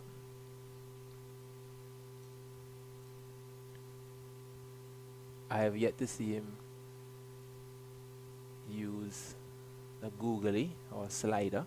Well, I don't know if he has the googly in his repertoire. He looks at someone who's just going to just come and just bowl it as tight as possible. Because as the year go on, that will develop. Well, maybe he has us fooled. Maybe he's holding it back. It's good control so far by the young man, Boyd. He's keeping it simple. And for a leg spinner, his control is not bad at all. He's landing the ball in the right areas. And he gets a little stronger, especially in his upper body. In bowls. Get that leading arm. Driven out up. to mid-off. 2 runs out of that over. Not bad at all. 70 for 3. 18 overs. Joshua Joseph has been pretty quiet. He's faced a lot of back deliveries. I think his score is now 5. 5 from 41 deliveries. But I think it's an innings. It's a type of innings that was needed. Yes, he doesn't need to get carried away. Yeah. He's doing the right thing because you know about. I always used to tell Sylvester and those guys that when they were batting, if you bat for a long period of time, the fielders forget about you. By the time you look, you're gone 70 because you're out there so long, they're not seeing anything, So just bat. Everybody forget about you. When you look up at the scoreboard, you're gone 70. And by the time you look around again, you got 100. And everybody like, well, I didn't see a lot of shots. Yeah, but he's still batting. For sure. Got to spend some time at the crease. Here is Lloyd again. Into Philip.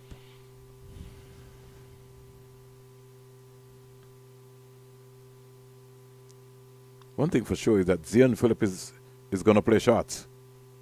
He's going to respect the good ball, but anything offline, if the broom is going to come out, or he's going to look to hit the ball square.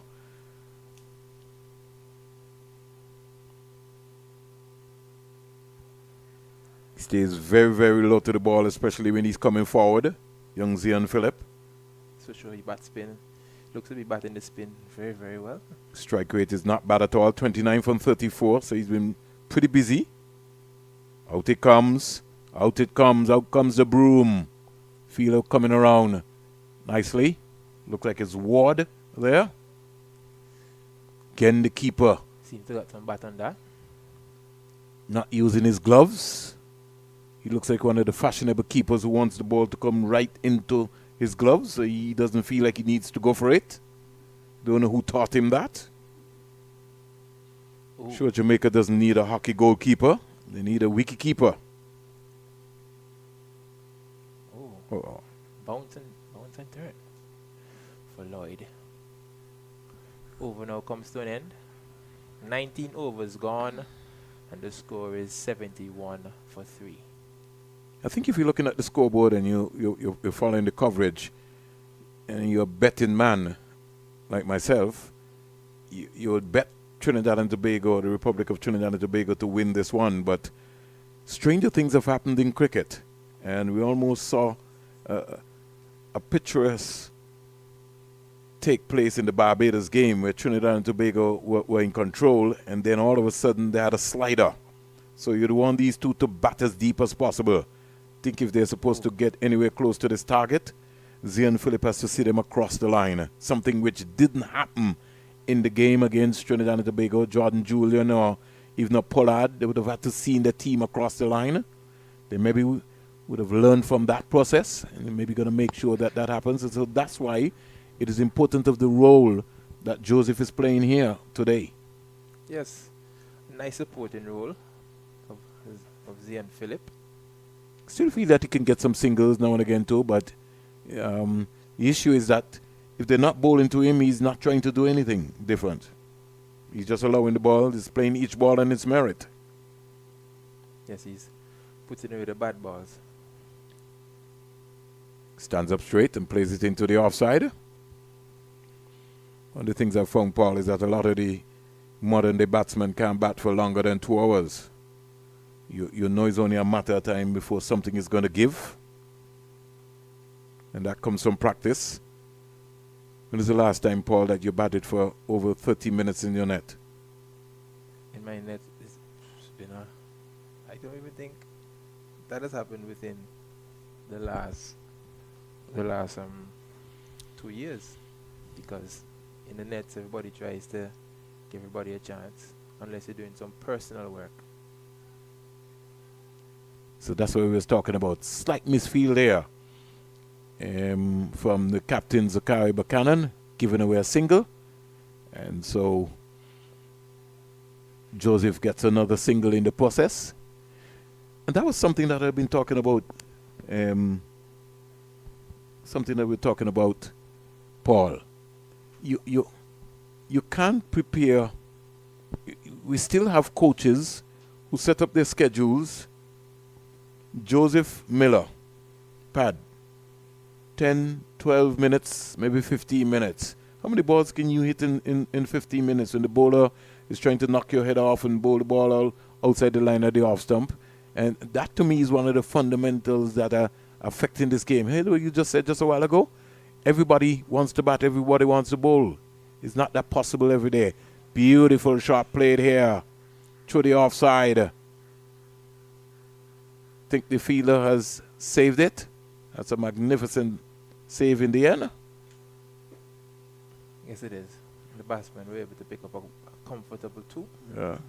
In terms of going back to what you were saying before, Joseph and Miller pad and bat for 10 to 15 minutes, but then these same coaches expect you to bat for 55 million years when you get to the crease in a match situation. Yeah. So you're not practicing to bat for long periods of time, but then you're expected to bat for long periods of time. How do you feel about that? Do you think something should be changed? Do you think it's a case where they should assign certain batsmen to bat on specific days and then, you know? You see, Paul, when you want to be everybody's friend, that's where the problem comes in. You must have a structure. You go today and you're working on your main batters. Sylvester Joseph, Paul Miller, Matthew Miller, Joshua James, whoever company, you know, depending on the situations and the conditions that you have. You might have 2 nets. Even this thing in the Leeward Island Hurricane franchise system, you have almost all of the bowlers bowling every day in the same nets. You got to bring in net bowlers. You can't have your main bowlers bowling every day in a practice. Hey, come on. There's something called rest period, and that's something that I saw guilty in the Leeward Islands Hurricane system. Those guys, game would be finished, practice would be called on Tuesday, and everybody would have to turn up and everybody would have to bowl. Right? There has a time. There has to be a period of time. There's got to be planning stage. Over completed. 2 runs out of that over. Oh, end of 21. 74 for 3. Lord, you see, we put in the horse before the cart, or the cart before the horse, rather than looking at the system and saying, what do we have available? You know. And that to me is a problem. I mean, the quality of the Tudor competition, Paul, and I'm glad that you're here because I want to ask you something seriously. When I looked at Tudor cricket in Antigua and Barbuda, and people like Sylvester Joseph and people before him, and the Enoch Lewis and the Viv Richards came back from playing for Combine or Leeward Islands, and they were playing club cricket. If Rising Sun or whoever won the toss and they put in some team to bat, those guys will be batting for 2 days. 2 days. Now you get a result in 1 day. Come on. That can't be good. Somebody needs to tell me about that. 75 for 3. How many results you got this year, Paul, in your team? Not. We won 2 games.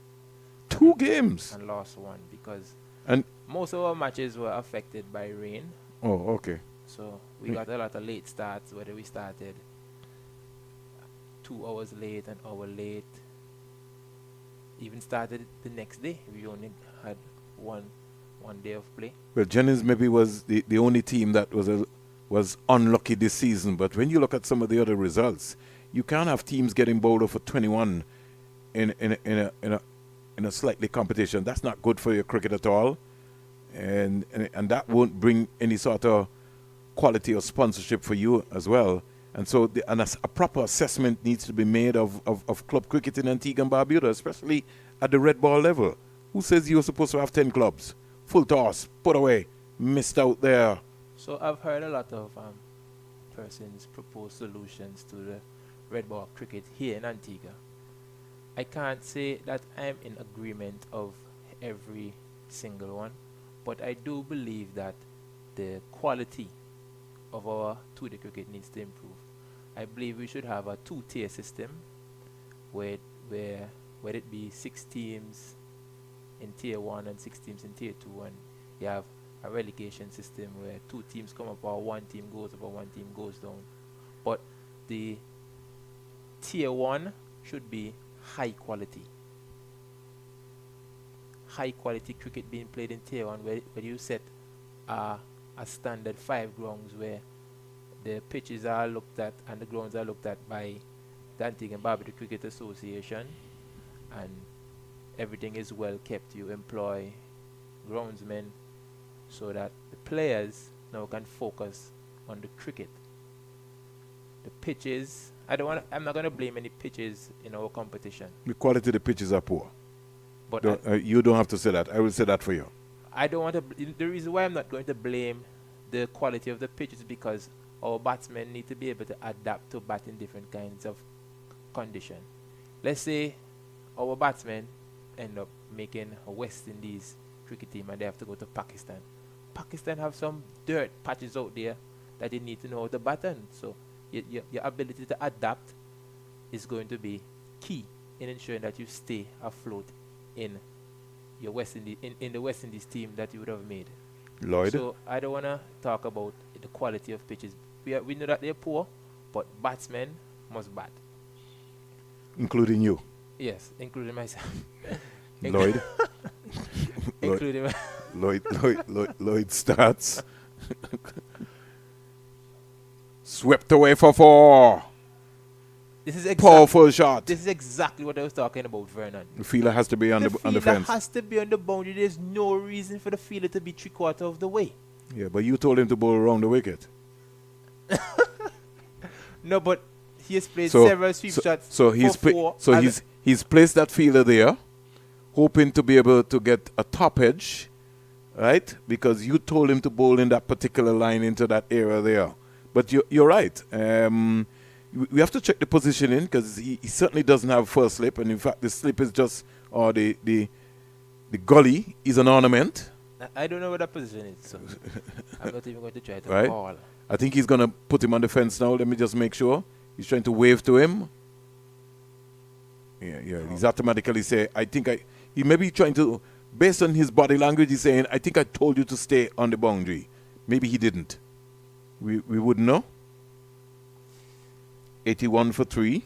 Philip is batting really, really well. No, it's been a splendid knock here so far by Zian Phillip. I think he got a couple of wickets in the process as well too, right? He bowled pretty well. Yeah, he got 3 wickets there. Playing beautifully out the offside. Not fielded cleanly by the man there, but it did not result in a run. Zian Phillip looks like the impact player for Trinidad and Tobago in this game. He's certainly demonstrated some good technique here. He looks easy on the eyes, the young man. He's also the vice captain of this Trinidad and Tobago under 15 team, so he's showing some leadership qualities here as well. Lloyd has been pretty consistent. He's now bowled Yeah, but 7 overs for 17 runs. But he's not effective. He will be more effective if he goes over the wicket. He bowled over the wicket for 5 overs. Yeah, but he got to continue. But because he listened to you telling him he's going to bring in all of these parallels and, as if like you're drawing some story, just stick to it. His 7 might have maybe just cost 7 runs. I don't really know about the... You don't? I know you don't. I don't really know about the... He scored more runs batting. He scored more runs batting when Lloyd was over the wicket as opposed to... But more runs have come off of Lloyd since he's come around the wicket. Absolutely not. Oh, gosh. Come on. Look at it. There was a boundary there just a while ago. Just 1 boundary, but he scored 2 boundaries before when he was bowling over the wicket. Because you trying to tell him to bowl some line. Come on. Partnership is 50 between Joshua Joseph and Zian Phillip. Let's have a look at the contribution there. 7 from Joseph from 45 and 38 from Zian. Lack of pace there. He's got to get back into his squeeze. That had to be a single. Yeah, it has to be. And trust me, Zian Phillip is very upset. There's a little hesitancy coming from Joshua Joseph in terms of his running. He's not quite sure yet. And you got to give him a chance. His first game, first time I'm seeing him, and you can't fault him. But he's done his job. Full toss. And he's lucky to get away with that. But the most important thing is that he played it straight. The next one, he certainly find the gap, Zian Phillip. He's now demonstrating that I should have hit that one over mid-wicket. Still keep batting, young man. Get yourself a nice half-century. He restarts again, back and across and defending nicely. Well, Sylvester said earlier is that they don't seem to be scoring off the full tosses, so it's best to bowl all full tosses. You just never know. That might be a good ploy. But full tosses do work, You know that, right? Yes, of course. They always get wickets. I think I saw Sylvester Joseph one time out-trick someone in a cool and smooth with a full toss as well. A low full toss, and somebody miscued. They always happen. It's always the latter ball to bowl. Yes, a full toss and what we would call a donkey hop. They would always tend to find the hands of fielders. Oh, so in Trinidad it's called a long hop. We call it long hop here too. Donkey drop, long hop, sugar plum, juicy fruit. Yeah. There's so many names. I think all the deliveries we should name them those. Those should be the names. 82 for 3 at the end of 24. I think after this there'll be a break coming up. 25 overs. This game is going pretty fast. Trinidad and Tobago lost their first wicket at 24, the second at 32, and their third at 32. And since then, this has been a very important partnership. 50 runs needed in 156 balls. Can't see Trinidad and Tobago, the Republic of Trinidad and Tobago, losing this one. Anthony Gray, good afternoon to you. I know you'll be glued to your television. Derek Murray, Colin Murray, some of the greats. The captain has brought himself on. He bowls leg spin as well. I think I saw a bit of him in the game against the Leeward Islands. It's not a bad option at all. I think they're going to need a miracle right now to get 7 wickets. What he's done, he's put that man down too long on. Well, you never know. Nah, you needed to have that man up in the circle. Mid on, mid off, skipper. You just come on to bowl. Oh. Could Edging. somebody... Yeah, but he wasn't down, Paul Miller. He sort of looked like you. He was standing at first slip, liming sometimes. Not expecting anything. If you're in those positions, you have to be expecting to catch something. Hands on knees, it doesn't look to be. Yeah, well, it's a new norm now. Yeah, people are not ready to catch. Their hands always on their knees. Yeah, even the style of the wicket keepers now, the keepers don't go right down to the ground. Don't know. Things have certainly changed. No pace there at all. Another dot ball, another dot delivery. Yeah. It's got to restart again. Yes, Philip. There's a new bowler, Zian Phillip. No need for him to give away his hand. Oh. I think that came off of his pad there. He's going for power. He just needed to just get some finesse onto it. And that's why those guys, if you can sweep, you can be able to play with the feel. Really? He looks to be a 360 player. When the ball is off of the sticks on the leg side, he sweeps pretty well. He also has the ability to go to the offside, as we saw earlier. He uppercut somebody over backward point. It was, I think, Robinson, the pace bowler. Yeah. Stands up straight, easy on the eye, punches it up to the short extra cover. And so Zachary Buchanan, the Jamaica captain, starts with the maiden. We're halfway there in the second innings. 83 for 3, 25 overs bowled. Zian Phillip is on 39 from 67 deliveries. Guerrero scored 11. Jordan Julian is 9. But the water break comes up. We'll take a water break. And when we come back, we'll hear from Sylvester Joseph and Paul Miller, who I think will take us through.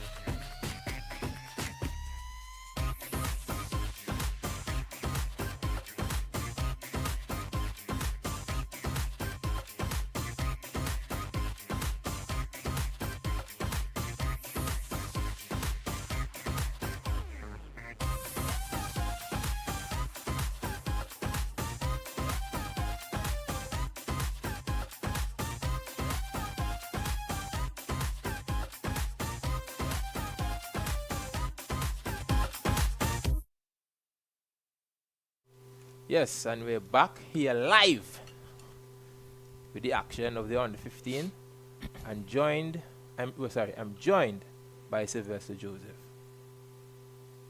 Sylvester? Good afternoon, Mr. Miller. Trinidad is in a really comfortable position here. In a situation like this, in a game like this, and a low-scoring game like this, it's important that you get There's some an good LBW show. partnership. Ooh. One or two good partnerships, and you should be in good business. And this is exactly what is happening here. Zion Phillip is the pick of the batters, you know. Ooh. Just missing leg stump, I reckon.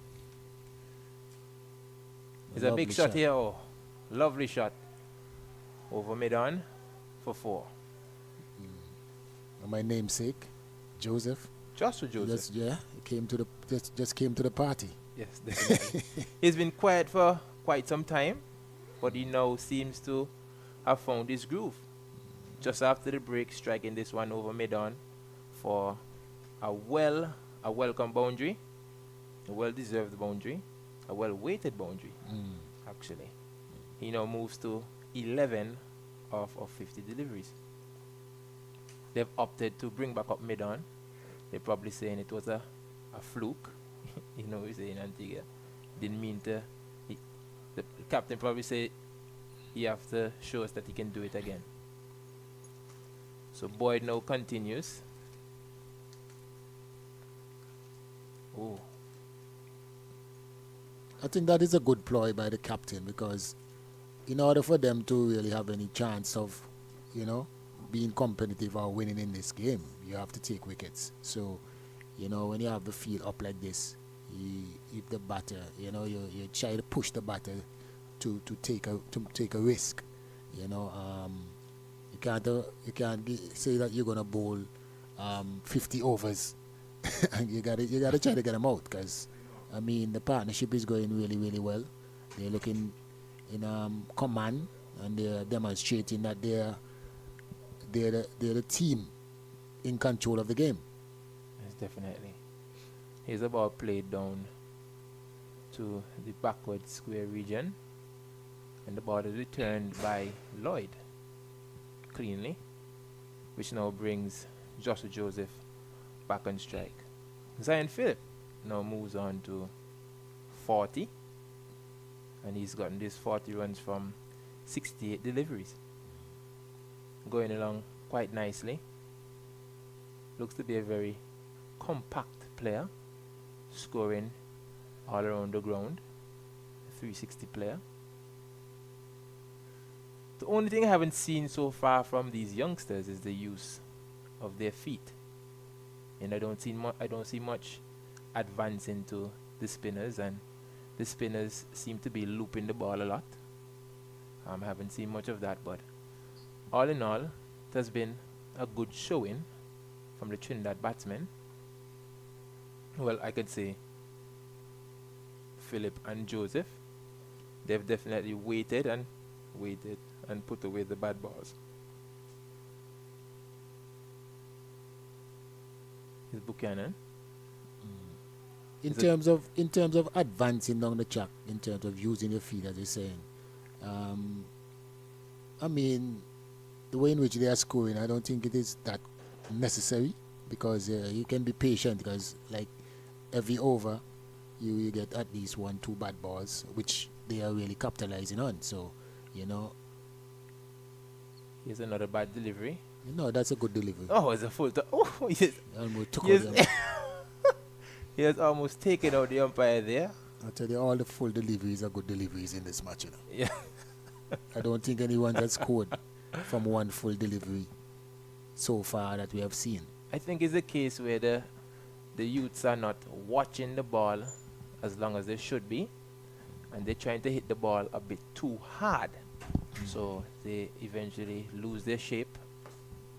The head go all over the place, and they're not in a position to hit the ball cleanly. Taking their eyes off the ball by, you know, trying to get too much power, as I said. Yes, the eyes light up and then Yeah, it's so much sugar. It's so much sugar. The sugar lolly. Yeah. Okay, and Boyd continues. Bowls to Joseph. But what do you think about, what your thoughts on the two, the difference in the bowling attack from Trinidad and Jamaica, in your opinion? Well, from what I've seen so far, the Trinidad spinning attack looks a bit more penetrative, as you were saying earlier. And they have a lot more options. They have a left arm spinner, a right arm off spinner. And variation, yeah, Yes. the different. They have a leg spinner who can bowl googlies, Yeah. sliders, and all these sort of stuff. From the Jamaicans, we only see leg spinners and an off spinner. I have yet to see a left arm spinner. I don't know if they're not bowling a left arm spinner because of the so-called matchup these days. The cricketers like to get in their head now. They don't want to bowl any left arm spinners to a left arm batsman It's because the data springs. So Yes. it's the data. yes. But I believe once you can bowl, once you're a good bowler, you can bowl to any batsman. It doesn't matter what hand they bat. What if Shane Warne only bowled to right-handers? He wouldn't have the amount of wickets he have right now. The same with Ashwin, Nathan Lyon, Murali Turan. These guys bowl to anybody. Doesn't matter the matchup, right? They try to protect too many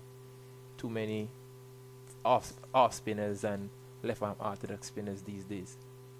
If you can bowl, you can bowl. You have to believe in your ability to get a batsman out. And here we see, and he's out caught. Joshua Joseph, after working so hard, gifting his wicket away. It was a good line delivery in terms of the flight. The previous over, he flighted one where Joshua Joseph struck him over the top for 4, and we were commenting on the fact that the captain brought back up the fielder, wowing the Joseph to go again, and in a similar situation now where he got a similar delivery, trying to go over the top and create an opportunity. Yes. In order for them, as I said, to be competitive or even have a chance in this game. You have to take wickets, and this is how we're going to take wickets. Allow them, afford them to try to take a risk, which they don't have to take any risk really, because it's 42 runs from so many overs still remaining, 132 balls. So they were in command, and they were the good partnership going. But you had to do something in order for them to take them out of that comfort zone and create the opportunity, which they did. So, very well done there by the bowler and the captain. Boyd and Buchanan. Yep, for the Jamaican, for Jamaica team. What I can say about Trinidad, though, is that they seem to have a lot of all-rounders. We see the opening bowler here batting at number 6. He's a genuine all-rounder.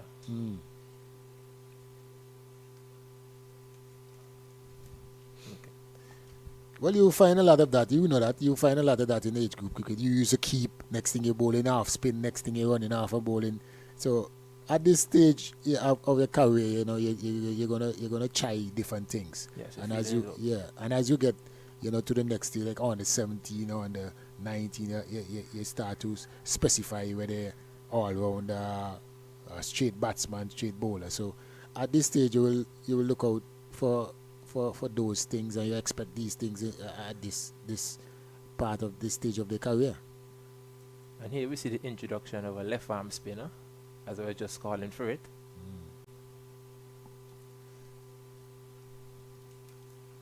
Alexandra Elliott. I hope I got the pronunciation right. Don't want to butcher his name. You did. You got it, man. You got it. So, after speaking about, the difference between the Trinidad spinning attack and the Jamaica spinning attack, we now see a match for match. Yeah, We've seen an off spinner, we've seen a left, we now see a left arm spinner, and we saw 2 wrist spinners. I think personally, from what I see from the Trinidadian spinners, I think they have more variation, more variety as well. They got a lot of turn, the wrist spinner. you have a few wrist spinners, then they got a lot of turns. You know, a more turn than these bowlers that I've seen so far. These bowlers, they're good bowlers. You can say that they're good quality bowlers. You know, but in terms of the effectiveness and creating more opportunities, I think that the Trinidadian spinners really, you know, is ahead of them. Yeah, for sure. The spinners for Trinidad look to be a bit more crafty Yeah. in their work. They look like they understand what they're doing in terms of how they want to bowl, whether they want to loop it a bit more, throw it a bit outside off stump to probably drag the batsman, bowl a bit flatter to try and hit the pads.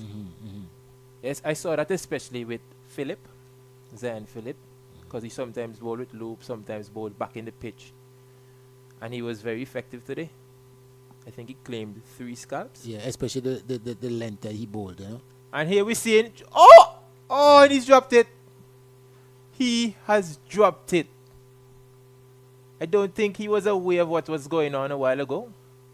He moved very, very, very late. Probably thought that the ball was coming to him, but you know, the ball didn't really had the timing to get to him, so he was dipping in front of him and he never really, you know, got to it. As we see You here, see, like he was a comfortable catch there, and then he realized that he got both hands to it. When you get both hands to it, you got to take it. another one goes up again for Jamaica. They can't afford to be dropping any catches now. Especially one of that. You know, when you play the game, you consider that one was a easy one. A dolly. A dolly. I didn't want to call it that. I didn't want to call it that one because, you know, Springs is on my right. want to send him off the field. You would have sent him off? You would have called for him? No, I would. I would be.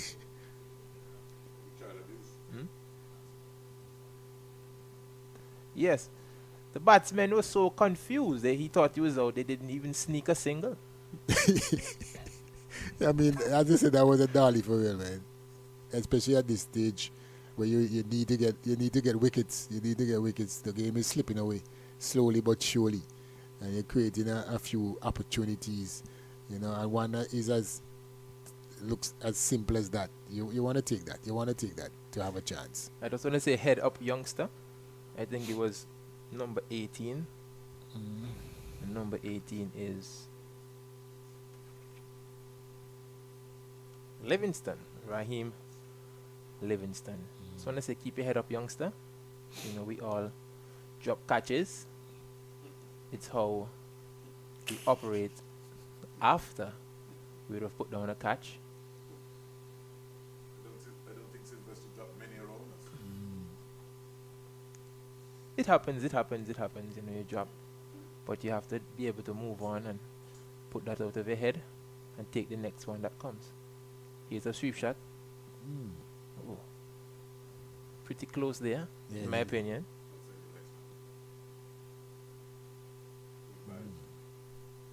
Oh, runs. Actually. Once. I would like to see that again. That looked closer than it.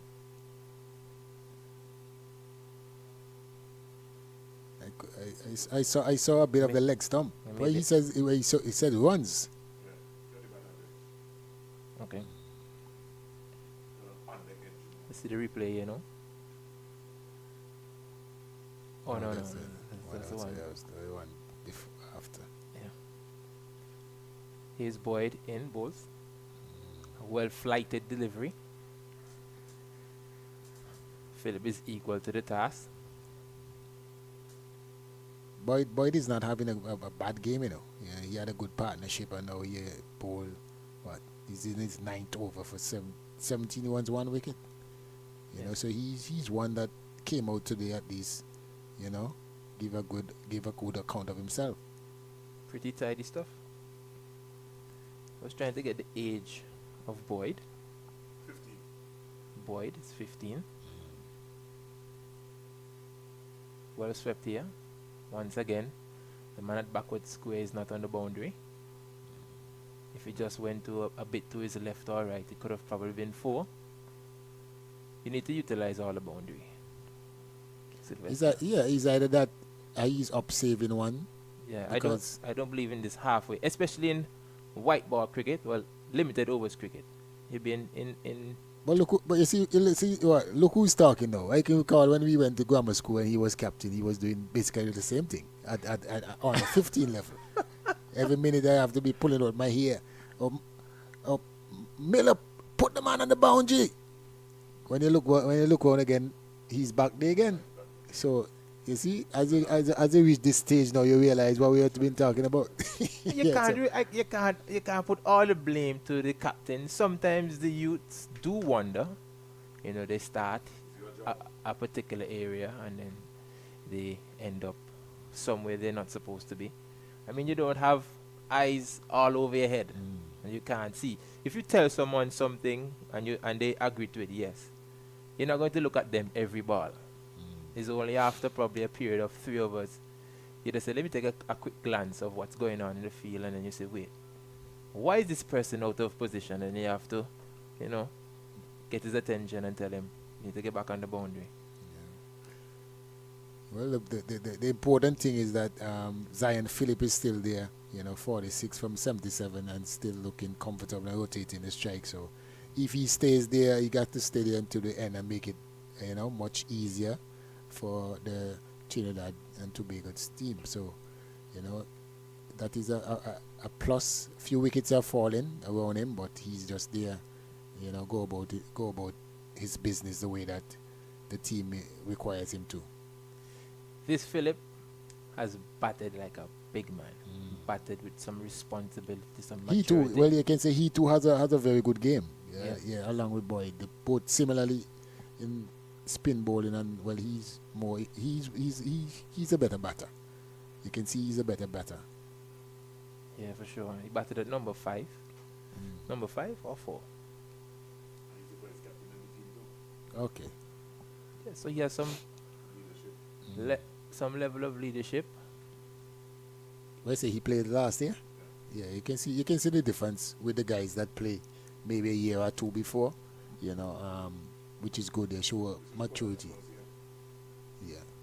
Yes, you can. That is something, honestly, I can speak from experience about. At the youth level, the first time you play, there's some jitters that want to come out. You gotta get them out, and he's given leg before wicket. Elliott strikes, and Samuel Stewart is on his way back. Stewart giving the impression like he got some bat on that, about the umpire. Here was a delivery, straight on the sticks, played all around it. Didn't look like he got any bat to me. Yeah, but seems probably disappointed with himself. Maybe he think it's a bit higher or something. He gives the impression like he gets a bit of bat on it. So let me see, because the camera doesn't really. Here we see. Yeah, no bat at all. No. That's dead. DEAD. Dead. That's pretty adjacent.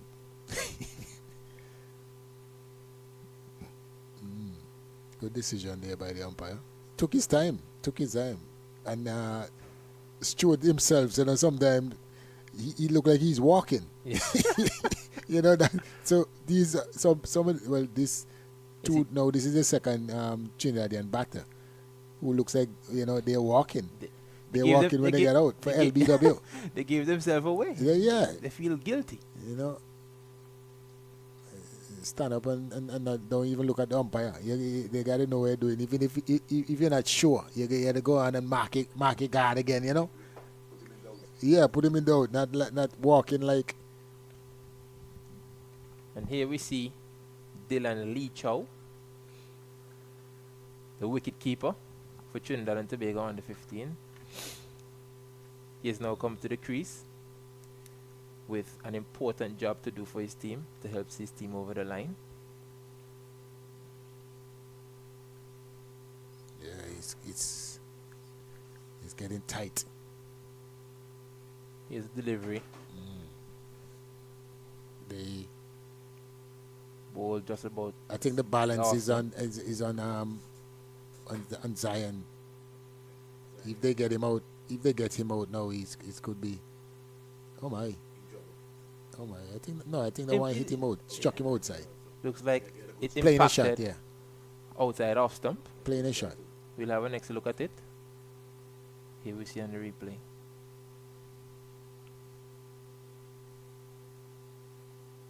Yes, definitely impacted him outside off stump. Playing a shot. Lovely shot played up the mid off.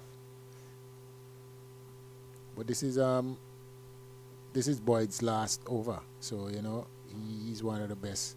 He's one of the pick of the bowlers. He's bowling well, so you can see him off. Well, do we know if the youngsters are thinking that way, Sylvester? Yeah, I mean, this is his second year. So Oh! this is his second year. I think he's experienced enough to Here, another understand. chance goes a begging. Pretty difficult chance for the keeper. Don't think he would have been able to hold on to that one. But a chance nonetheless.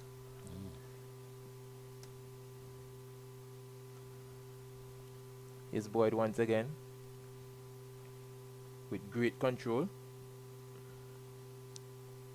At first glimpse, I thought Boyd was about 13. But now hearing that he's 15. You can see the maturity in him with how he batted and how he's bowling. He It's kind of like he small. He kind of small in stature as well. Yeah. Yes. As Jamaicans like to say, we little but we talawa. He showed that he's Talawa today. Yeah, Yeah, definitely. he bowled well, very well. 10 overs for. Oh yeah, that's the end of his spell. Yeah. 10 overs, 1 for 18. And he batted beautifully. He had a very good. Yeah, he had a good partnership. Give them a With them. fighting chance at the end there. So We will now see somebody from the media center end at the next over. It has to be Elliot? somebody else. who's bowling there? No, this is Elliot. I'm talking about when the change, the yeah. changeover. Yeah, So most we're gonna see the introduction of somebody different. It's interesting to see who the captain will bring on. Here's Elliot in bowls to Lee Chow. Lee Chow getting inside the line. That's one and looking to work it on the onside to sneak a single. Licho has Greenicker's gaze as and the number. Like Joshua De Silva. Yeah, you can see he's a really Joshua De Silva fan. Apparently Wha- went to what the if- same what if he can- secondary school. Wonder if you can bat like him. If you can bat like him, the Well. game is over. Jamaica is in trouble. Yeah. He can bat like Joshua De Silva. They went to they go to he is going to the same school that Joshua De Silva went to, I should say. Okay.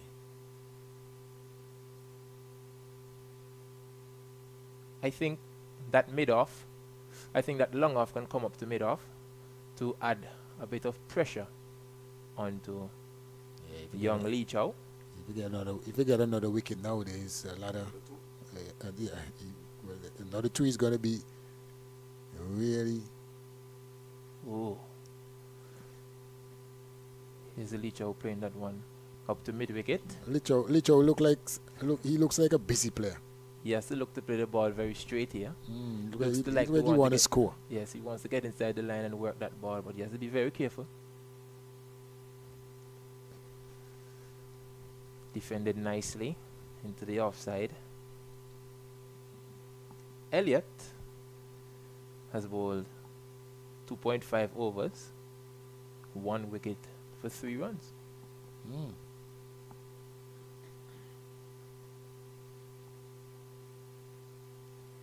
Oh my! And he's out.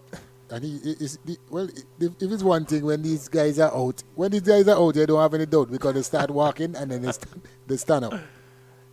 Yes, What a day. chased the wide one, only managing to nick it through to the keeper. Mm. Elliot is on fire. I'm telling you, at the right time. 6 down. 6 down for what? 98 for 6.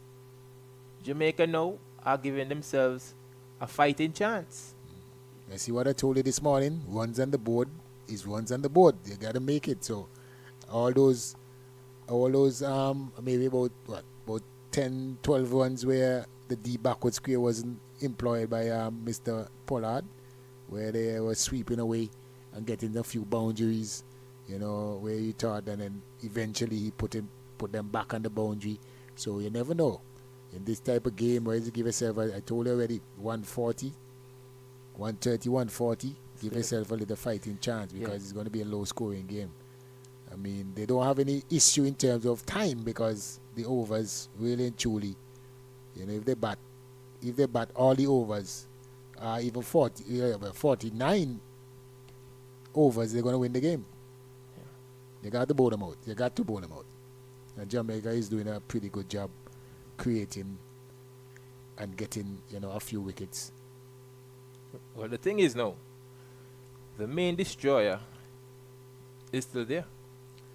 But you see, you still have it's going all similarly because in the Jamaican innings, McGeechee. he was the mainstay, and now you have Zion Phillip, so he's who can endure to the end. Yep. Here we now see the reintroduction of the captain himself. He's now putting himself in a position to really see the Jamaica over the line. That's a good singer. Oh yes. That's a good singer. We're going to see the depth. We're going to see the depth in the Trinidad's batting. They're going to need it. We got to get somebody now to play a Boyd's innings. The Boyds stayed, and get a good partnership there in the end there. One could argue and say that Joshua Joseph played that innings that Boyd played. Earlier. Yes. Well, they're going to need it. They need it now. What? Oh wow. Oh wow. Yeah, he doesn't look unconvincing. Two things. He looks like he's either going to hit the ball out the park or the ball going to hit him out the park. Oh yes, for sure. I was just about to say that. You cannot give away that single mid-off. Had to be in the circle, especially with this new batter. Probably looking to still save as much runs as possible. Yeah. That brings up the 100 for Trinidad and Tobago on the 15. 30 needed. 30 needed now. I think the captain is bowling a bit too short. He needs to find his rhythm here, find his line and his length. Yes, that's a bit better. A bit of loop, a bit of grip. A few dot balls are going to build some pressure here for the Trinbagonian batsmen. Oh, here's a ball played up to mid-wicket. Aerially for a bit, but it managed. What do you think would be more effective? What about even bring back the fast bowler, the tall fast bowler? What do you think? Well, Robinson had a go at Phillip earlier, and Phillip hit him all over the park. I'd say that Phillip took him out of the attack. Well, I mean, you just give Phillip a single and you attack the other end. That is what you got to do. If you can get the others out, if Phillip bats not out and everybody else out, well, you still win the game. But if you're gonna have them forming a partnership, you're gonna be in problems. Well, it looks like he's warming up now. You got it. Yeah, you got it. Who is more effective, the captain or Robertson? I still think mid-off should come up. Maybe they know him. Maybe they know that he can go over the top. We're not really too familiar with them, but they know each other. So sometimes when when you're coaching and you don't know a player, you guys know the player and boy, this guy is gonna go. Whether the man in and out, are out, he's gonna go. Like your good friend Diari. Whether the man is in or out, he's gonna go. Yeah, he's a player that backs himself a lot. Yeah, You backs know. himself to get out a lot too. Oh, and here we have Elliot is bowling really, really well, you know. Ramcharan here looking to sweep, but change his mind in the last minute. Boom, yeah. Here's Elliot in bowls to Ramcharan. Ramcharan looking like he's a hard hitter, you know, really setting up like a hard hitter. Yeah, you see. Here is Elliot in bowls too. And there's a single up to mid on.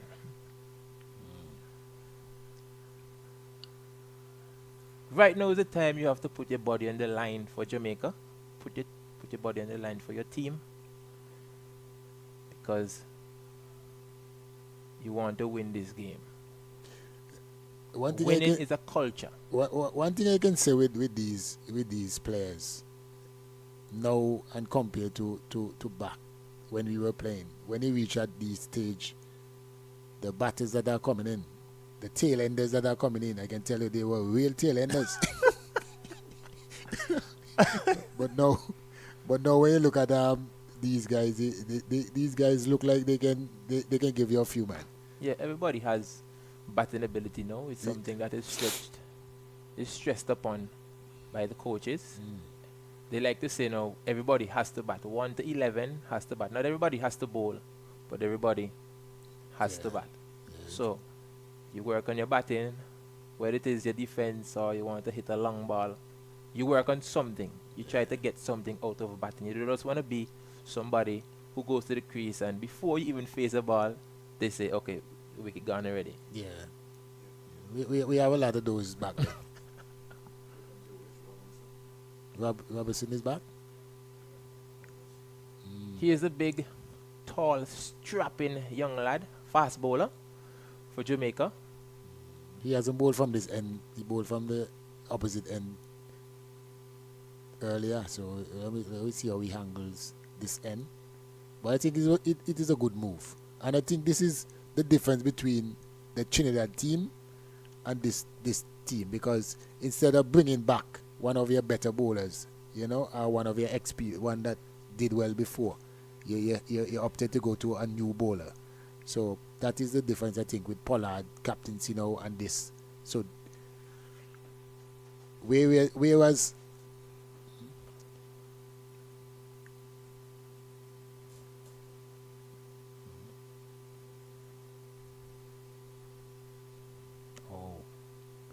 he went to Fatima. Okay, so we just got some information here. Although he's out already, we'll put it on the air. Well bowled. Oh, that's a well bowled. Good start. Lee Chow went to Fatima and Joshua De Silva went to St. Mary's. Both schools are in the North Zone and both are part of the Queen's Park Cricket Club setup. De Silva is part of the senior setup and Lee Chow is part of the junior setup. Lee Chow said he looks up to De Silva, hence the reason why he wears the number 35. Yeah, you can see that definitely. And I also heard he's a goalkeeper as well. He's multi-talented. oh, what a shot. Shot played over square leg for 4. A bumper, it's a bumper, a Yorker bumper. That was a donkey hop. Okay then. So it's a Yorker and a donkey hop after. Yeah. Yes. Probably he tried a slower bumper. But Trying to outfox. You don't need that at that stage. You bowled a good delivery before. You know, you bowled a good Yorker before and then you. But if you know you're going to do that, utilize the fielders for it. In bowls, Robinson to Ramcharan, who plays it into the offside. He's well fielded by the man at cover. Looks to be Elliot. I mean, you brought back Robertson, but how are you looking to get the wickets? you know, how are you looking to get him out? You don't have a slip. You don't have anybody basically in any attacking areas. You're gonna probably going to try to get him LBW or bowl down, or maybe caught behind. But I think that in a situation like this, you know, where you have to get him out, you know, you can employ a slip from somewhere to try to get the wicket, to create an opportunity to get the wicket, to give a chance yourself the best chance of getting them out. Shot.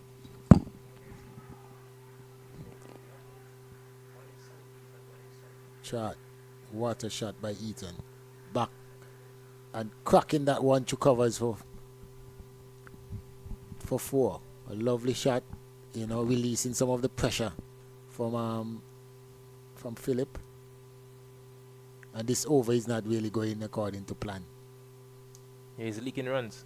Yeah. But then again, you never know. He just want to get a wicket. He comes on to get a wicket. So let's see. He's a slow delivery. So, showing his repertoire with the ball, Zion Phillip and Ethan Ramcharan both play for the same secondary school, and they know each other pretty well. Phillip plays for Southeast Zone. He was also the captain. And Ramcharan, who plays for South Zone, and he was the captain as well. So both players have some form of leadership qualities while playing for the same school. They've gone against each other, but they've also played together, so there's a bit of history. They're gelling well.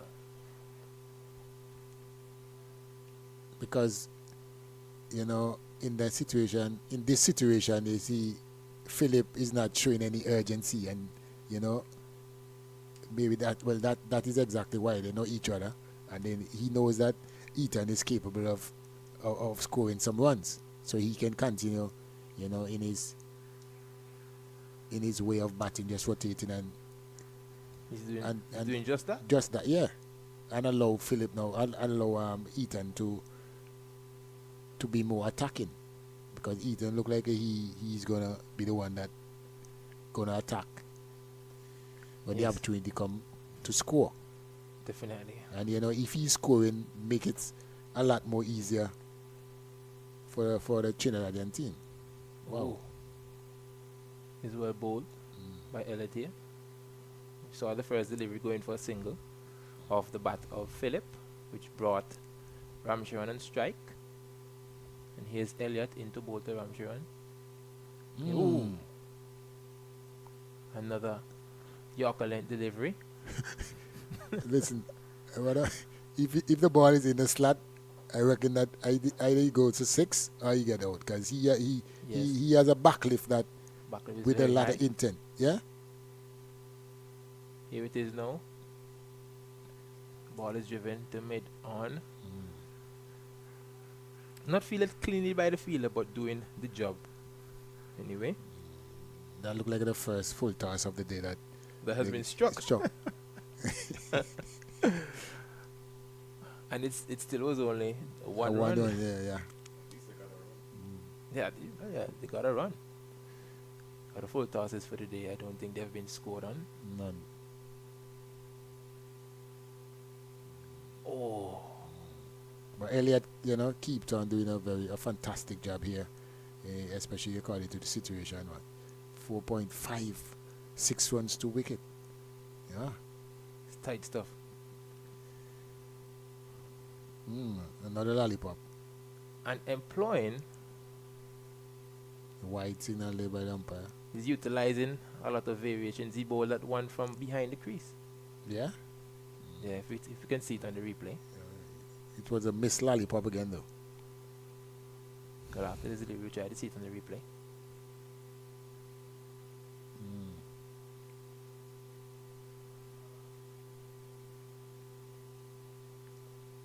And here, we've come to the end of another over. 37 overs completed. Trinidad and Tobago, 112 for 6. Zion Phillip is not out on 48 from 92 deliveries.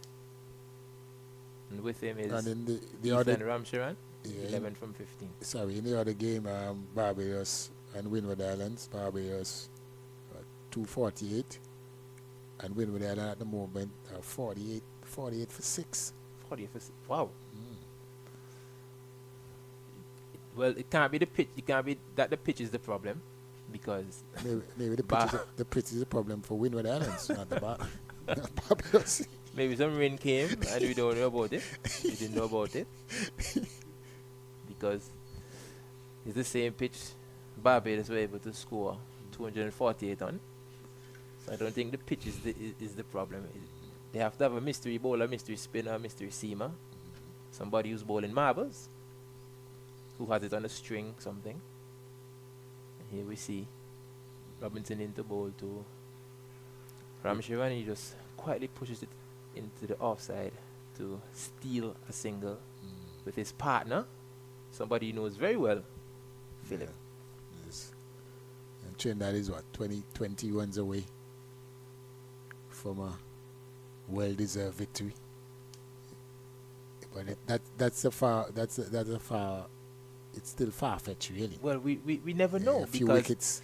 cricket is a game of glorious uncertainty. Yeah, you can look at it in both ways too, you know.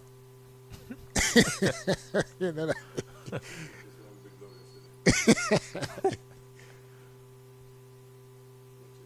Mm.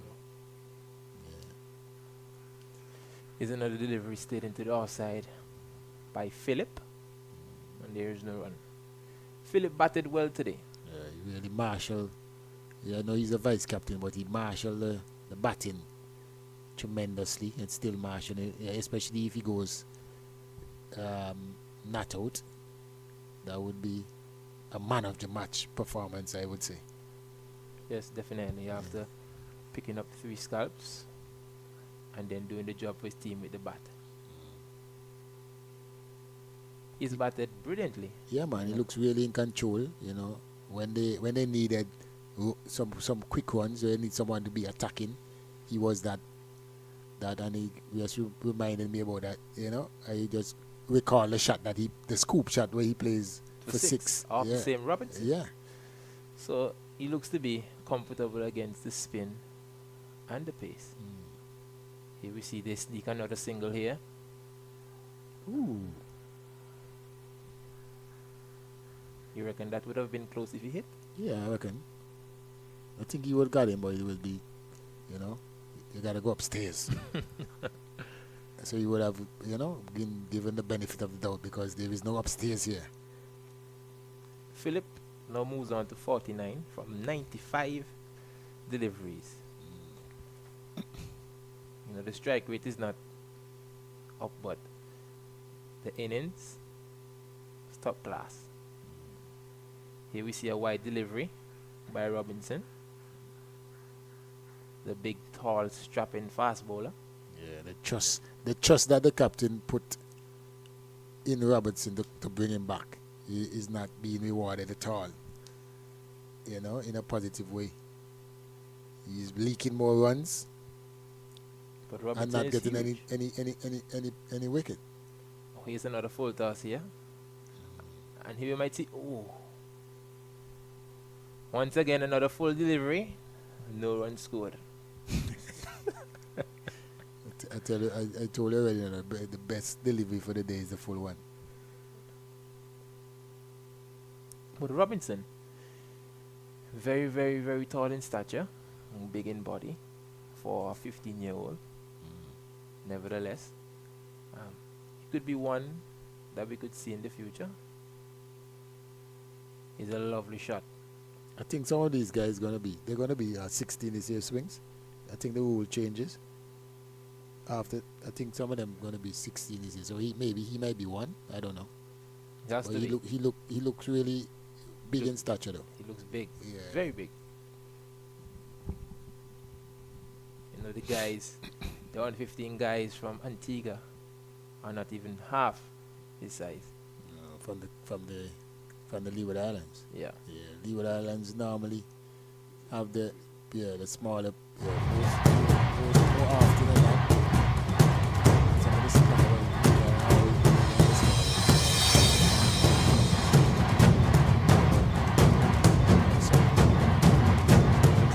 water break. Water break at the moment. So we're gonna, yeah. So we're gonna have a break in the commentary to see you in a few. Yeah.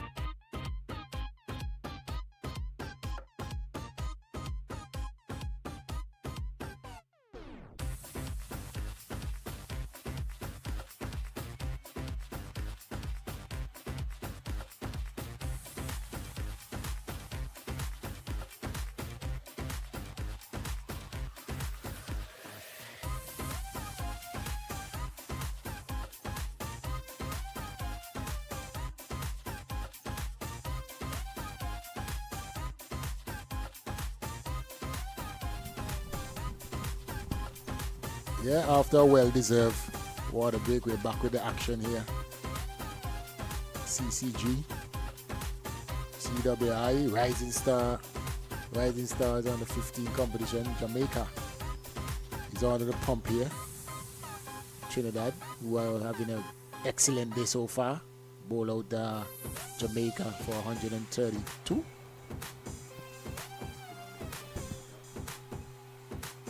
And half spinner line now is back in the attack, trying to create something special here for Jamaica.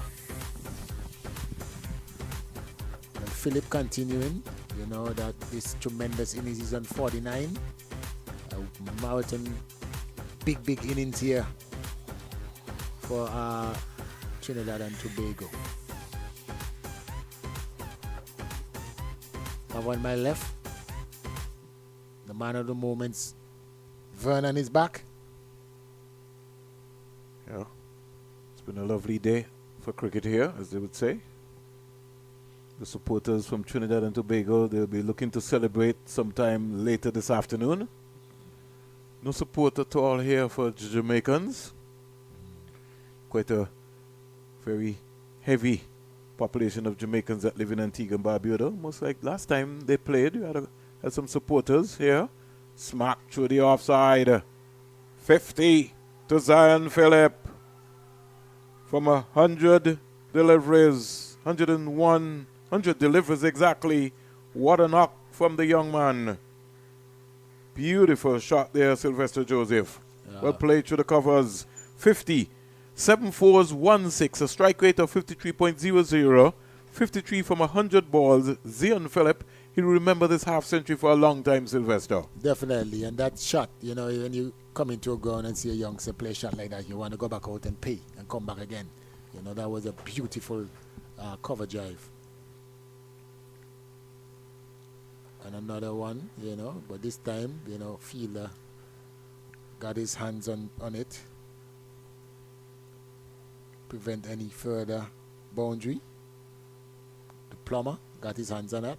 This is Andrew Lloyd, who was bowling from over the wicket to the left-hander once again. I don't think Jamaica are going to be able to pull this one back. And here we see the celebration from young Phillip, a well-deserved half-century. Played beautifully. He gave a hand signal. I don't know who's talking. Yeah, but nobody's it talking. seems like somebody's talking. His bat is doing the talking. Well, you could also be changing the glove. I know. I don't think it. I'm not agreeing with that change of glove because the gloves never came in. Not only that, we just had the water the interval. So if you wanted a Signaling that to somebody in the book. yeah. Sending a message. And here we see Plummer being reintroduced from the media center end. He's going to take up the mantle and try to probably put another wicket. Try to get another wicket. Yeah, but I'm impressed with Zachary as the captain of Jamaica team. At least he's utilizing his options to try and create, the opportunity to get some wickets and to We give. have 5 persons outside the circle. Yeah, well, he's calling up the fine leg, but I don't know if he was watching what he was making sure that. But this field, it looks like they have some sort of plan, per se. They have a deep mid wicket and a deep square leg. It looks like a deep forward square leg, and here we see a ball driven to the offside. The fielder can't cut it off clean, and it will go into the boundary for 4. So here we see another cover drive from the young Zion Phillip. Stepping on the gas. Beautifully driven on the carpet. I don't know. He came out attacking. It seemed like they had some energy bar or something in that underwater break. Well, they probably told him, if you get this runs in a particular thing, you get a gift or something. Probably his mother.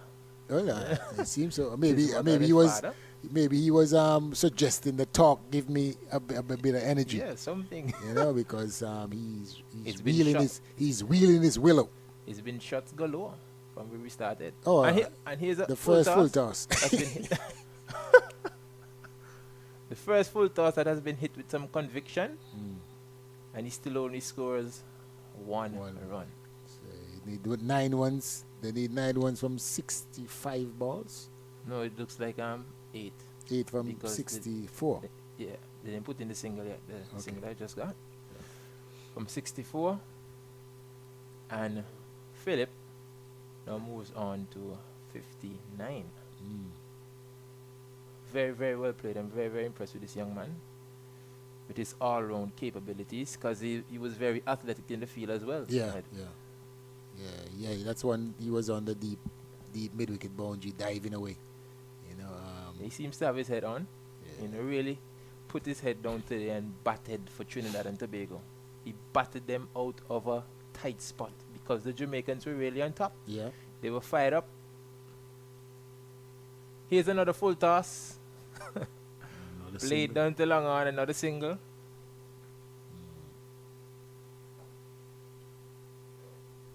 Very, very impressed with this young man. Yeah, he's showing his captaincy capabilities as well, because he read the situation and he know what was required at that early stage, and and now that he's going to the end, and it will be a masterclass innings, if he really take this team over the victory line. Here's Plummer into bowl to him, and here's another single on the onside. Plummer has his hands on his hips, probably saying, If he missed that, he would have been cleaned up, Yeah, clean definitely. bowled.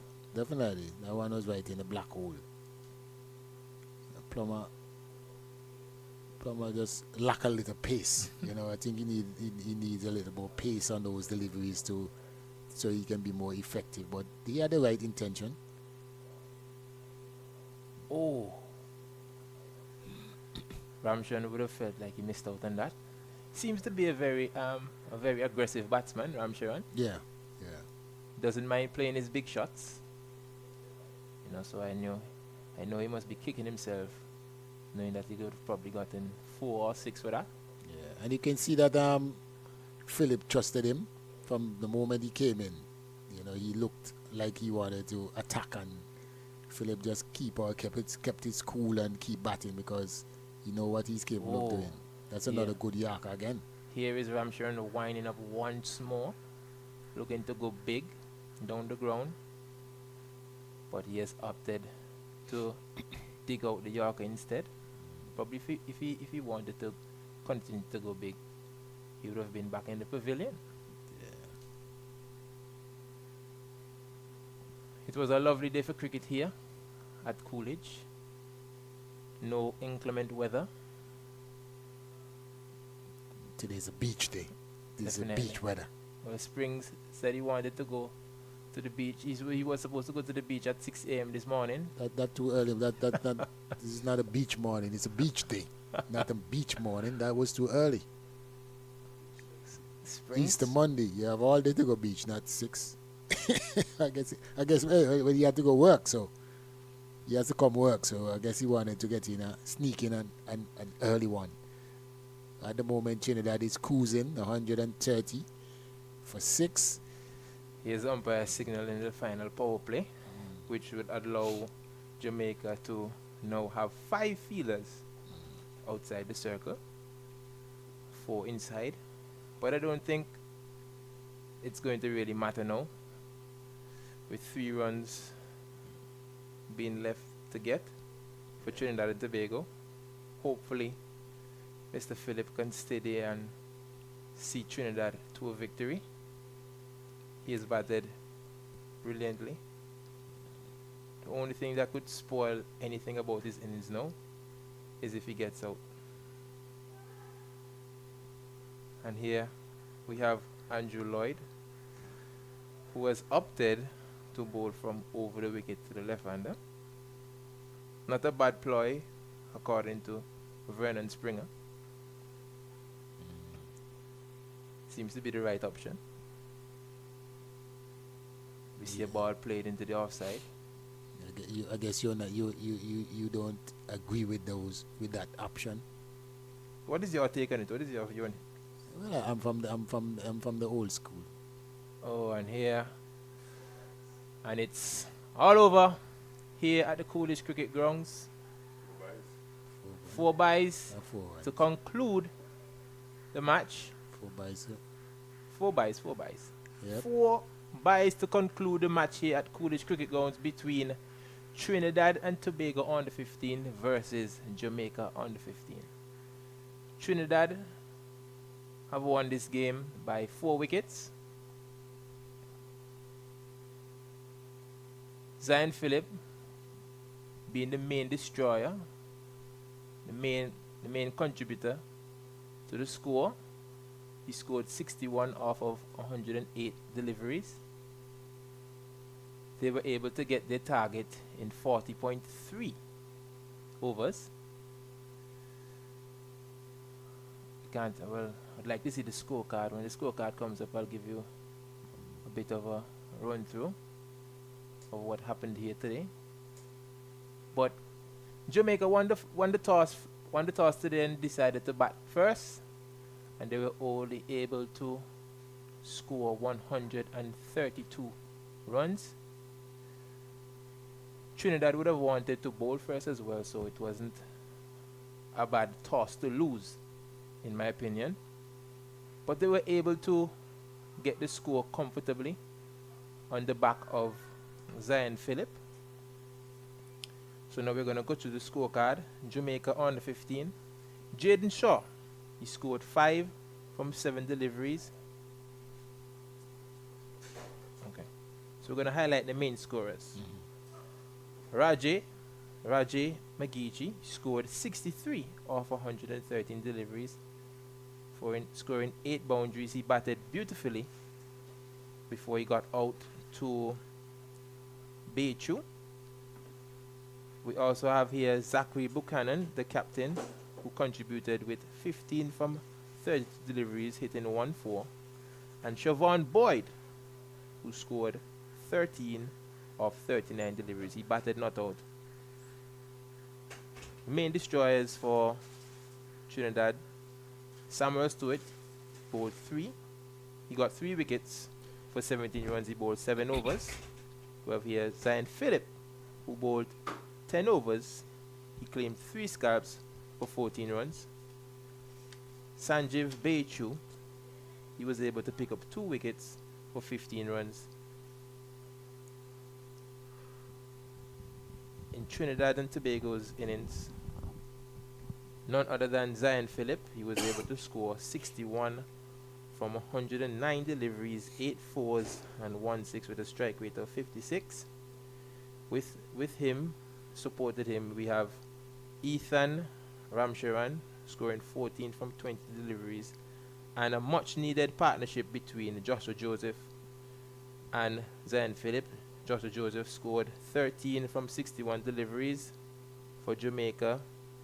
In the wickets column, we had Wayne Plummer, who claimed 2 wickets for 36 runs, and Alexandra Elliott 2 wickets for 7 from 5 overs. Yes, it was a good day for cricket here.